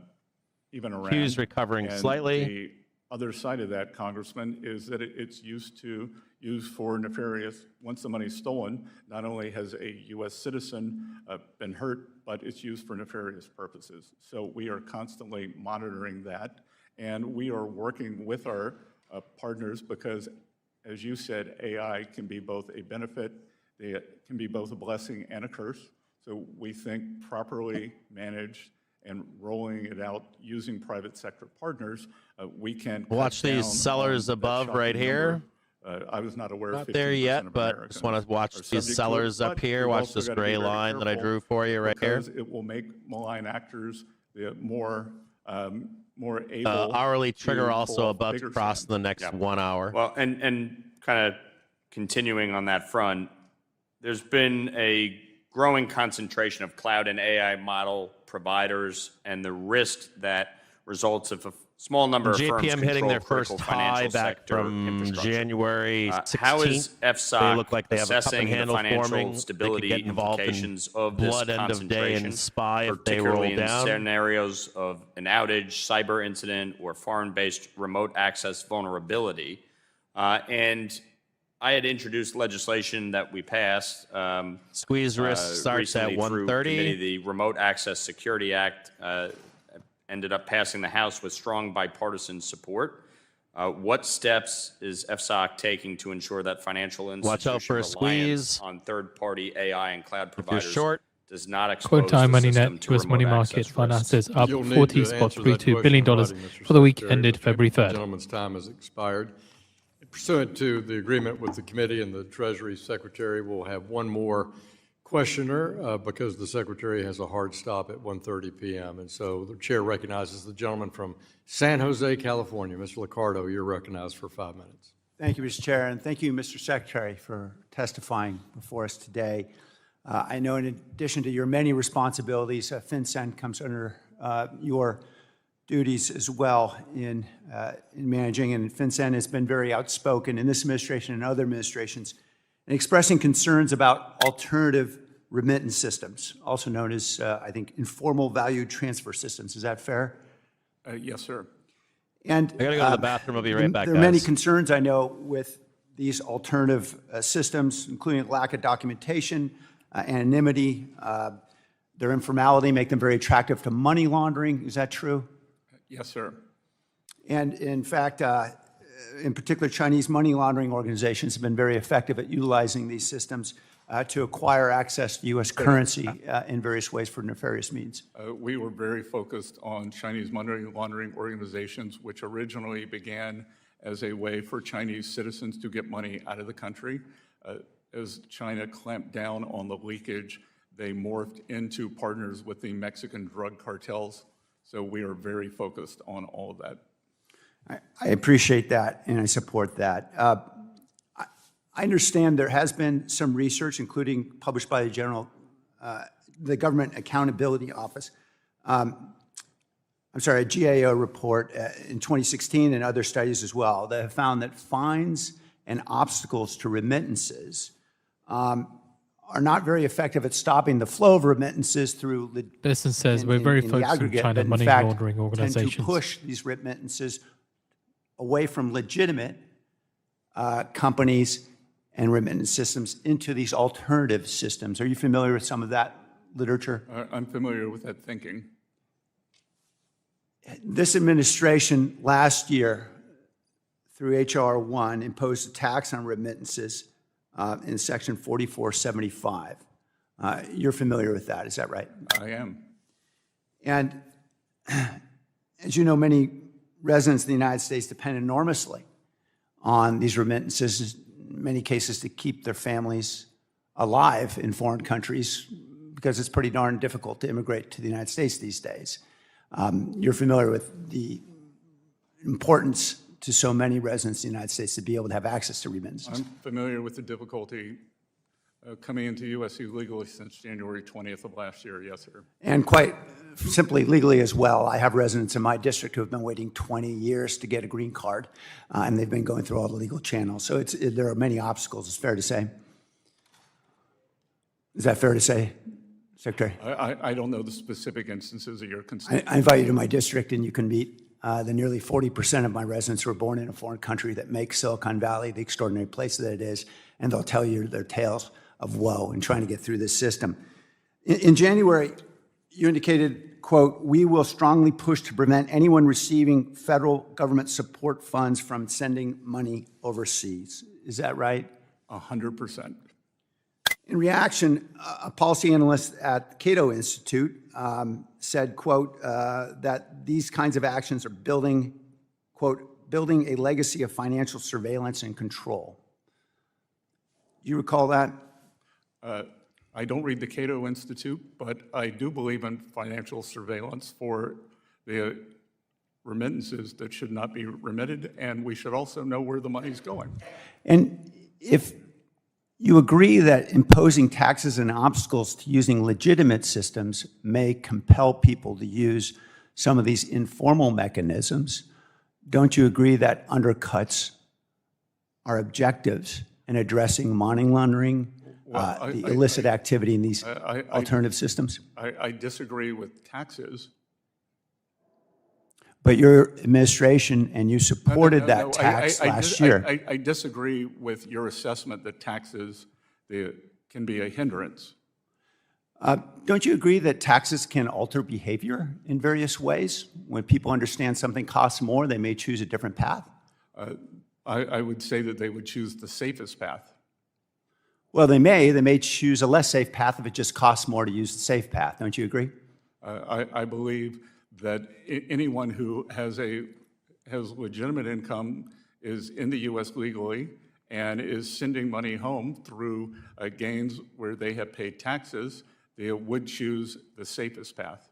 Mr. Secretary, unfortunately, the data doesn't show what you suggest. It shows the opposite, and we're encouraging money laundering through these kinds of actions. These obstacles and these taxes are not helping American consumers. Gentleman's time has expired. Appreciate the gentleman from California. I want to thank Treasury Secretary Bessent today for his testimony. Without objection, all members will have 5 legislative days to submit additional written questions for the witness to the chair. The questions will be forwarded to the witness for his response. Mr. Secretary, please respond no later than March 11th to our questions. This hearing is adjourned.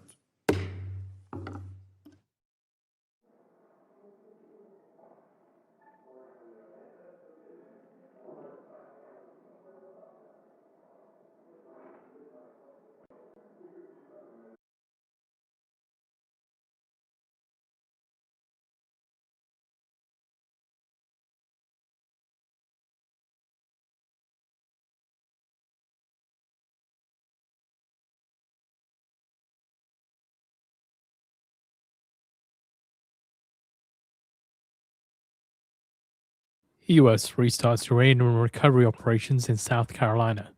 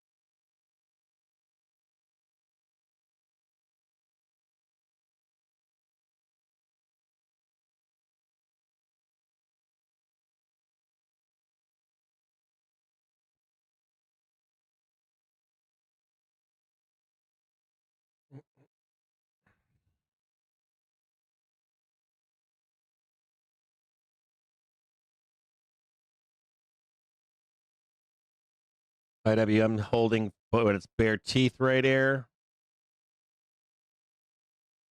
IWM now up 1.86 from a low of 2, or at least 2.03. SPOOS was at 1%, now 0.83. Q's trying to hold on for its dear life as well here.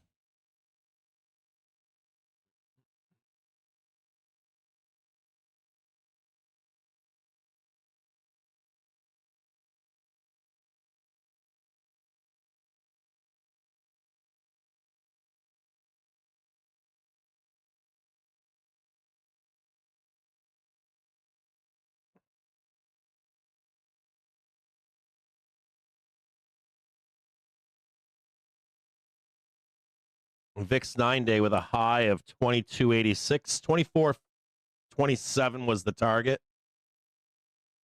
Still haven't hit that yet.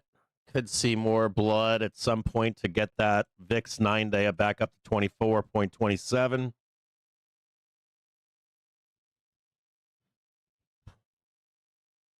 If there's a couple things for bulls if they want some bull love here. We should sell 7 or 24.27 on VIX 9-day.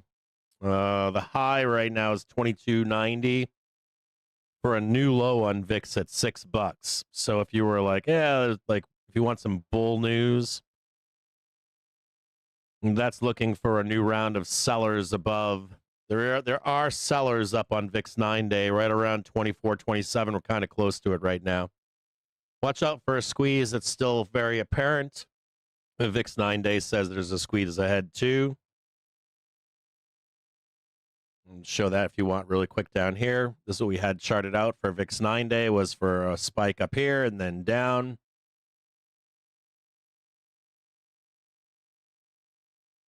My bigger question is, do we sell Thursday to get down deep into NFP? That could be very juicy for a dip buy too. If we sell into NFP, normally you go long the day before on the Thursday close. If we can't get the low though, we might have to wait until 10 a.m. on Friday to buy it.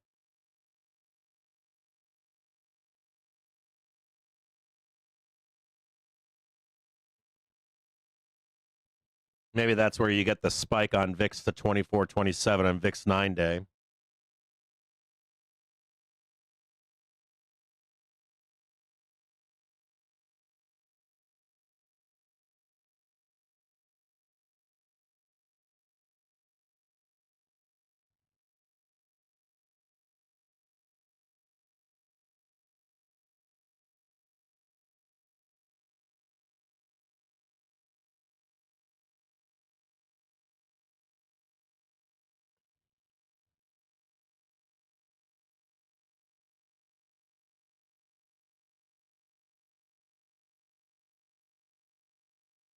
We'll be warned about the squeeze here from now into 2:33 p.m. We want to see exactly what these sellers do up here, how ruthless they are above. We almost always go back up to just check these triggers crossing, so be careful of it. We want to confirm this next leg lower up here. Just note that the door is open to 75 and 72, 77 and 75, I think. Show it to you down here. 75 and 77, I believe. 72, 75 and 72 is open. Just need to have these sellers step in to send us back down again. They are here. I don't know what that is. They are here, though. You're going to be careful of these guys up here. Big smart money sellers above.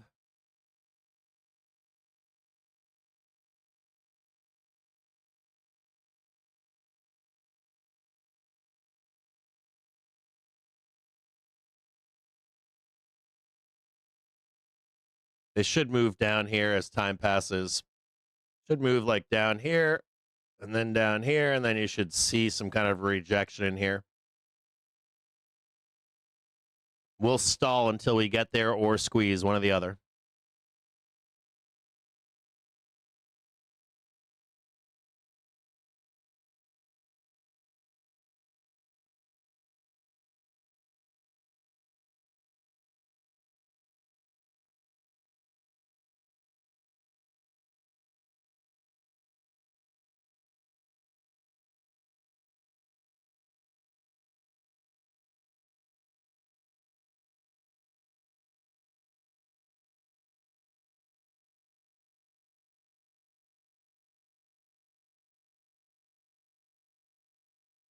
Something just like this right here.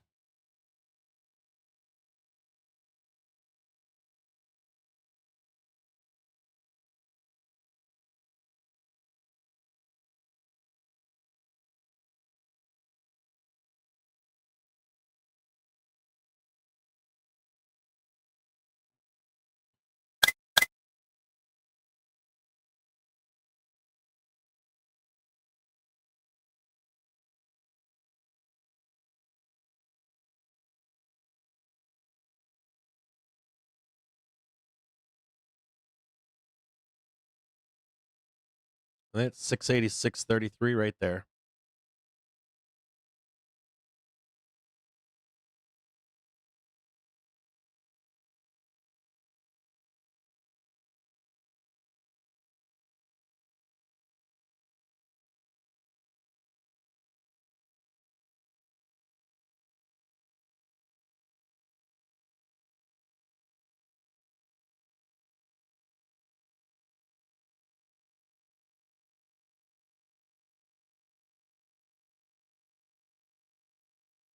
This doesn't matter anymore.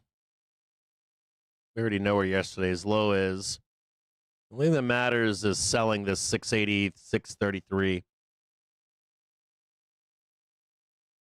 Just right there.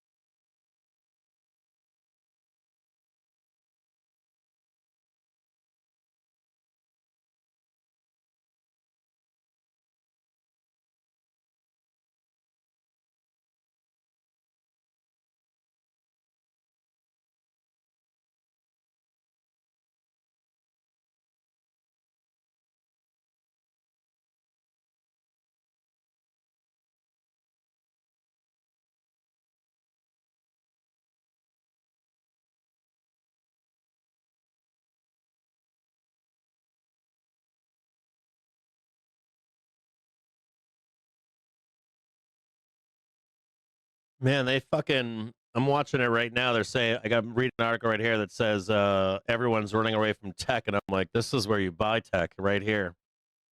I'm like, that's so counterproductive. I'm reading a story right here that says, what does it say? These hot S&P stocks show where investors are heading as they run away from tech. Tech is like all bottom here. Or bottom-ish, close enough to it.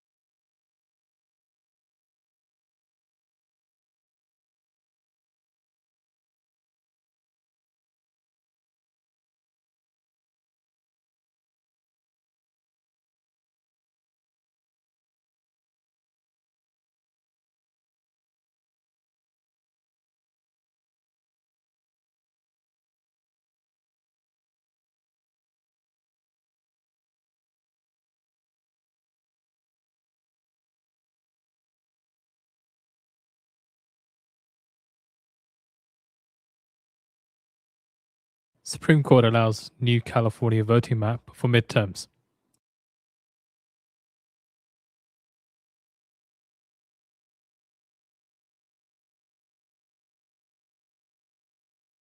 AMD down 25% from tip to tail at the moment. 25% of full stock valuation from the high on January 23rd.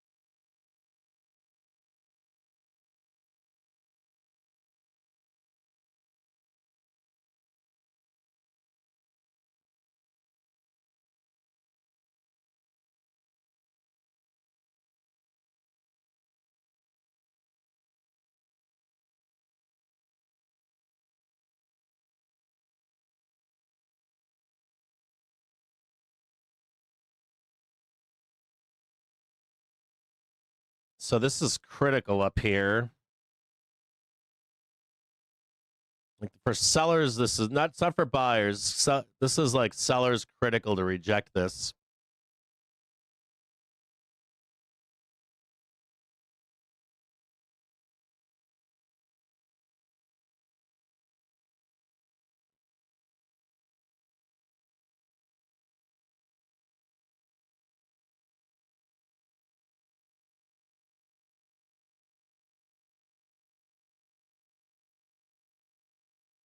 Should I say really want to sell this?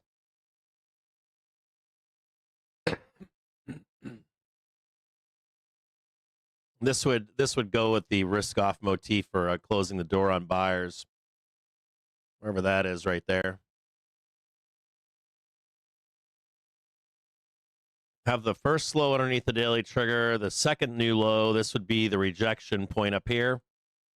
If this rejects up here, it's going to be ugly to the downside. It's going to be nasty. We'll find out. Just have to wait and see.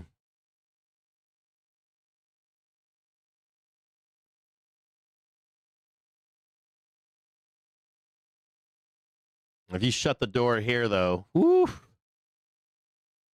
it don't look pretty to the downside.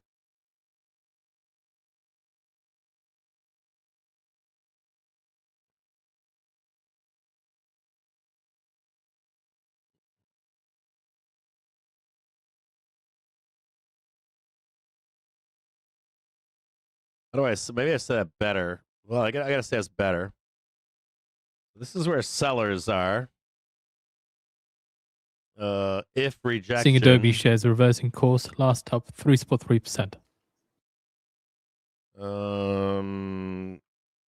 Some real serious risk off. I don't know. I don't know the way to write that, but so if price rejects up here, well, I don't even care if it's up here. If it rejects, we're gonna start selling together. We're gonna put the bear cloak on. I'll be wearing my bear fucking costume again. We ain't there yet, but it's the last door. You get the low underneath the daily trigger, the second low, and then you reject the hourly and half-hour trigger, and it is off to the races to the downside. Still hasn't happened yet, but we'll watch it closely as it comes down. And this is step 3 of sell the market. Not there yet. Don't freak out and panic. There's no reason to panic yet. Bulls do the same shit. you got to need the last leg here. But what should happen would be we come up here, right? We reject this. It's somewhere in here. You'd make the new low, and then that would be it. We start selling. You'd see everybody liquidate. We're not there yet, though, so.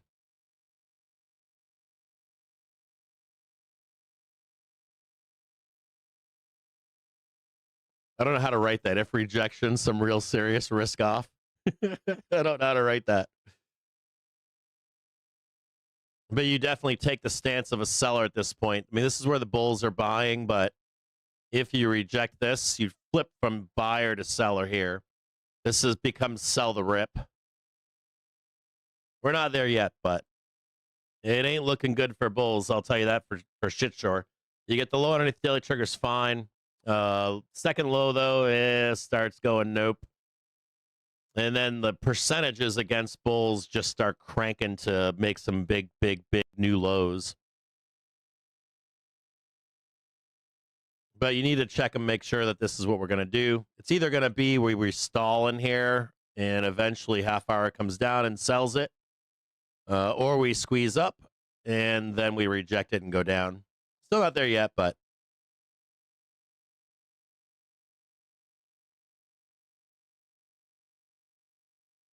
and this would be whole market risk. This would be a risk off sign up here. And another note that this morning I have barely have one curb as risk on for spec growth. Normally I get like 10 to 20 returns. I got one right now. So that's not good either.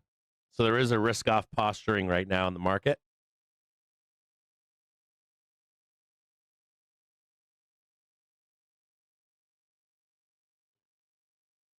Bears have one last thing to do. Just reject this, hit this half-hour trigger.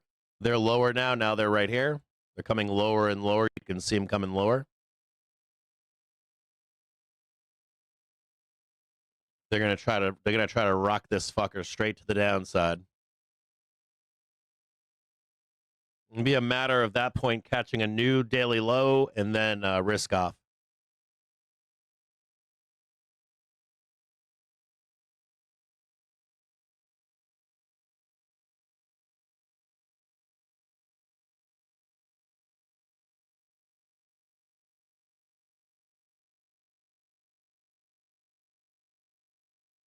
Qs would target 575 and 555. 575 and 555.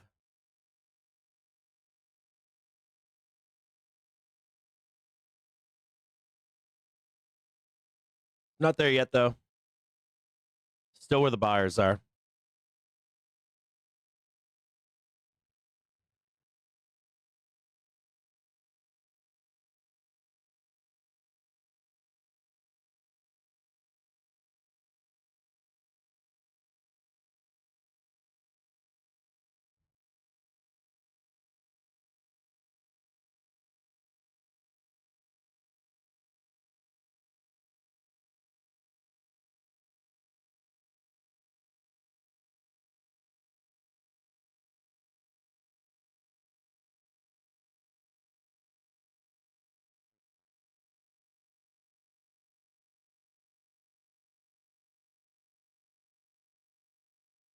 It is interesting here. Q's rejection point is much higher. It's 611.61.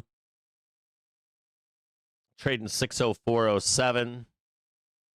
Slightly higher than right here. There's a gap above right here. If you saw Q's move, you could potentially see a quick rip up here by SPY before the roll. Just keep that in mind. 692 on SPY.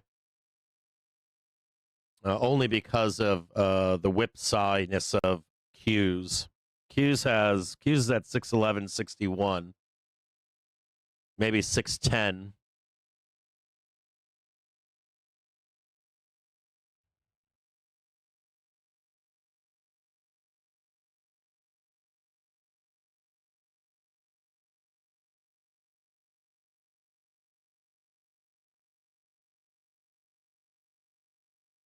And this gap was never closed.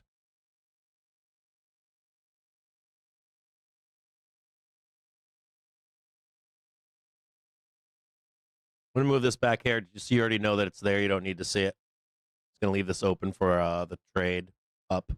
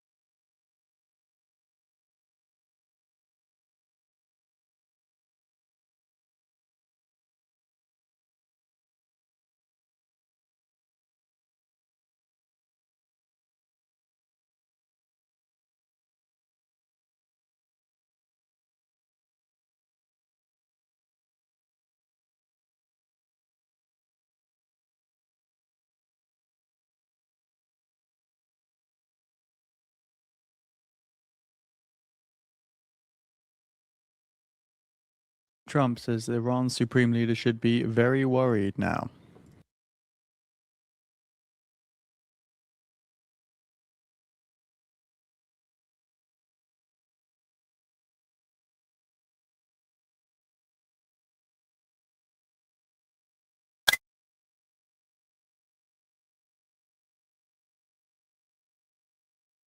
Trump also says there's not much doubt that interest rates will be lowered.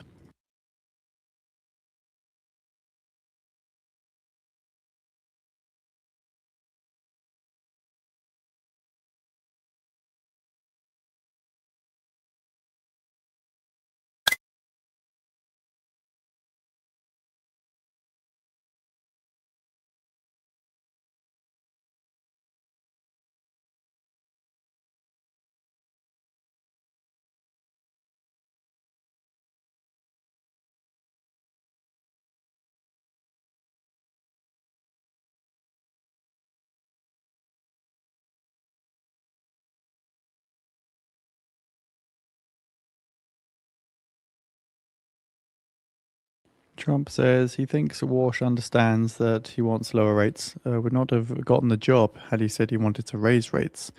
So keep in mind, Trump is currently speaking in an NBC interview. I don't see any kind of video for this.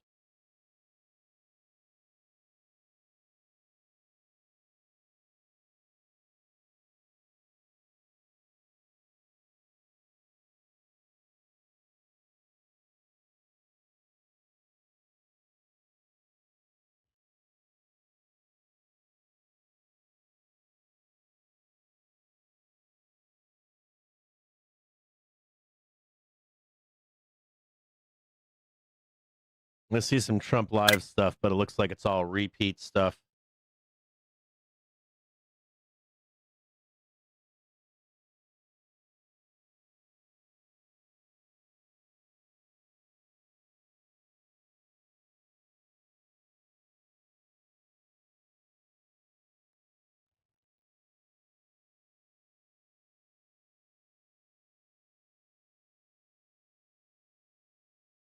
That has been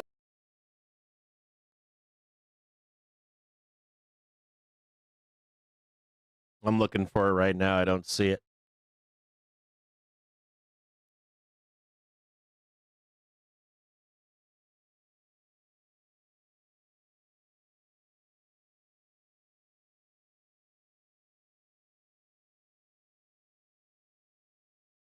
It's like YouTube is like filled with so many fake ass videos. We did this before.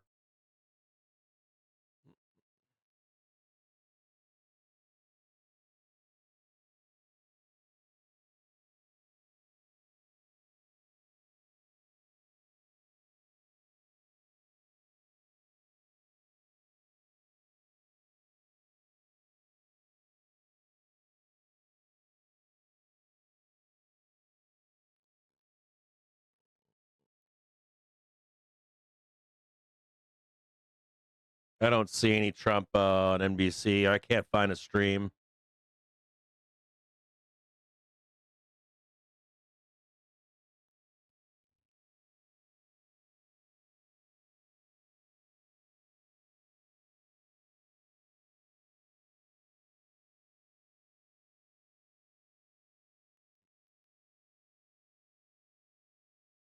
SPY holding at 0.82%, IWM 8.84, Qs 2.18.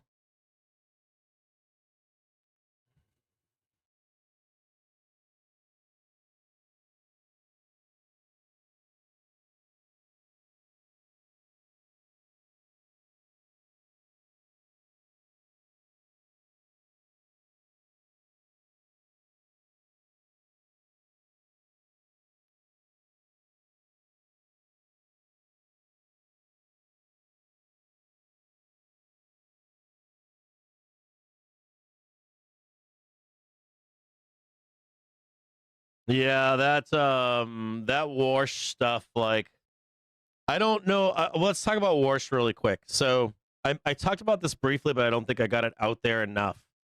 So Warsh, right?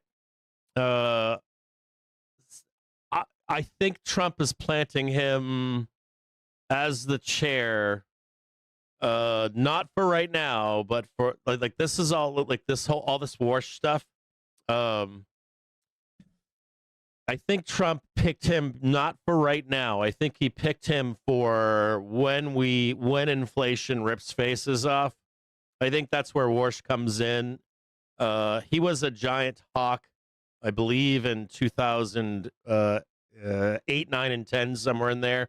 Don't hold me to those dates, but he was very anti-QE during the great financial crisis. And whenever like inflation ramps, so we're at the bottom of inflation. You can't argue that where we are. If you think inflation needs to come down more, you're in disinflation camp. You want to crash the economy and the stock market. I can't give you any quarter in that. And the reason being is because the Fed's mandate is meant to fight that regardless. That's what their mandate is. Not just the Fed, Treasury, and everybody else out there. That doesn't mean we can't go into disinflation, but you're not going to see the government advocate for that. So you got to brush all that out of the side. Okay, like right away. I still think you get cuts from Warsh this year. This is all bullshit in my view, but I do think that Trump put him in place because there will be a moment in the midterms where Warsh is going to, save the economy, save the stock market, all that kind of stuff.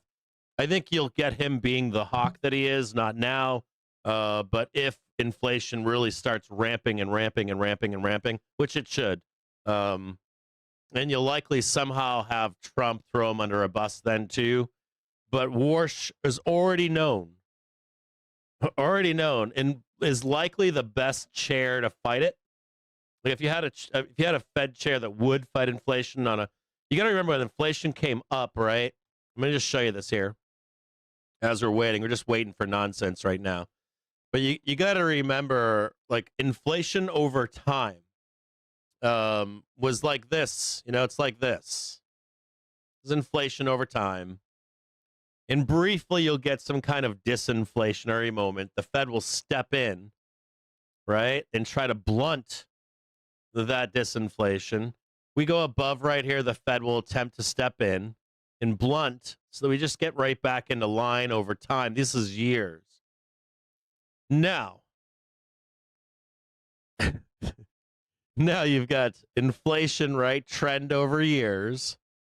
And during COVID, we went way higher here. And as we came back down into this like inflation range, the Fed started cutting aggressively. And there were a lot of pundits that were like, you shouldn't do that. And the reason they were saying that was because they want to watch the world burn. They know that if you don't slow down inflation coming down, that it has risk of just straight blasting right through. And this is for someone jerking off in their fucking mom's basement. I'll be honest with you, that's what it is. You need to arrest it to attempt to slow it down. So cut, right? I think we did a 50 basis point cut when we attempted to slow it down. Now inflation wants to bounce and come up again. The same thing should hold on the upside, where you put Warsh in, and if this side's going to want to come up at least a little bit, right? So at some point, whenever inflation starts rearing its ugly head, you kind of want a guy like Warsh there, because he'll have no problem telling you, fucking wham, I'm going to slam this shit. That likely takes place in the fall. Or like early fall, late summer, something like that. Warsh steps in, he looks like the bad guy. He's working on inflation. Market initial reaction is knee-jerk down, which is pretty bad for a nice fall low. And then if they think Warsh is working on inflation, market should go higher again. Should, theoretically. And he probably still has 2 cuts left. Probably does. Probably has like 2 cuts for this spring and summer. Save the seasonal market low and all that kind of shit. He'll throw a couple more fucking cuts out there for you, for the fucking wolves. And then you'll start going up again. Inflation will run higher. But at any rate, Warsh is probably the right guy. I don't, the talk here about Warsh isn't going to cut because he's a hawk, and Trump saying I never would have hired him. That's all bullshit. Complete and utter, like, playing off each other. Don't spend too much time on that shit.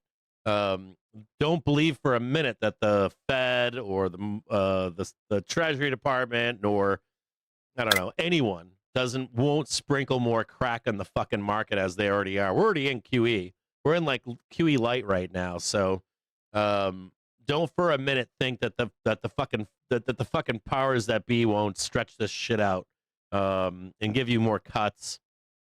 You know, I got a nice seasonal low, give you a couple more cuts. Market starts ramping up again, and then we get some wobble from Warsh getting serious on inflation or whatever. But it could instigate a new run higher too.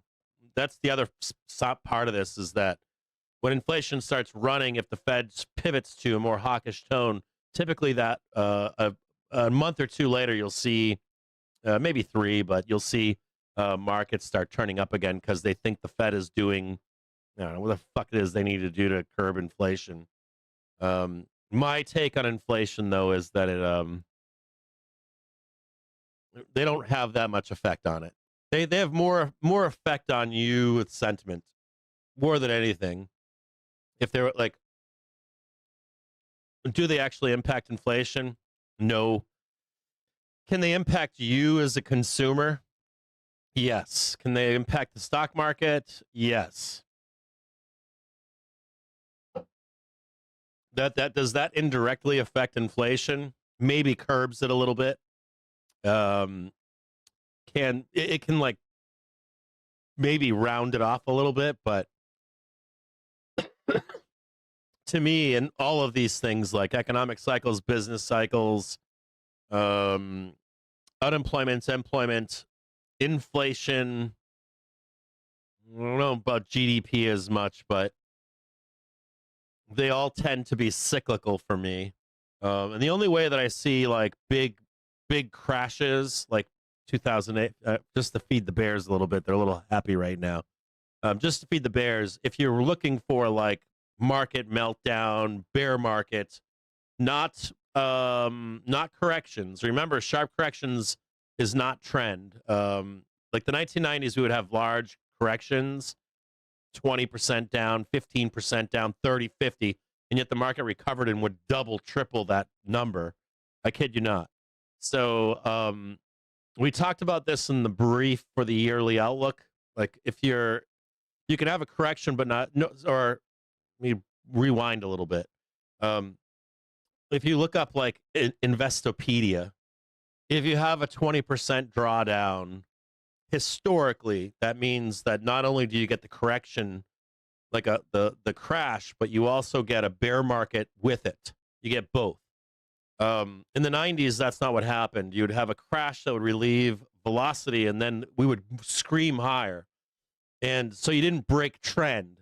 Time matters in this stuff. So like if you're crashing and then you're back up, you're still in trend. You can call the Elliott waivers call it nesting.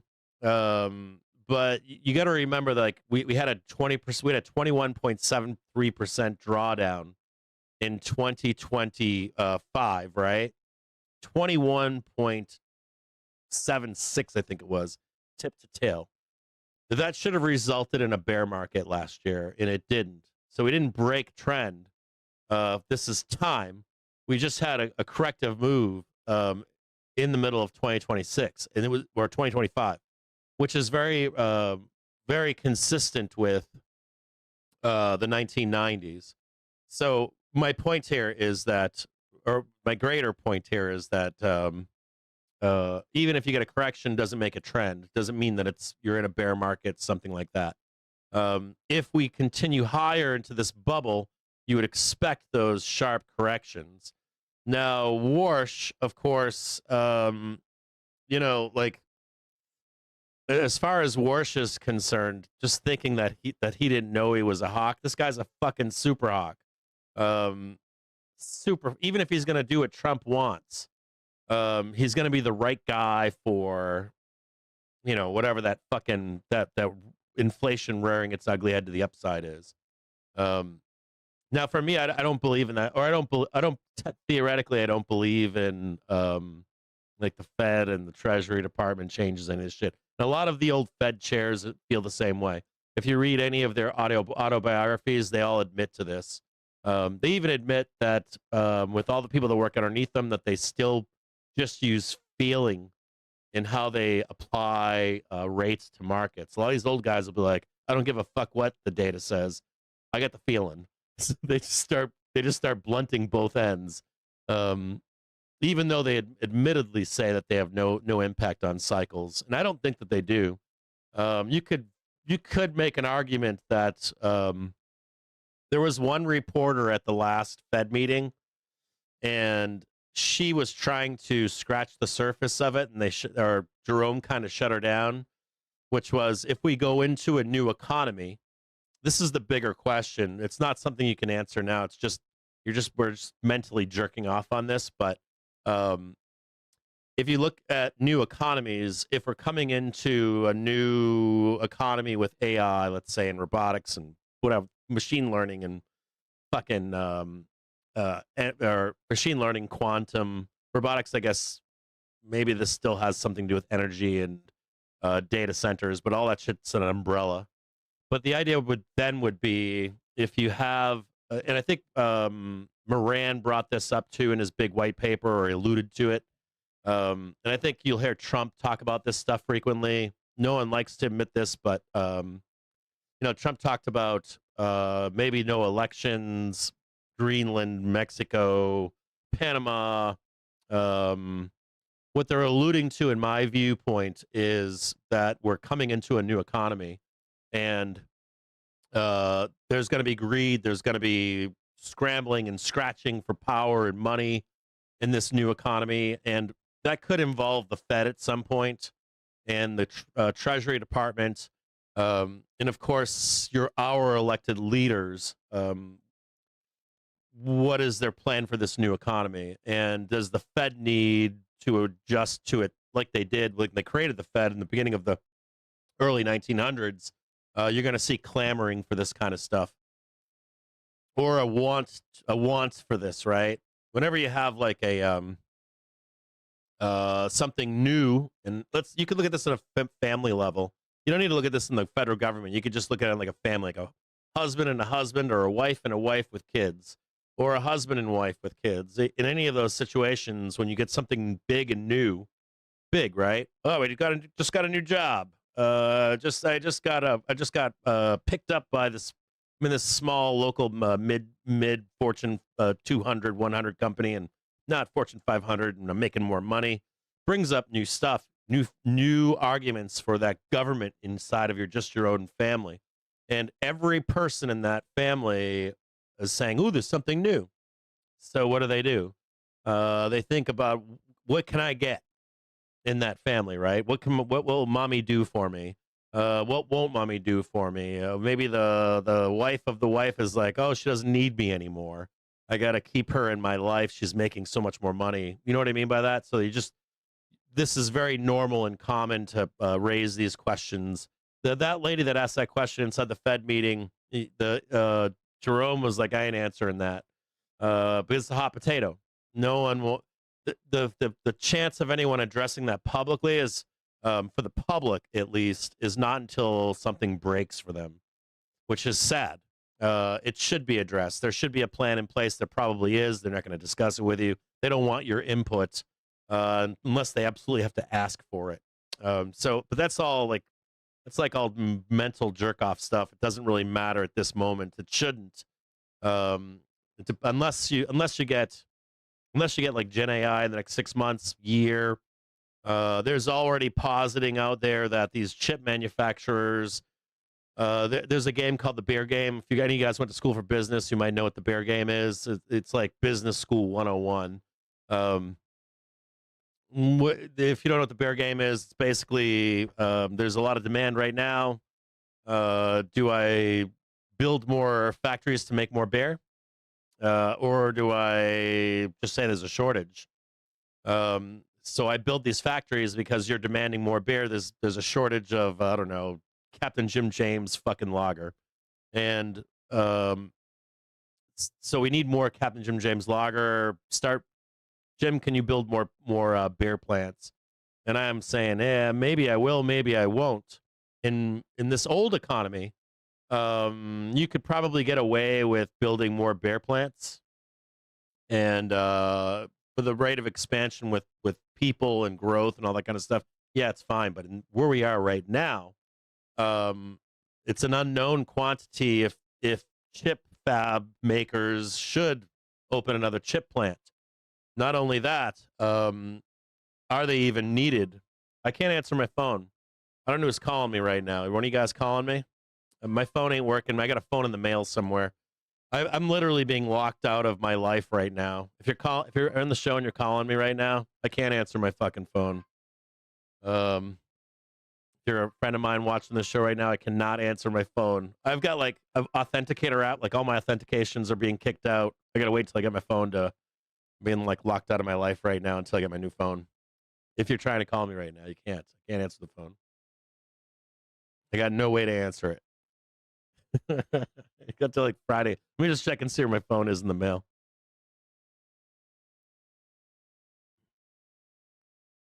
Now, I tried all day long yesterday to get my phone like plugged in into like a second thing. I ordered like this like SATA thing or whatever. Fucking cord didn't work either.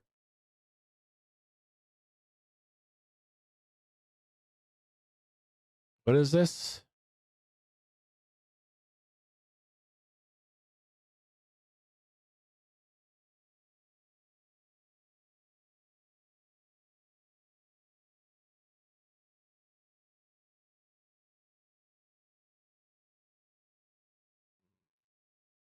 Where's my phone? Where's my fuck is my phone at?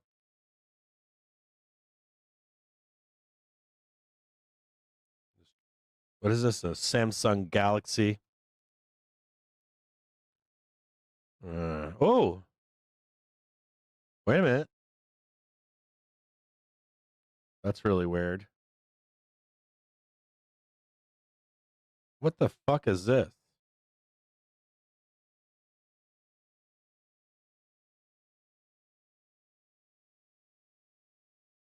Ooh, it's here. Sweet. It's in Detroit. It just isn't where I am. Oh, fuck. This is USPS. Okay. Thank God it's not FedEx. If it was on FedEx, it'd be fucked.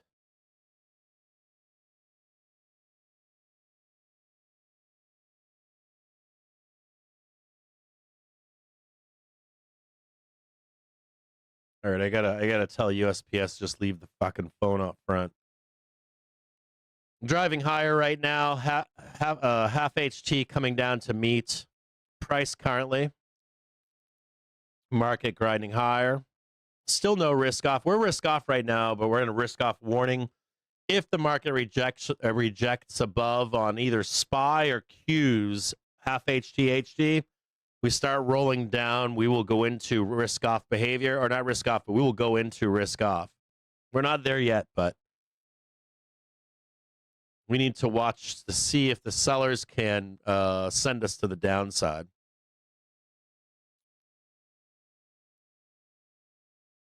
How do I get a USPS to just dump this thing on my doorstep? Can I leave a message? No. What's enhanced security? What is that? I can't do fucking authenticator yet. My phone is gone. That's why you're selling it to me. I mean, not selling. That's why you're sending me the fucking phone.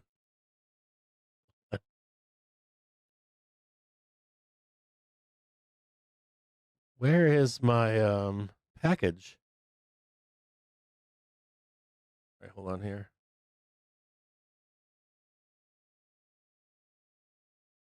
Fuck is my phone at? I'm doing my phone shit with you on the stream right now. Expected delivered by Friday at 9 p.m. and it's in Detroit, which is fucking insane. Today is goddamn Wednesday. 3 fucking days. Delivery instructions. Yes. Continue. No. Yes. Continue. That's right. Oh, I can't tell them to leave it on the fucking steps.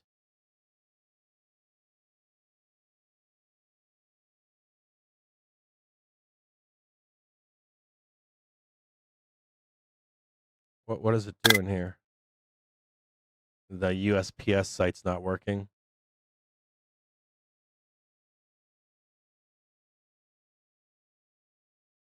So weird.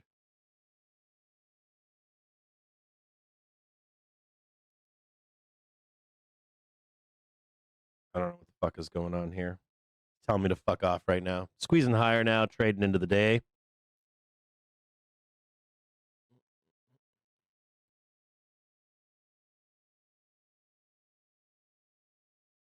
$686.33 is where the first batch of sellers should be up here. It's going to remove this so we can watch price action here.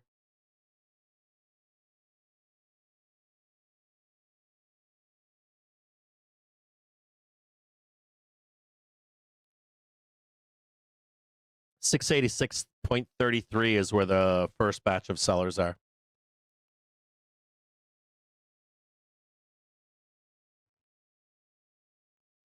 Watch this closely down here.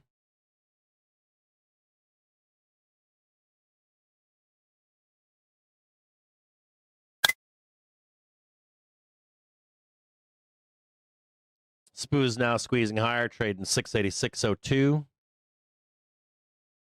Had a high of 0.10. Watch this really close.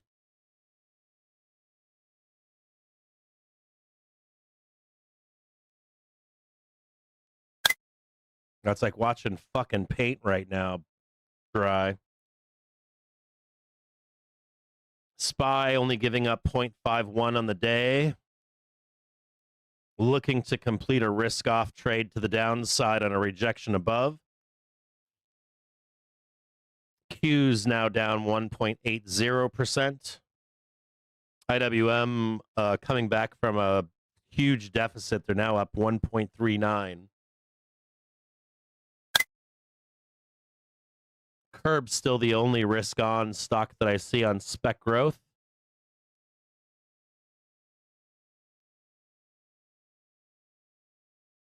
Seeing a little bit more green on the board.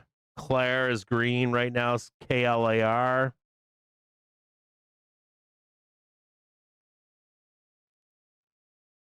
RX main looks nice. RX main trading 367.10. Dow Jones now green on the day, 0.28%. They typically recover early.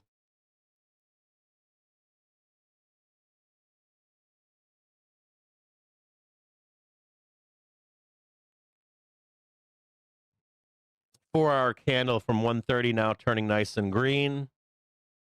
Only question now is, do we reject 686.31 or potentially reject 688.52? It's right up here. 82 and up here.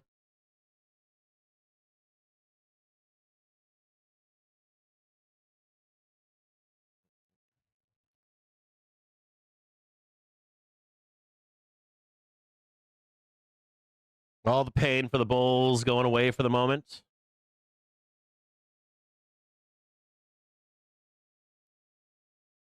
I'm going to find out now if we roll to the downside, make bad uglies or not, or if the market recovers, comes off, risk off. Just waiting to see how strong the sellers are above.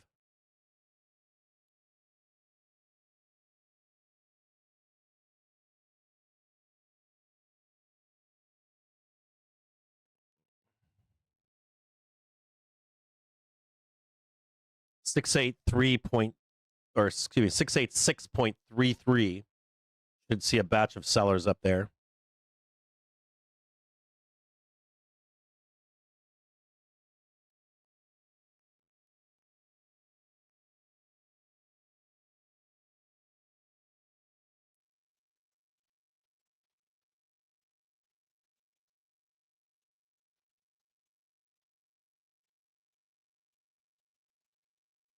Seeing green 4-hour candles everywhere.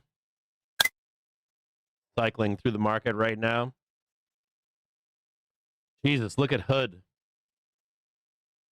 Trading $78 on Hood.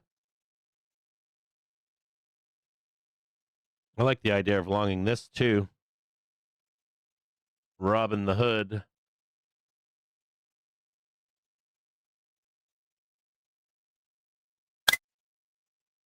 Man, Robin the Hood looks juicy as fuck here too. So many stocks look good to buy here.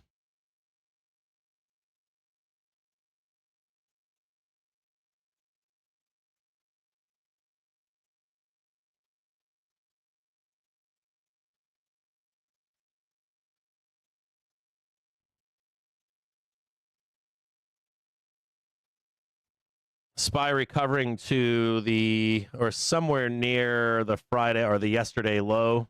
Can't see it here. SPY recovering at this moment yesterday's low.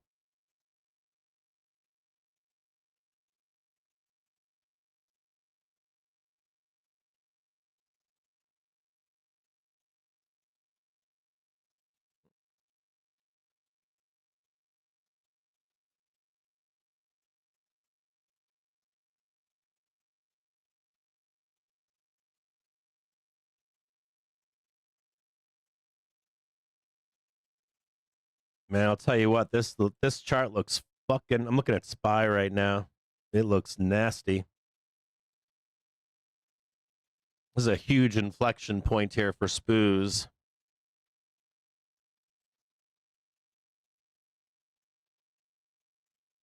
This will be interesting to watch if they can blast this down. Sorry, didn't mean to delete this. I deleted this down here.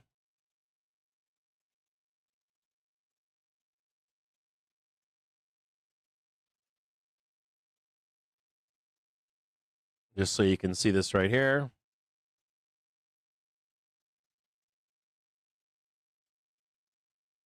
Bulls, and another thing here too is bulls are not out of the woods even if they recover this. Like they got to get up here. They got to get up here. They got like bulls got a lot of work. Don't think like, oh yeah, we squeezed up here, cap, we're good to go. That Iran's Foreign Minister Arakchi is to clarify Tehran's official stance on talks with the US in Oman. It ain't good enough squeezing. There's a 4 hour, there's a 1 hour. There's a gap right here. I'm looking above on SPY and it's like 686.45ish, somewhere in there, 33.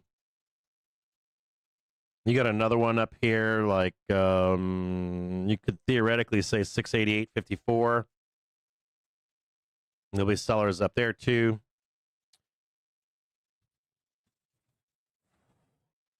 And they're going to try to party down into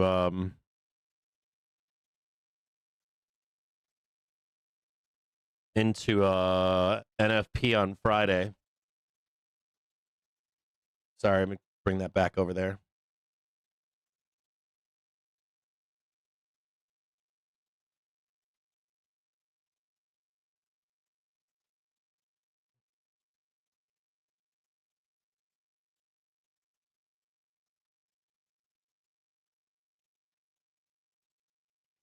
So AP News citing Iranian media saying US-Iran talks are expected on Friday in Oman.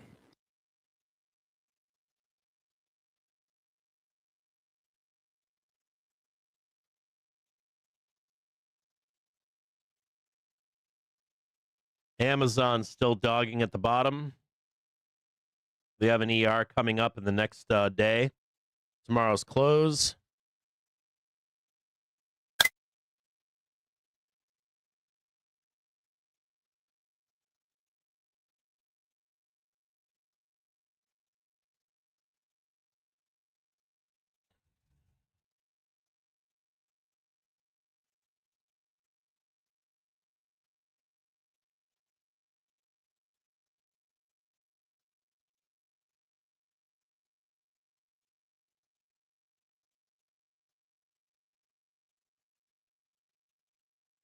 We have Google after the bell today, ARM after the bell today, Qualcomm, O'Reilly Auto Parts, Snap, Elf Symbiotic, Crown Castle, and Fluence.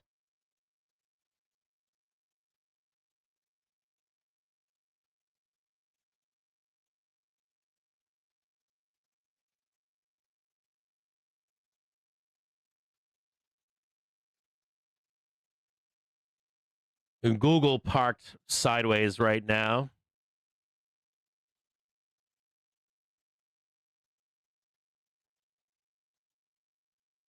You wanted a reason if you're a bull out there.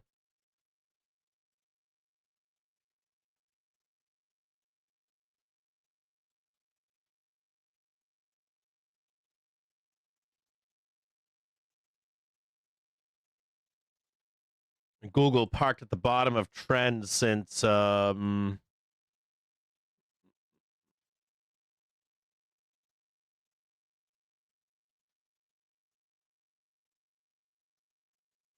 shit, this trend's been going up for a long time from here on Google.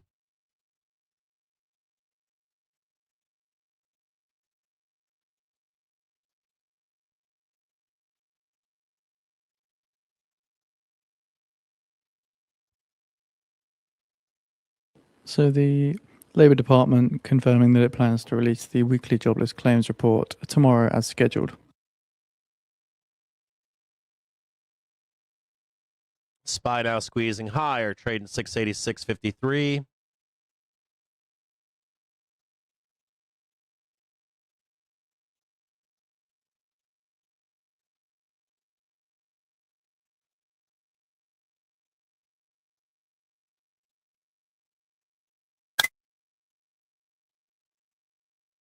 Let me just look at this. Hold on. Hold on.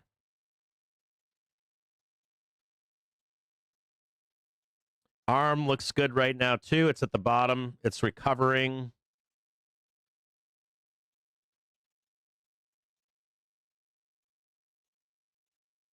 Qualcomm looks good, too. It got taken down in this downstroke. So Google, ARM, Qualcomm all look great. Snap looks good, too. Snap came down from a high. I think I like Snap better than anything. Snap from its high is down. Let me just check Snap really quick.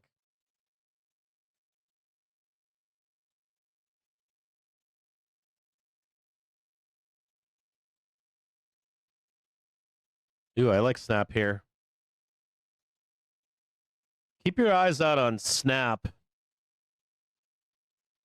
They are trading their low from their IPO, Snap. Trading 602. They're begging for a squeeze to like $15.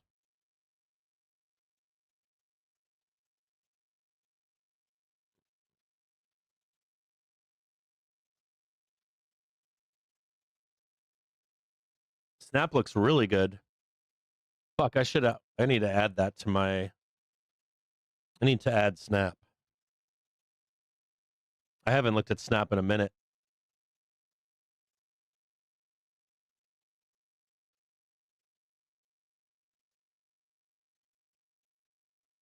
SPY squeezing again, trading 680, 685. Coming up into its half an hour trigger.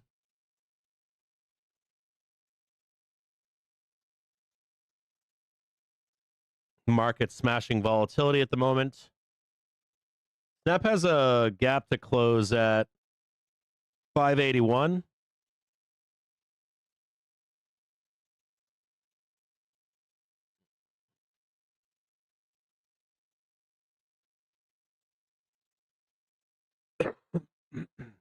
Snap looks fucking great.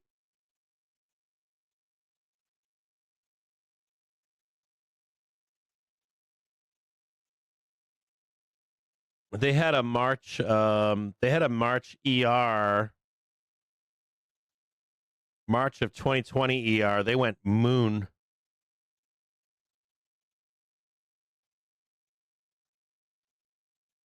They went up 300%.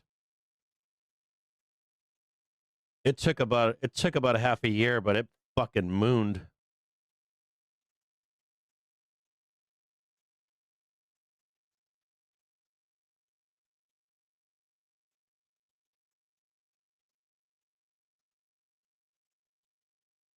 I might add them to my own account here.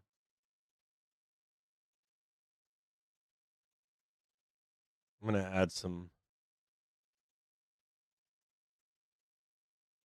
Some snapperoonie here.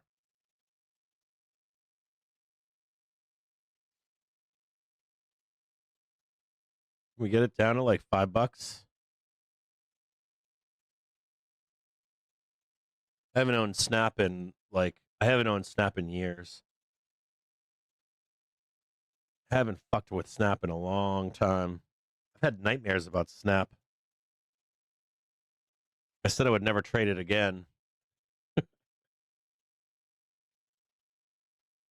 Yeah, trading fucking 602 right now. I mean, I can be enticed to buy anything. I gotta add. Hold on.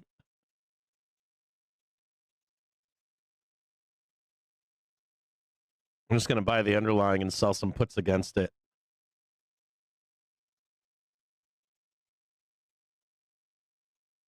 Brent crude futures settle at $69.46 a barrel, which is up $2.13 or 3.16%. Buy squeezing higher now again. Coming up into the half an hour trigger, 687.46. Dude, Snap is looking fucking juicy. Woo.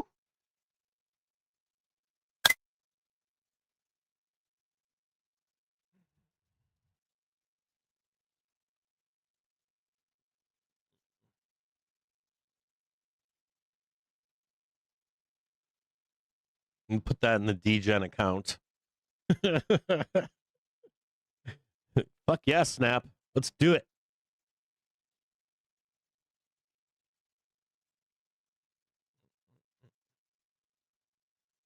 Maybe it can trade $5, but it isn't going to matter.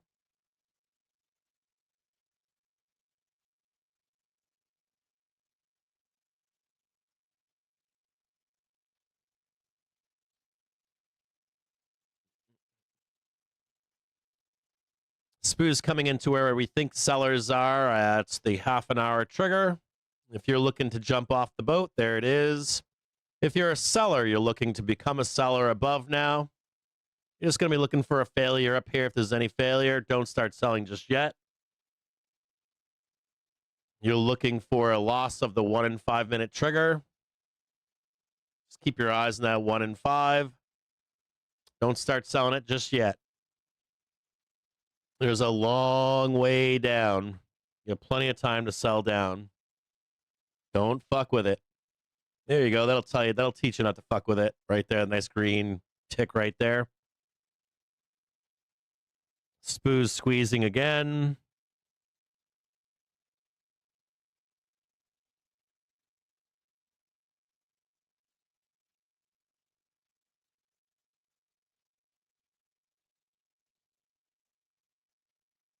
SPY now trading against the half an hour trigger on both SPX and SPY. It's a big inflection moment here. Don't jump in front of the bus as a seller yet. Be patient. Same rules apply for buy side.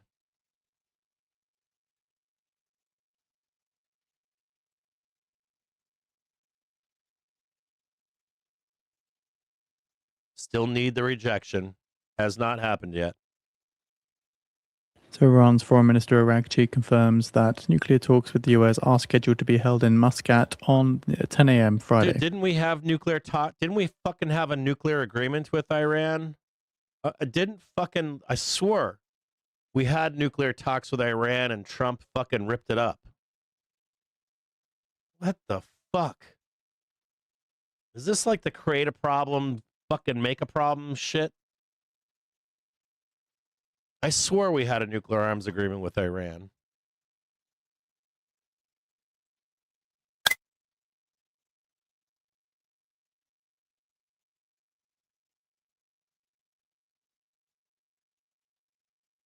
I fucking swear we had one.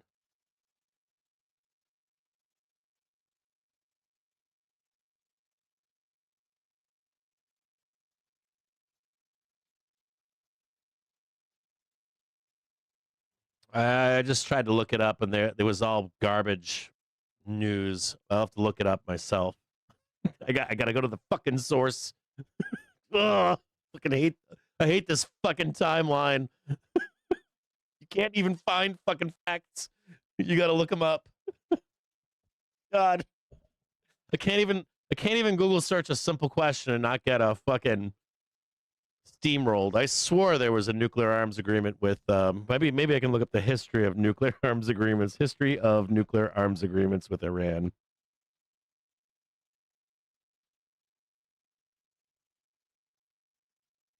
Shouldn't be that fucking hard.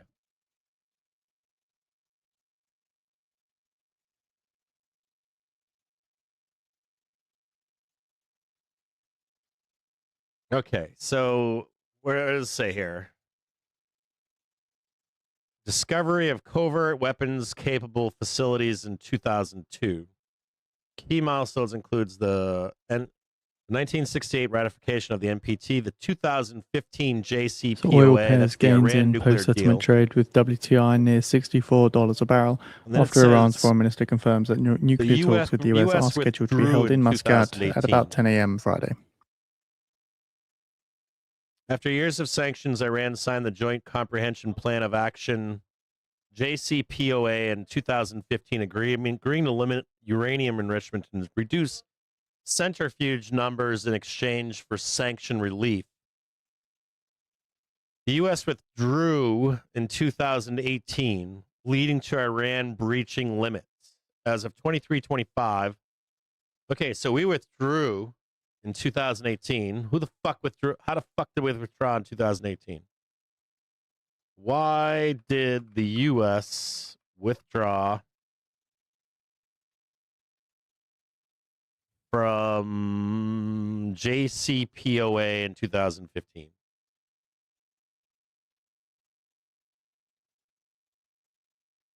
I can't remember. I don't think I want to. I mean, I kind of remember I thought we were doing inspections at that time period. The Iran nuclear deal. So the U.S. announced its withdrawal from the JCPOA, known as the Iran nuclear deal, on May 8th, 2018. And the joint statement responding to the U.S. withdrawal. So the U.S. withdrew. France, Germany, and UK stated that the UN resolution endorsing the nuclear deal remained binding for the resolution of the dispute. I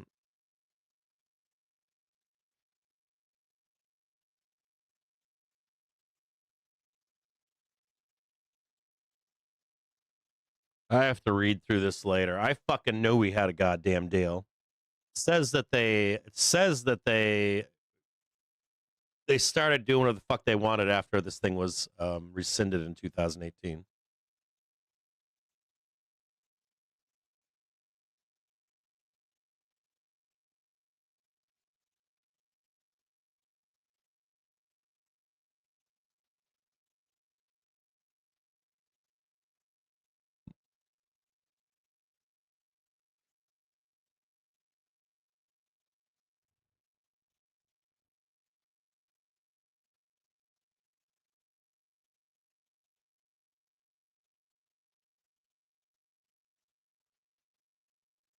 Okay, so Trump announced that we would withdraw from the deal.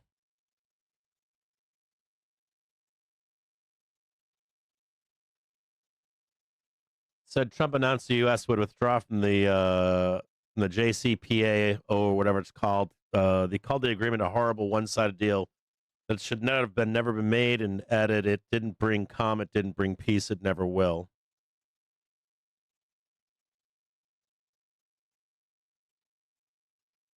What the fuck are these guys doing up here?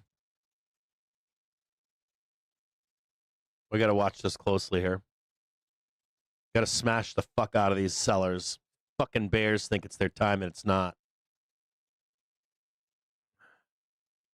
These fucking bears terrorizing my bulls.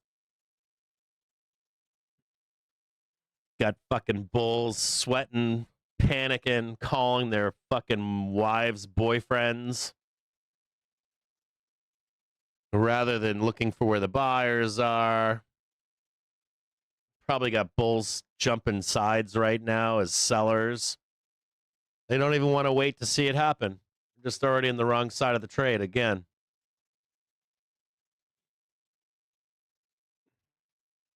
You got to let the sellers show it. This is the last step right here.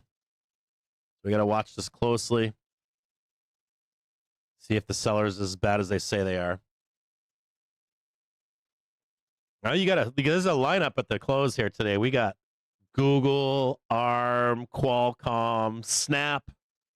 I don't know what O'Reilly's doing here, but they're no small thing either.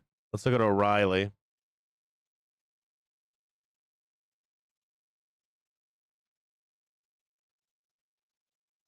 I mean, I'm looking at some of these reports today. They're diving into their ER. Yeah, I could see O'Reilly going down. O'Reilly, I'm probably most bearish on O'Reilly. I'm bullish on Alphabet, ARM, Qualcomm, Snap.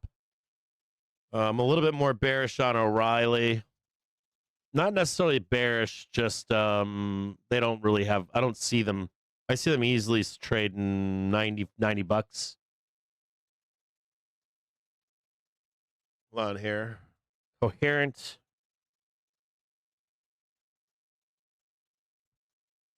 I'm bullish on Coherent to an extent. I would like to see Coherent go up and down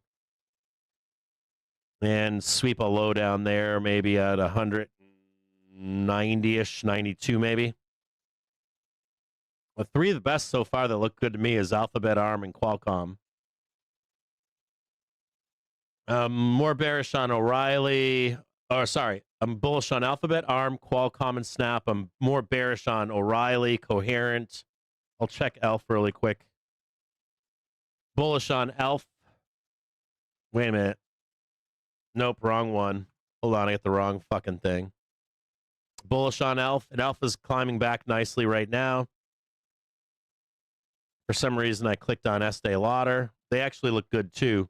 If you want a side trade, check out Estee Lauder, EL. If you want to trade, like ELF is another one of these fucking things my kids spend money at. There's a gap above that needs closed at 691. There's a bunch of sellers above at 693.25.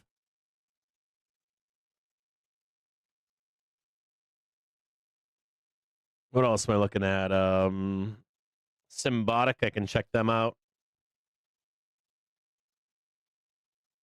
I mean, you want a reason. Symbotic, I like them too. SYM. They were bouncing off 51.45. Maybe SYM squeezes and then dumps one more time and then gets started in some time. Watch out for them for like a. Watch out for them for like a range trade. FLNC, haven't looked at them in a minute.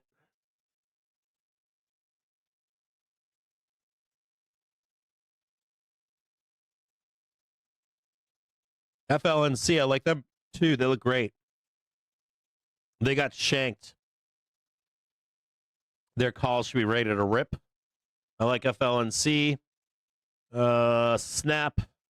Snap just fundamentally at $6. You can't say no to it. Even if it's a long-term hold, doesn't matter. I like Qualcomm, ARM, Alphabet, and Snap. And FLNC is probably my favorite out of the others that report after the bell today.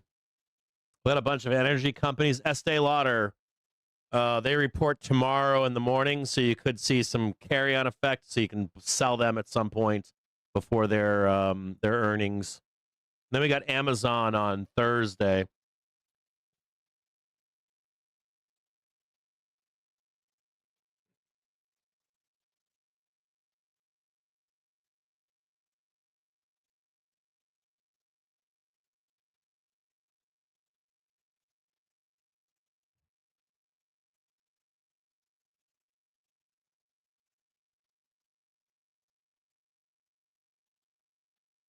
Just need a nice, big, fat, fucking good baller reports right now.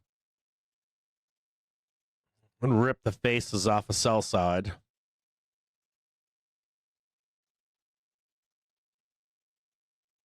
$1,530, $1,600. See if we get the continuation into the close up here.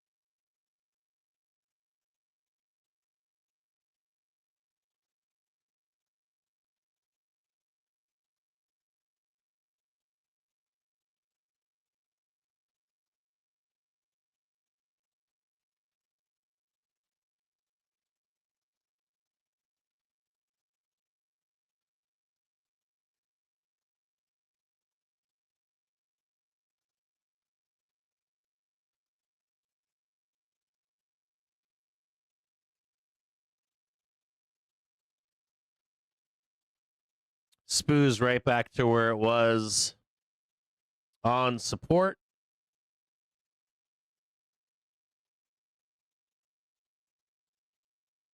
Stuck in the middle with you again.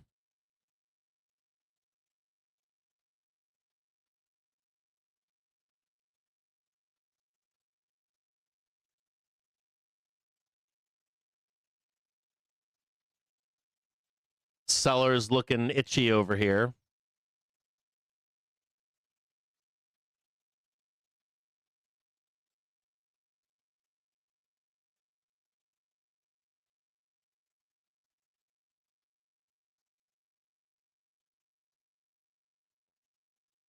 One minute, 5 minute trigger not given up yet. No reason to sell yet. Do not sell.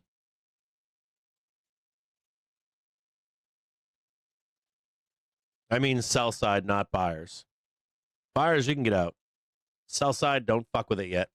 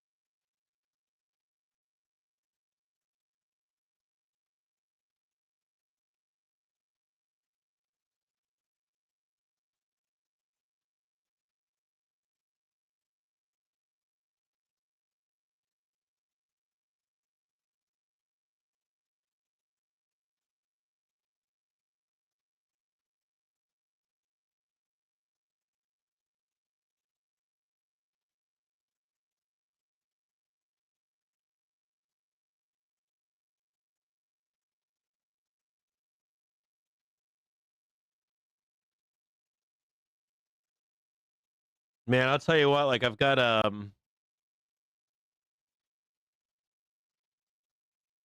it's the first sunny day today too. We need sun where I live. I have very low vitamin E, vitamin D. I've been pounding pills. It's been so dark in Michigan this winter. This winter's been brutal.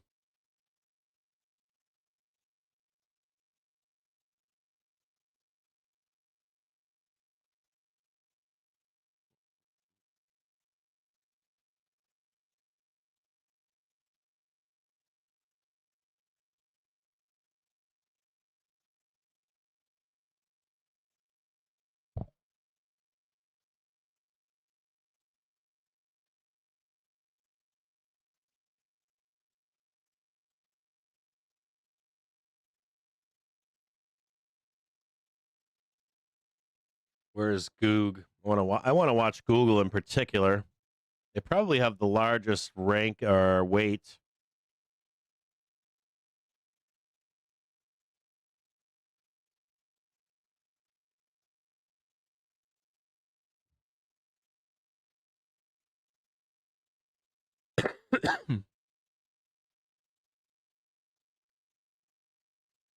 So Google's weight.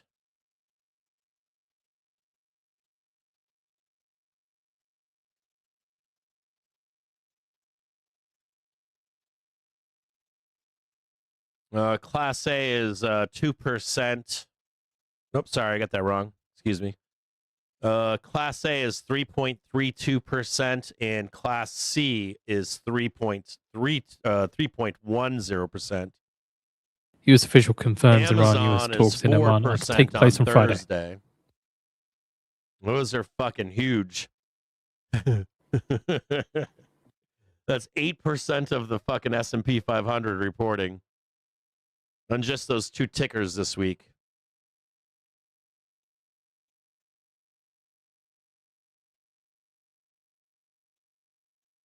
Meta doing all the work today, holding up the index.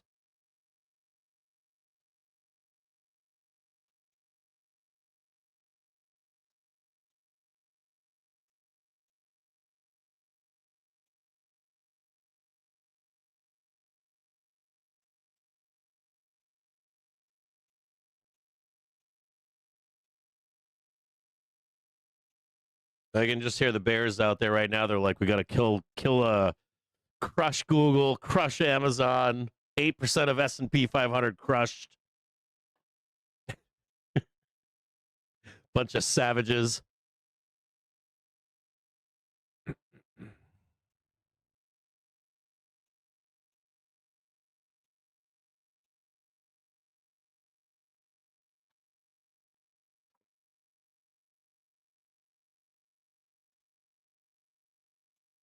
Nope, that's wrong. Whatever that low is, I've got that as the low to trade 720. Whatever this low is over here, if it's today, whether it's today was the low or so 680, it's like in there 680, 673, 675. Call it 680 on a higher frame. I've got us trading maybe not 720, it's like 715 or something for the March high. If you guys look at your SPY expectations on the year, we were really close today to where that low is supposed to be. I just don't know where it is, or I don't know if it's this Friday or next Friday or whatever. It should open the door above 700 and then trade. I think it's like 715. I got it to or something like that. I have to look at it right now. I don't have it in front of me.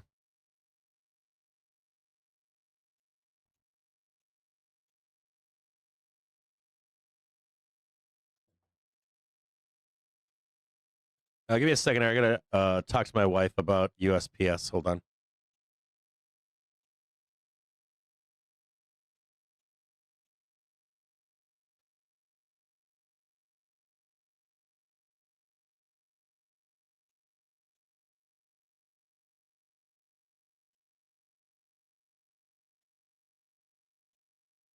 Thanks.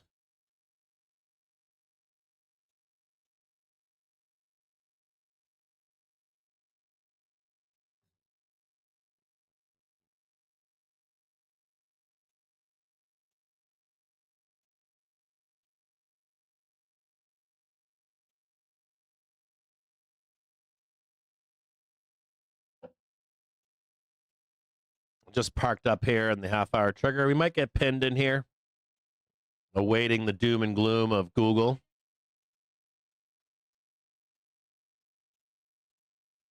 This is where the sellers are up here. This is this white line right here. So you can see where they are. We'll get rid of this. You already know this. You don't need that anymore. Watch this closely into the close.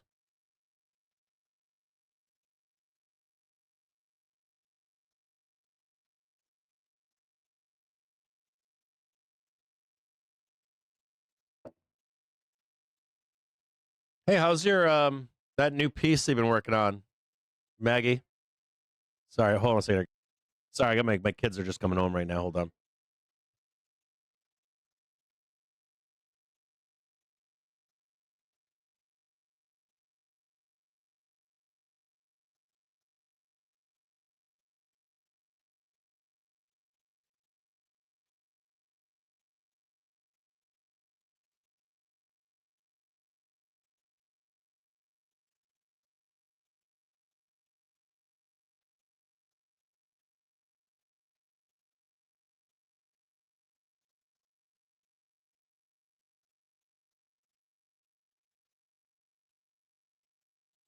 Okay. Sorry, today's Wednesday. My youngest comes home early from school. They have teacher half days or something.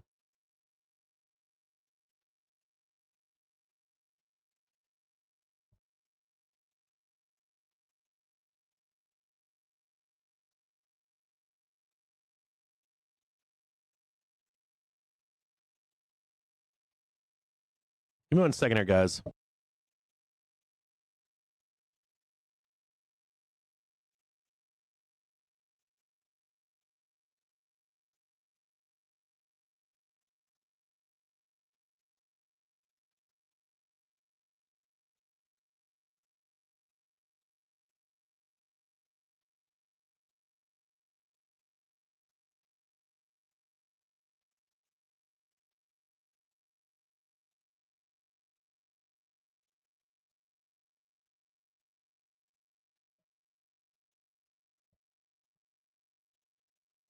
When is the funeral?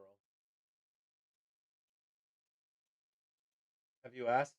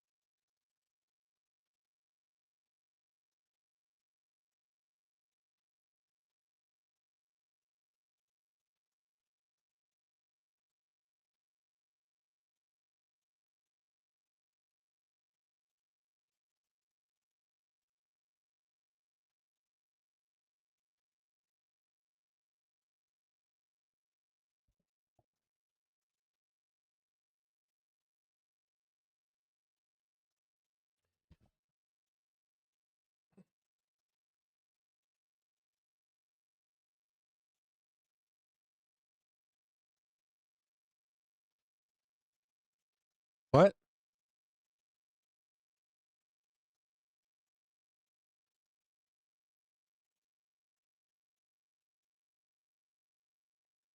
All right, sorry.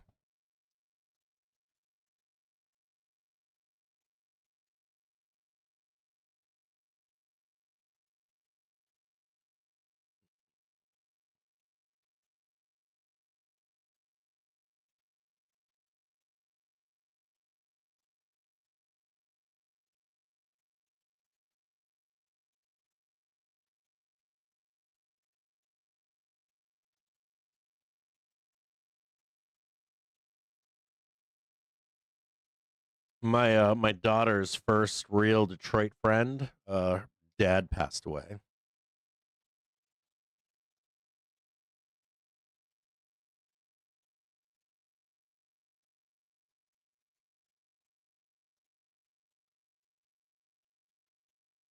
Watch this closely down here.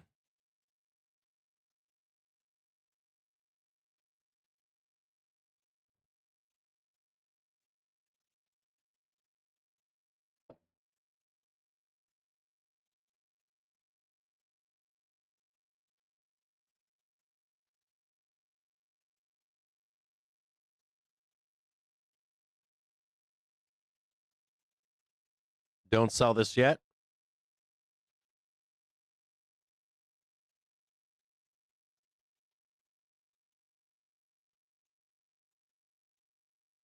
Could see is just a sweep down like this, and then more continuation up.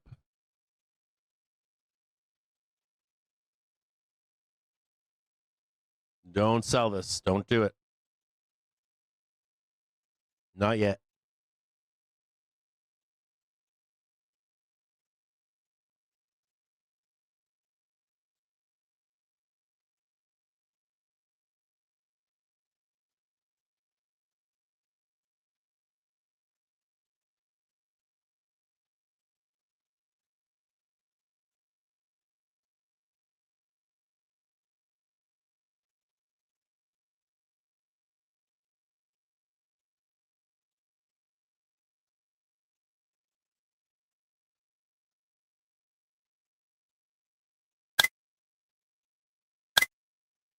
Don't do it. They'll rip your face off.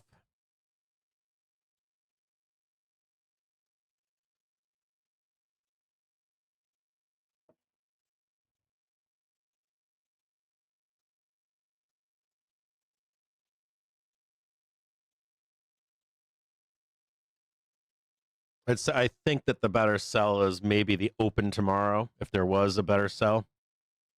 Or maybe in pre-market. Could attempt to sell pre-market tomorrow if you wanted with futures. I wouldn't sell this, not yet. You'd need to see like a breakdown over here and then a new low. Then it'd become a seller in there, but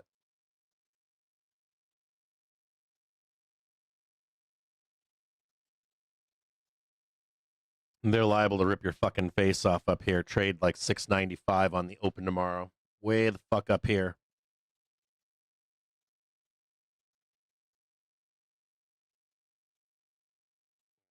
liable to do just this right here. Just crank it up, and the real cell's up here. And even then, you got to watch. You got to see the roll. So if you don't see the roll up here or the roll right here, don't fuck with it. Don't do it.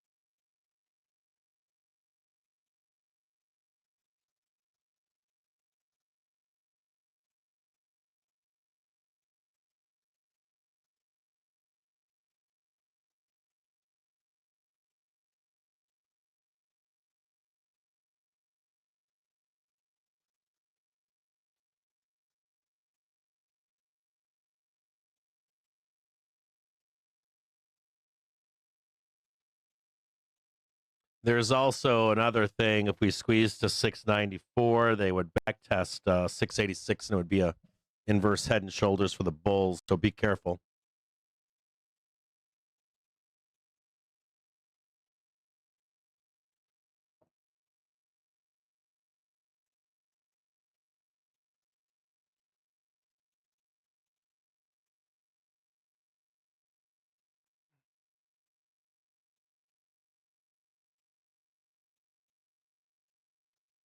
What did I say? I like FLNC.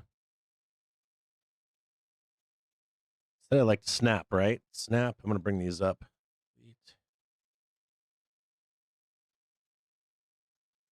Qualcomm, ARM, Google. I got them all up in front of me.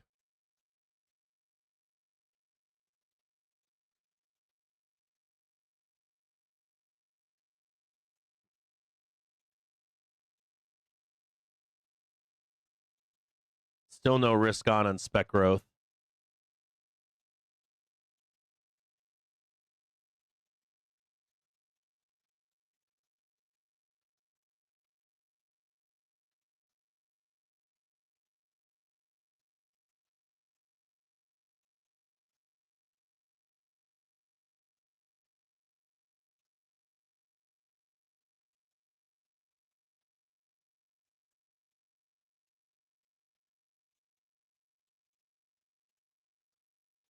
I can see some. I'm reading some panic in the hot sheets right now, but I'm not going to post them.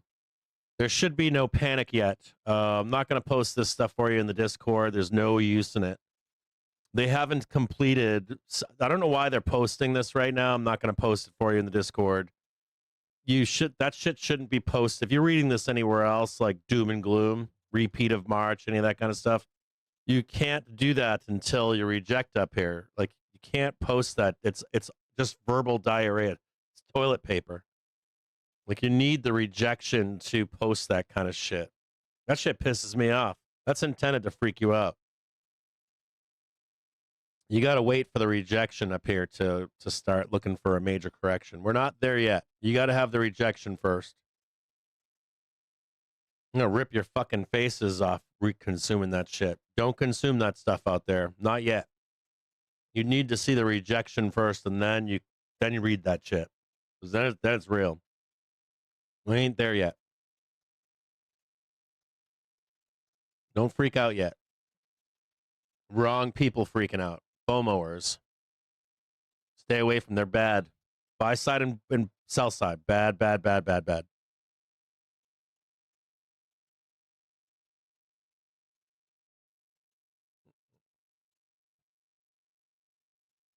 If we go into a meltdown, you're going to have plenty of time to sell. Plenty of time.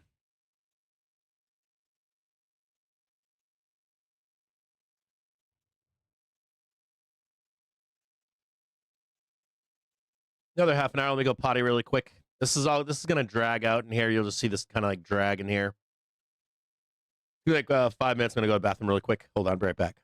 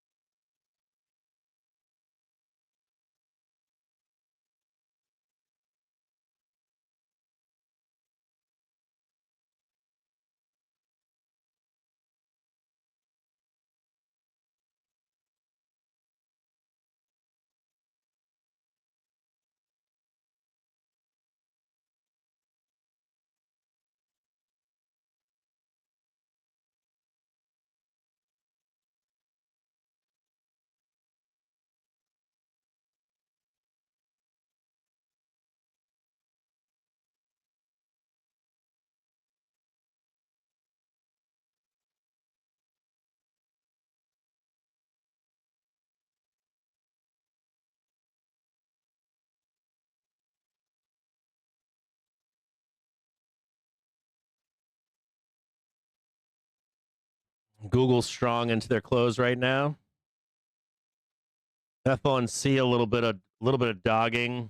Snap a little bit of dude. Snap is I fucking own Snap now, so fucking pray. I don't own Snap on our account though. I can't bring myself.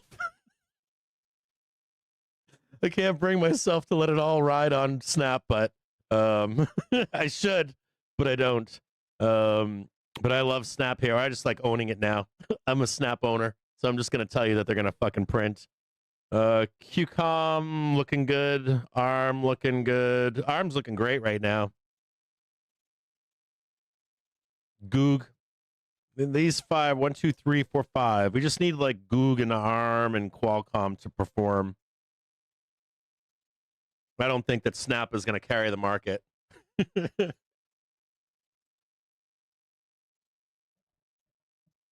Last time I used to trade Snap. Oh my God. I would buy that shit and it would just sit in my account. It was terrible. I have nightmares about Snap. Let me go back and look at my Snap nightmares really quick. It's been a long time. Oh God, they would get fucking annihilated on their ERs. You'd be like, can't go any lower. And it would. God, the bad days of Snap. I mean, just look at this, like 2017 right through 2020. Fuck, I used to own this fucking piece of shit back in the day. It was a nightmare owning this stuff back then. Of course, it ramped fucking faces off. I sold Snap before it ever went up to $85. I got out. I was in it for so fucking long. I'm probably going to do the same thing again. Repeat, rinse, repeat. End up owning that shit for like fucking 5 more years. Through the dark times of AI takeover. The AI annihilation. Snap will be going to like fucking 400 and we'll all be dead.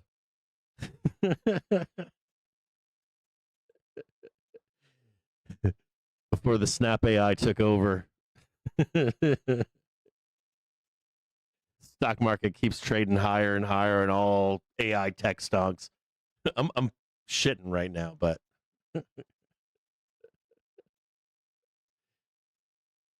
just grinding sideways, waiting for reports now. You know there's a fucking bear out there that thinks that the stock market's going to crash because of these ERs.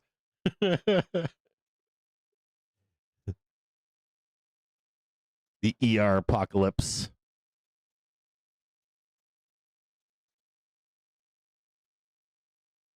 I bought some, I didn't say this in the show. I didn't want to say anything, but I bought, the community I told. I bought some calls on AMD for next week for a retrain back for a minute or two. Silver, gold came back.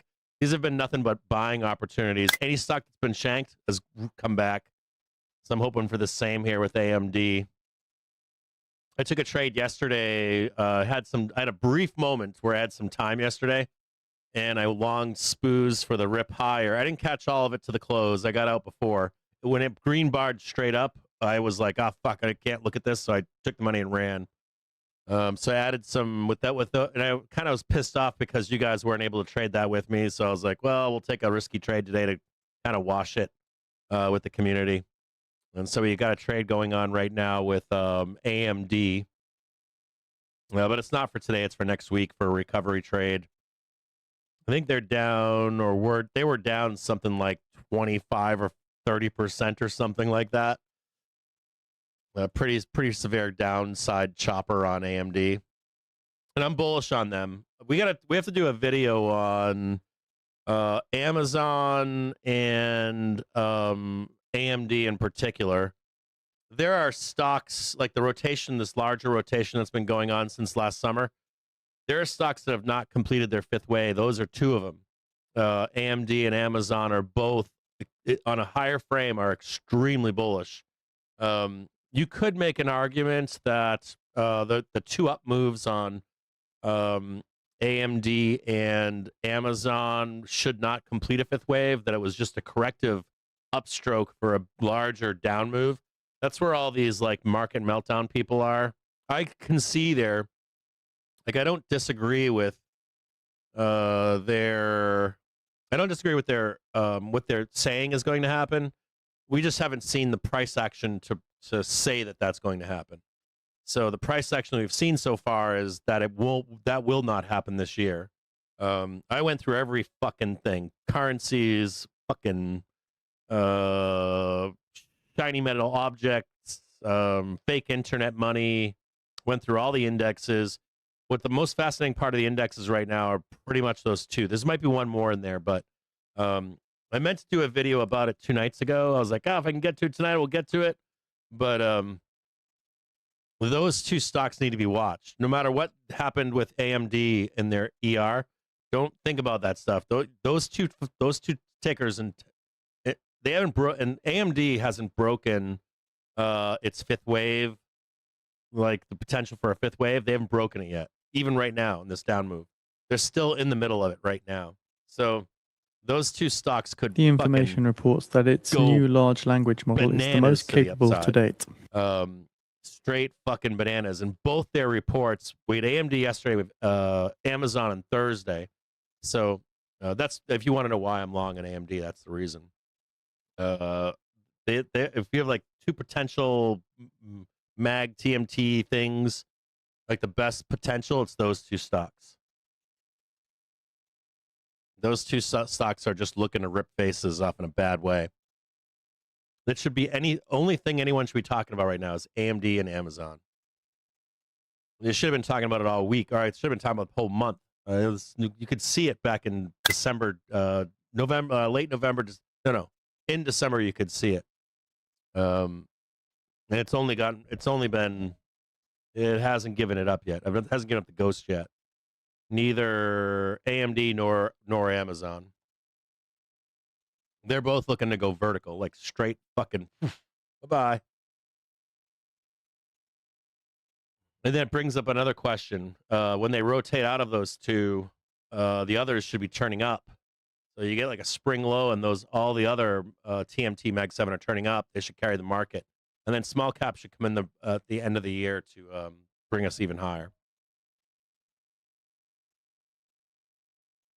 Just parked right now, not going anywhere. You might see a little bit of knee jerk down here. Quick flush is still possible between now and 4 p.m.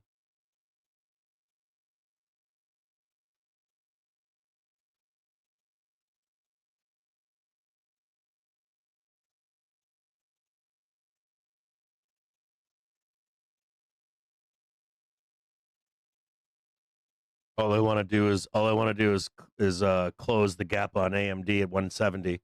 I don't know if you can get that right now. Maybe. I would be hard pressed to think that that's still alive. That the AMD trade is still alive.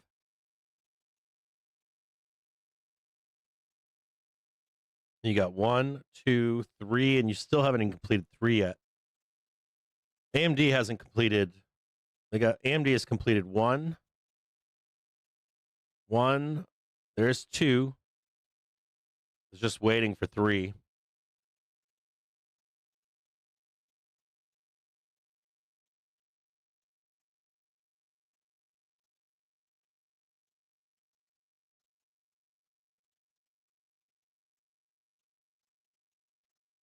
There's 1, 2, 3. Still has not done 5 yet.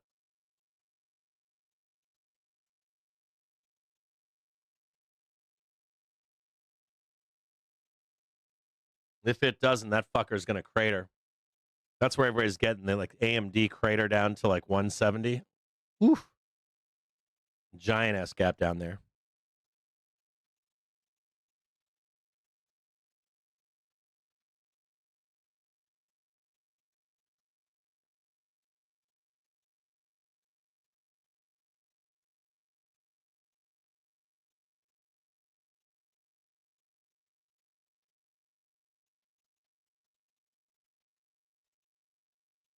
It's probably if I had a stock this share that I like, it's probably AMD.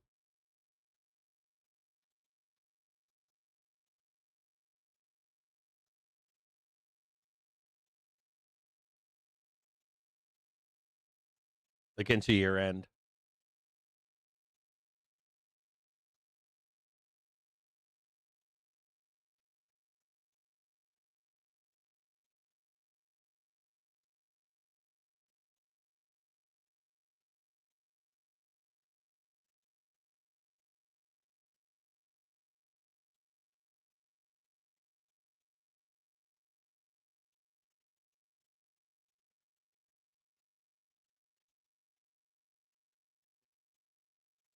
I don't think they get to close the gap on AMD. Not yet.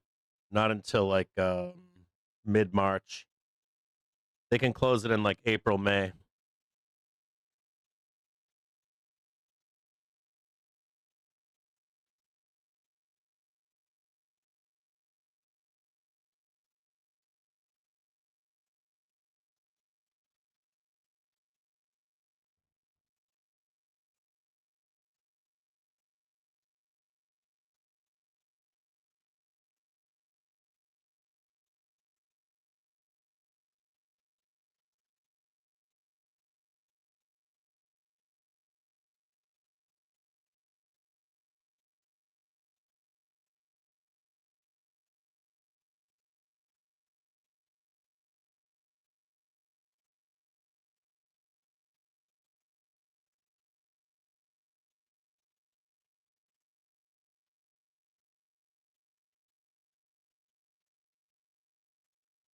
SPY squeezing higher a little bit more again.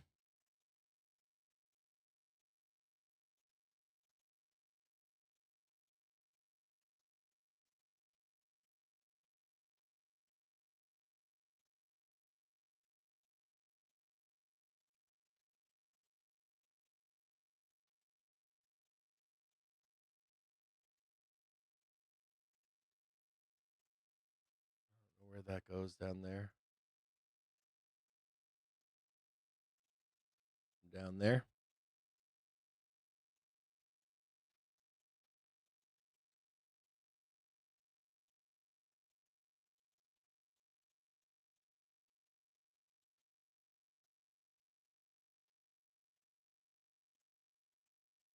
No rejection on the half-hour trigger yet. Assume that it's a squeeze higher.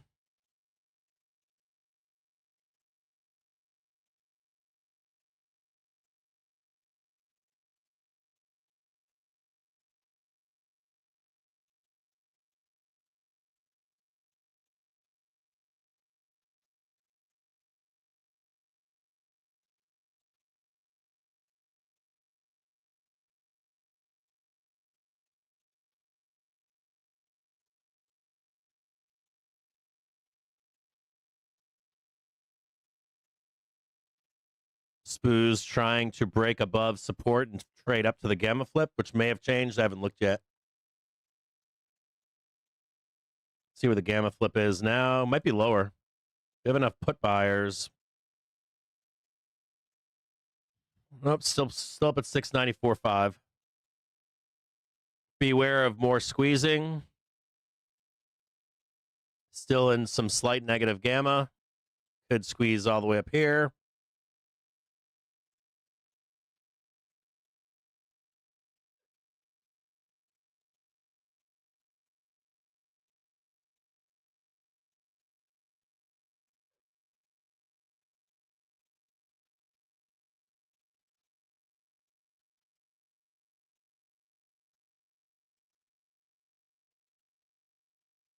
Watch this prior high right here, too. This is 688.48.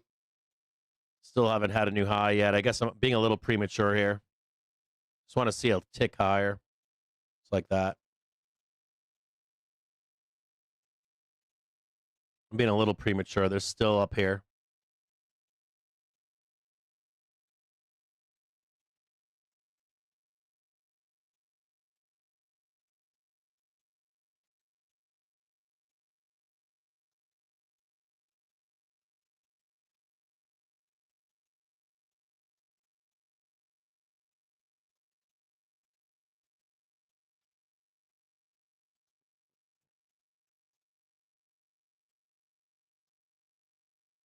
Can I start selling puts against Snap right now or no?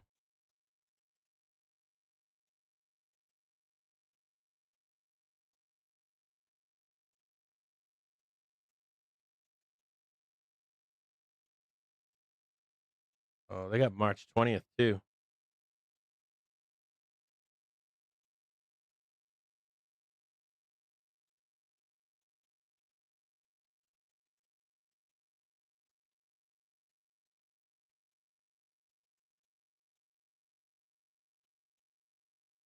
Selling puts on Snap is good, or can be good. $9. I don't think it's going to $9. Those are the $9 puts for March 20th are $3.13.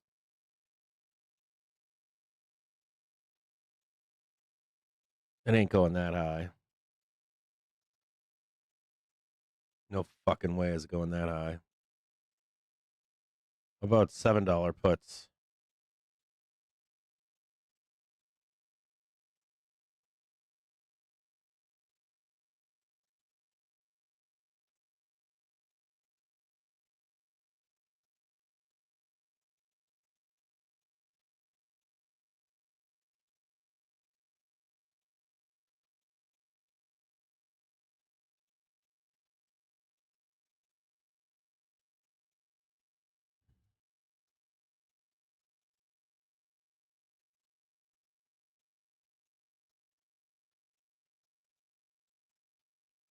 The Ford put are Ford is Ford open yet? Is Ford contracts open for March now?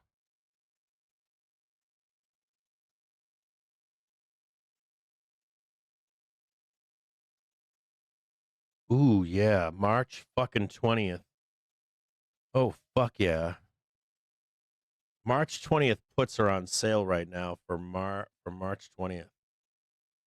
Oh my god, Ford. Where the fuck is Ford right now?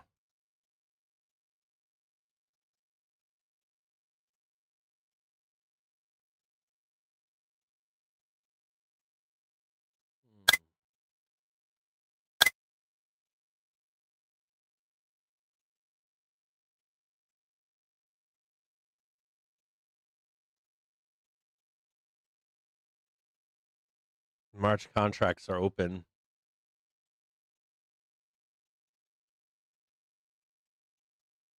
We gotta pump up those March contracts. If we're gonna sell calls on Ford, we need to fucking juice those contracts. Like the March 20th is open right now.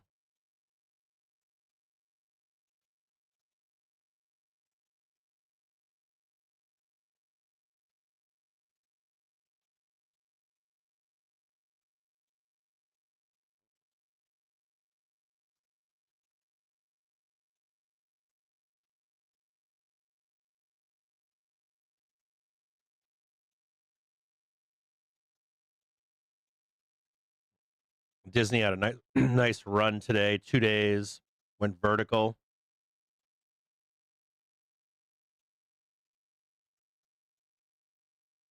FLNC coming back. Snap trying to catch a bottom. Qualcomm coming back. ARM and Google.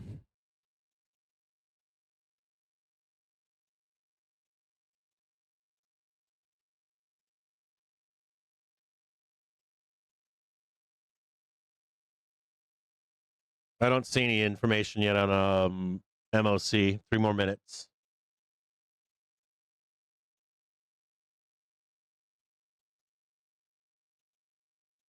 Is that the memorial box? See it. Show it to me.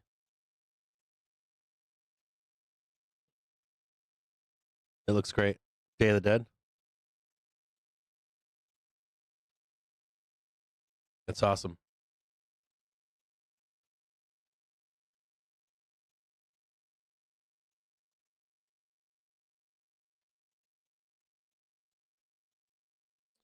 Do something with like hardware store in there or whatever. He owned a hardware store.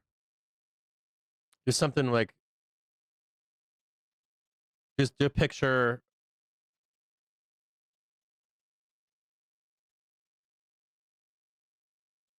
Do a picture of Peyton, do some like small tools or whatever.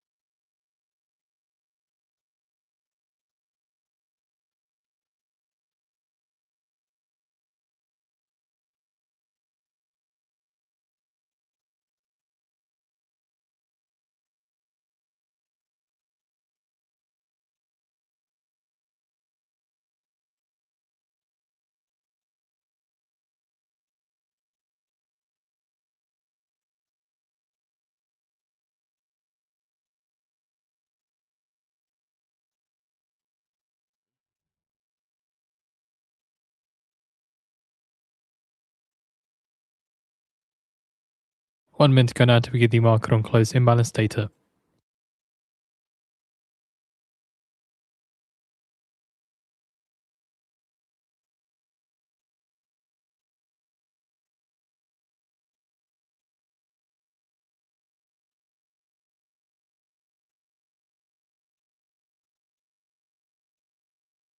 Next Friday.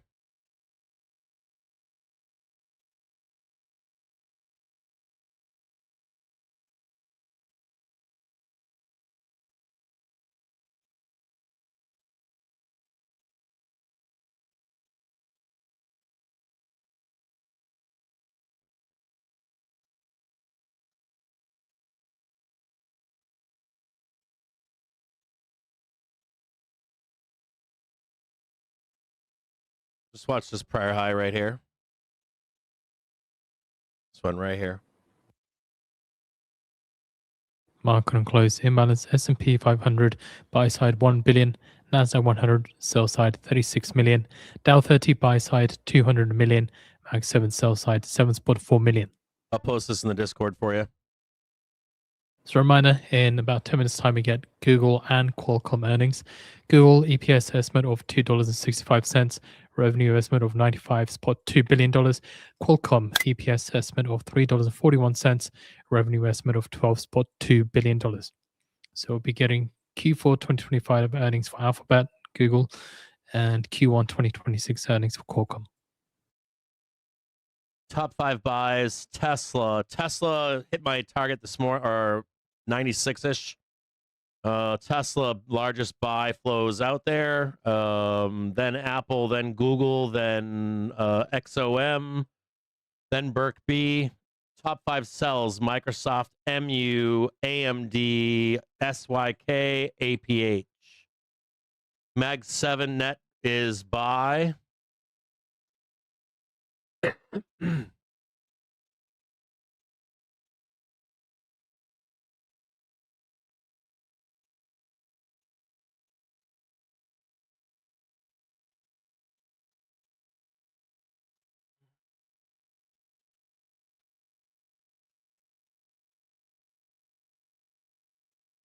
Snap weak into the close. FLNC strong into the close. Qualcomm weak into the close. ARM weak into the close. Not much change on Goog.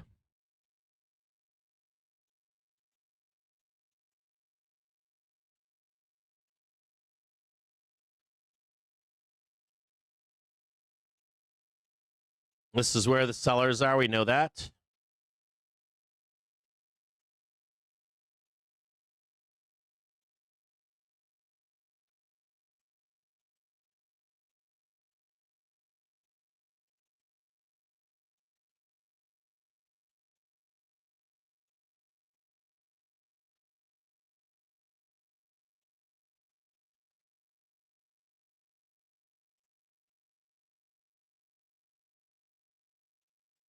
There was a failure of a new high on half-hour trigger. By a tick, by a penny. Still have not lost the initial pump down here.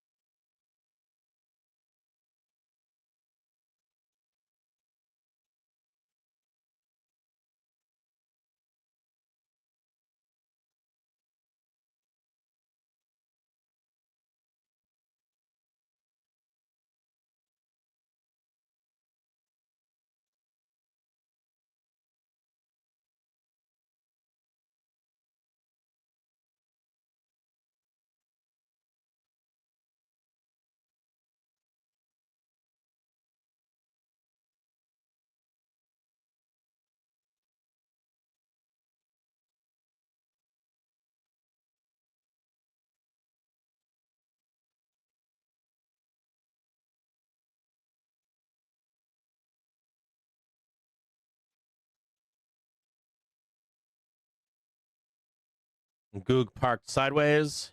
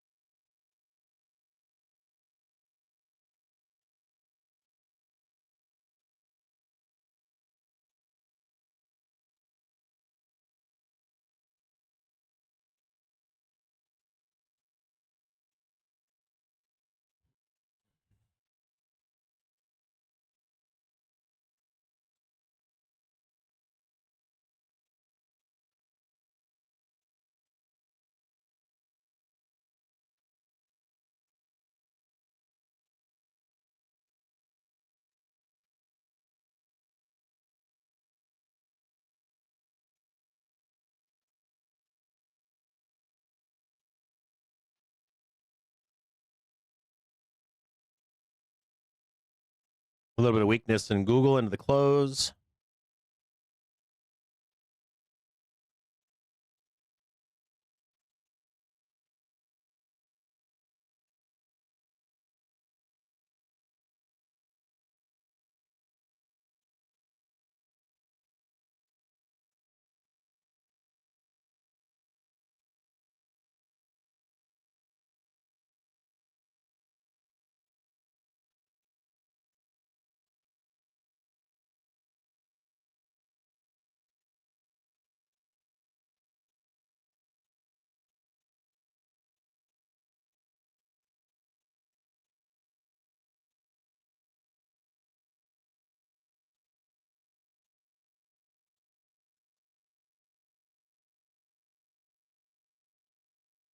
Five minutes ago until we get Google Q4 2025 earnings.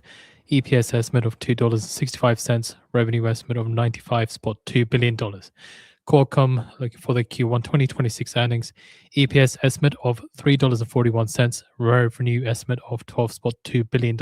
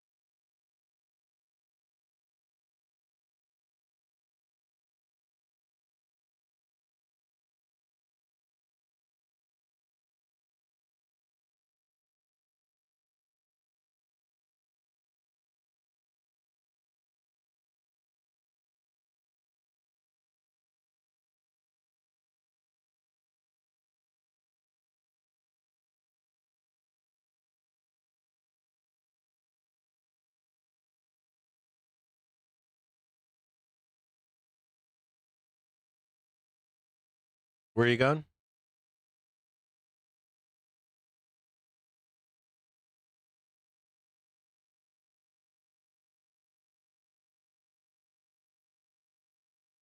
I thought she said she didn't have her clarinet with her.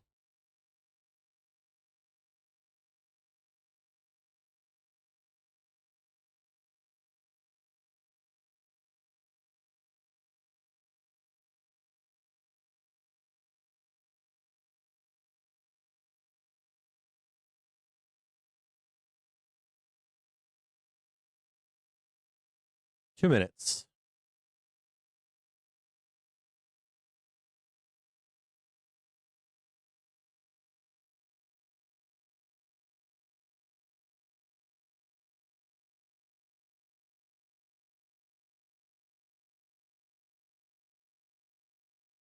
One minute to go now. Lead with Alphabet Q4 2025 earnings.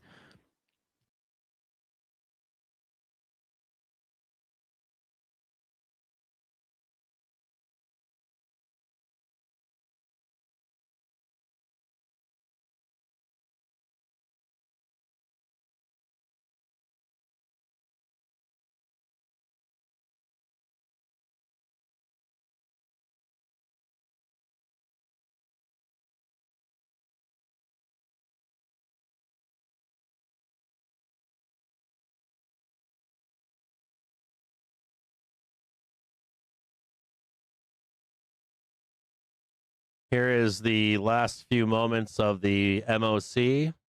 10 seconds. Changes drastically into the close here.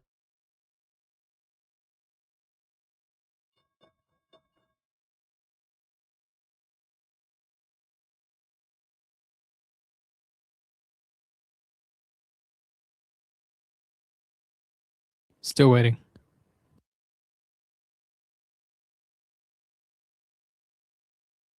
So seeing Qualcomm earnings coming through, the adjusted EPS of $3.50, which is a beat on the estimate of $3.41. Qualcomm blasted down inside of the close and on a beat.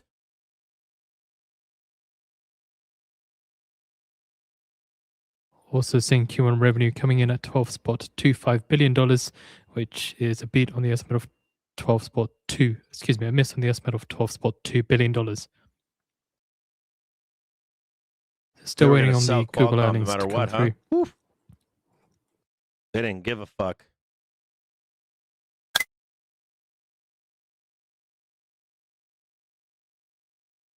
Qualcomm price all over the place.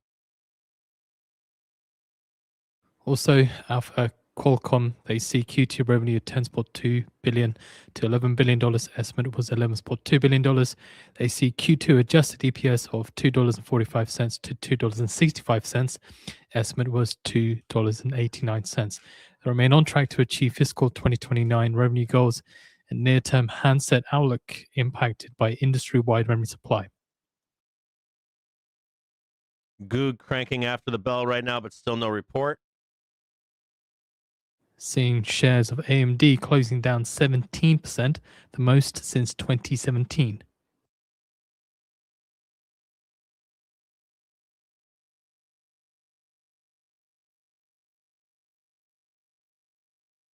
That's kind of false. It's down even more. Yeah, that's not Google's a good number stuff coming either. through now.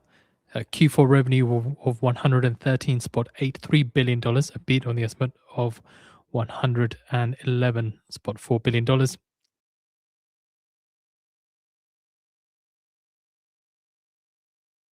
I see capex of 2026 capex of $175 billion to $185 billion, a beat on the estimate of $119.5 billion.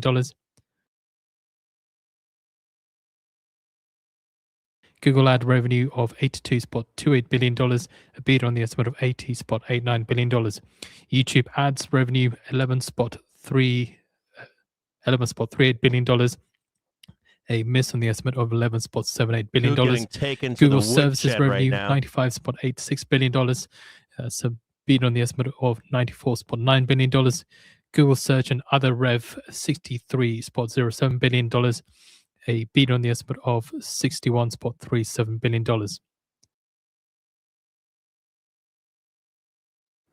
And Alphabet's capex for Q4 at $91.45 billion, a beat on the estimate of $28.17 billion. Q4 ex-TAC revenue at $97.23 billion, a beat on the estimate of $95.17 billion. God damn. Google just gave up. Woo.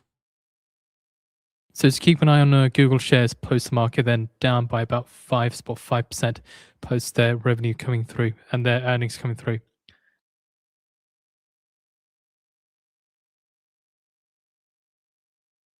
So again, revenue ex-TAC at $97.23 billion, a beat on the estimate on $95.17 billion.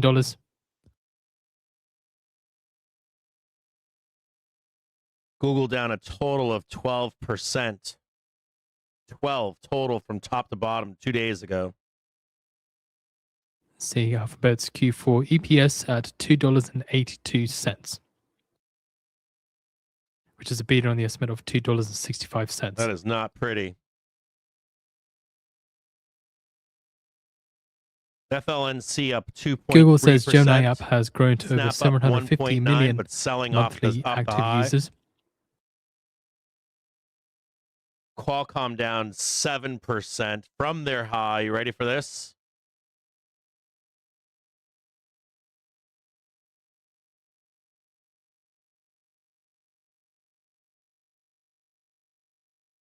From their high, Qualcomm down.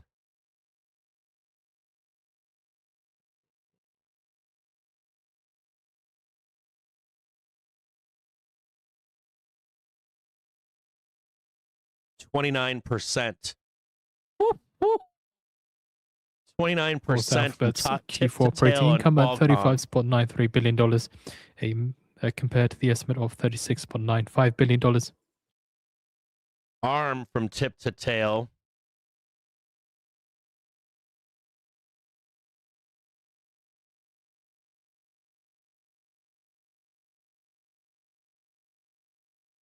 Seeing Alphabet shares sinking lower, down by 7.5% now, on higher than expected 2026 capex forecast. So again, I said Alphabet sees 2026 capex at $175 to $185 billion, compared to the estimate of $119.5 billion. Qualcomm down 50% right now. 50. Seeing shares of Broadcom jumping 5% after Alphabet capex forecast. Nvidia shares climbed 1% following Alphabet capex forecast as well.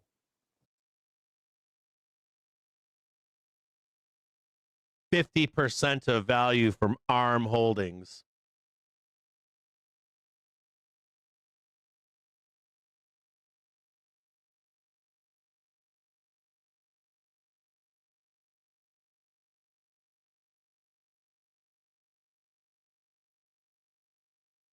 SPY recovering right now.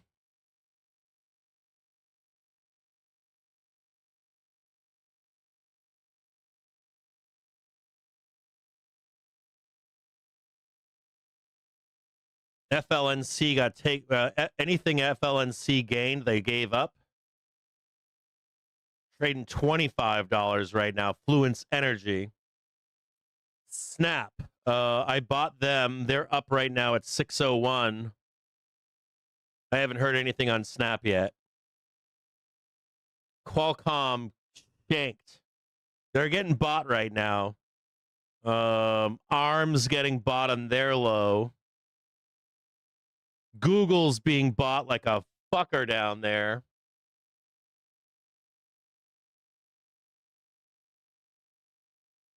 But Google from tip to tail, still, it doesn't matter. Like Google from tip to tail gave up a fifth of their value in after hours, or from the top 2 days ago into after hours, down 25%. Mind you, this is one of the largest S&P 500 companies in our index here.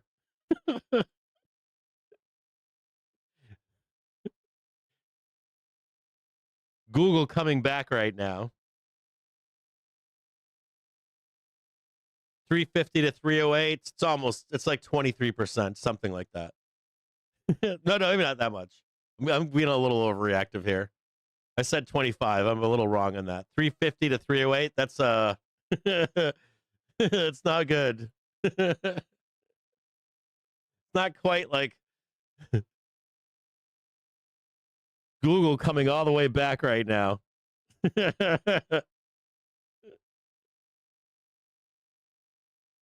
Google trading right where they were at close. How do you even get priced that low? Like, where the fuck? Like, no one wanted Google until 308. I don't believe that.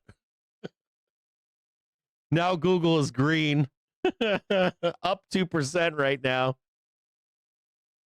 You're out of your fucking mind. They're selling Google that much.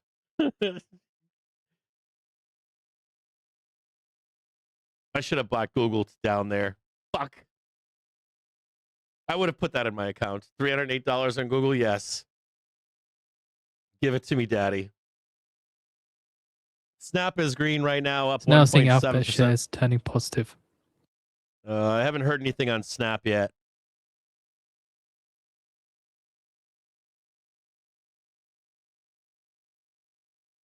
Qualcomm going back down again. ARM, they're buying ARM too.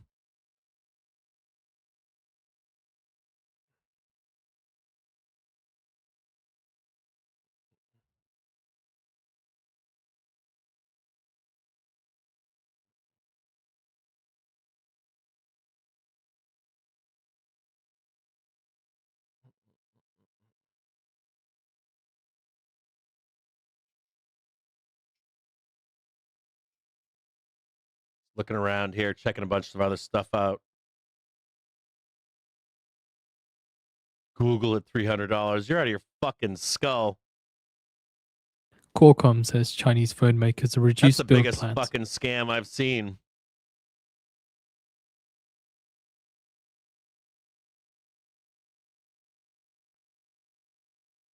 Qualcomm says that shortage of memory is hurting outlook for phones.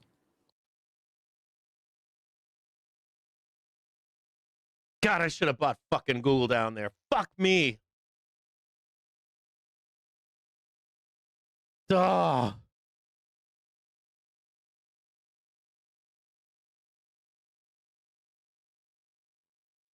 Where's Google's stuff? Revs, 113 billion estimated. So they beat on revs. They beat on revs ex TAC. Operating income's a little weak.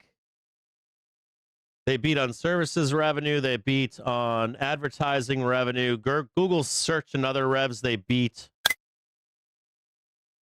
They're actually doing better on YouTube ads. They missed on it, but they're doing better. This is probably the thing that's the bad for Google is YouTube ad revenue is still lower than... Dude, show that shit. Google Cloud is beat. CapEx 91.45 billion. The estimate was 28.17 billion. Sees 2026 CapEx at 175 billion to 185 billion. The estimate was 119 billion.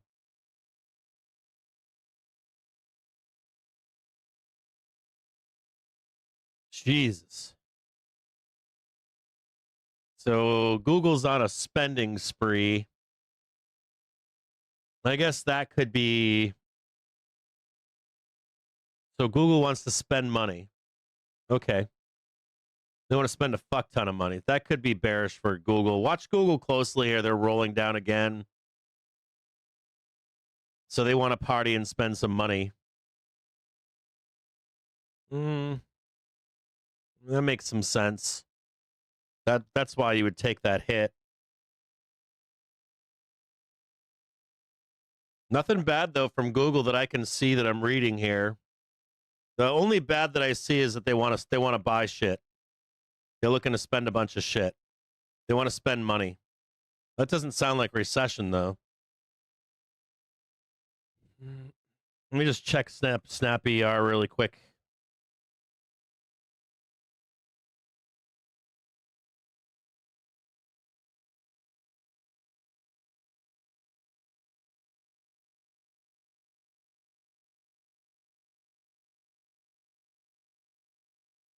Snap fourth quarter rev. Do I have that right? This is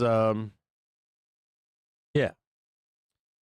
Snap fourth quarter revs increased 10% year over year to 1,100 or 1,716 million.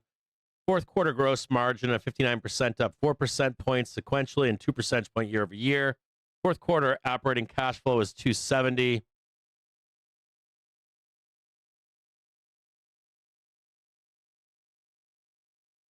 Let me just read some of this.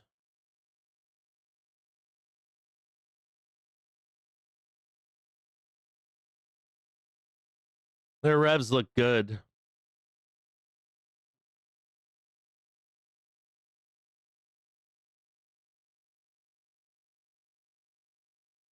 God damn, they were trading $6.44. That's all you could give me was $6.44. Are you fucking kidding me on Snap? That's all you could give me was $6.44.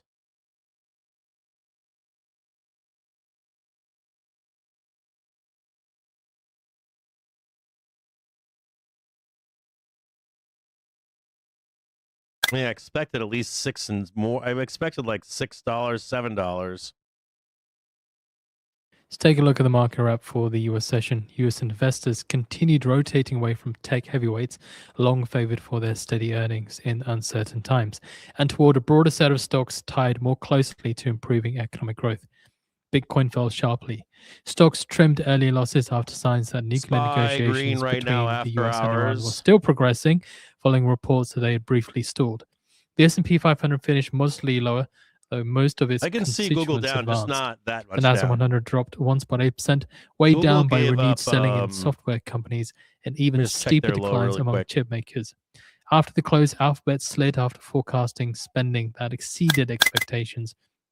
The shift out of mega cap tech and into small caps and value-orientated stocks has gathered pace as investors position for stronger gave up growth 11, in 2026.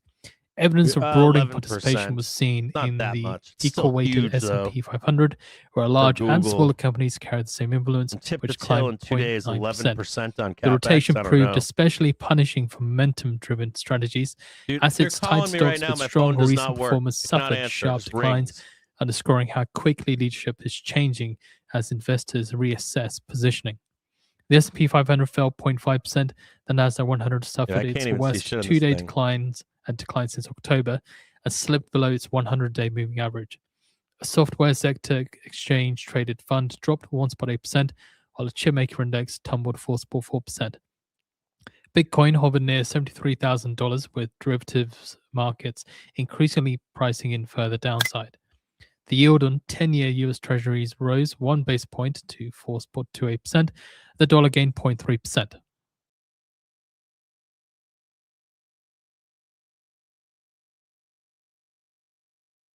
Man, I wish I had more money. Come on, Snap. Come on back up there, big dog.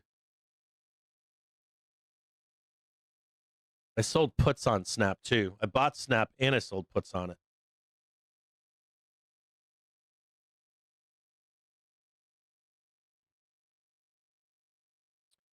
Qualcomm still dogging. ARM recovering. Google doesn't know what the fuck to do with itself. SPY's up 11%. All right, I'll see you guys in the morning at 9:30. I don't have much more to talk about here. AMD ripped on the close here. It doesn't know what it wants to do. Disney was a little weak into the close. They had a little bit of a halfback trade. They're looking a little doggish again. Gold looking good. Silver still looking good.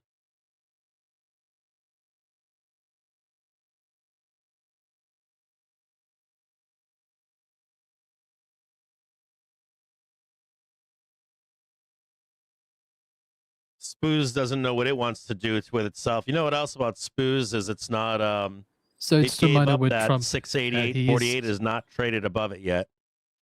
He is supposed to be, well, he was supposed This to be prior speaking high at 4 right here. p.m. This is Eastern where those time. sellers were on the half There hour isn't a trigger. live video. They're still of him. there. We'll keep looking for one. You can watch this closely here.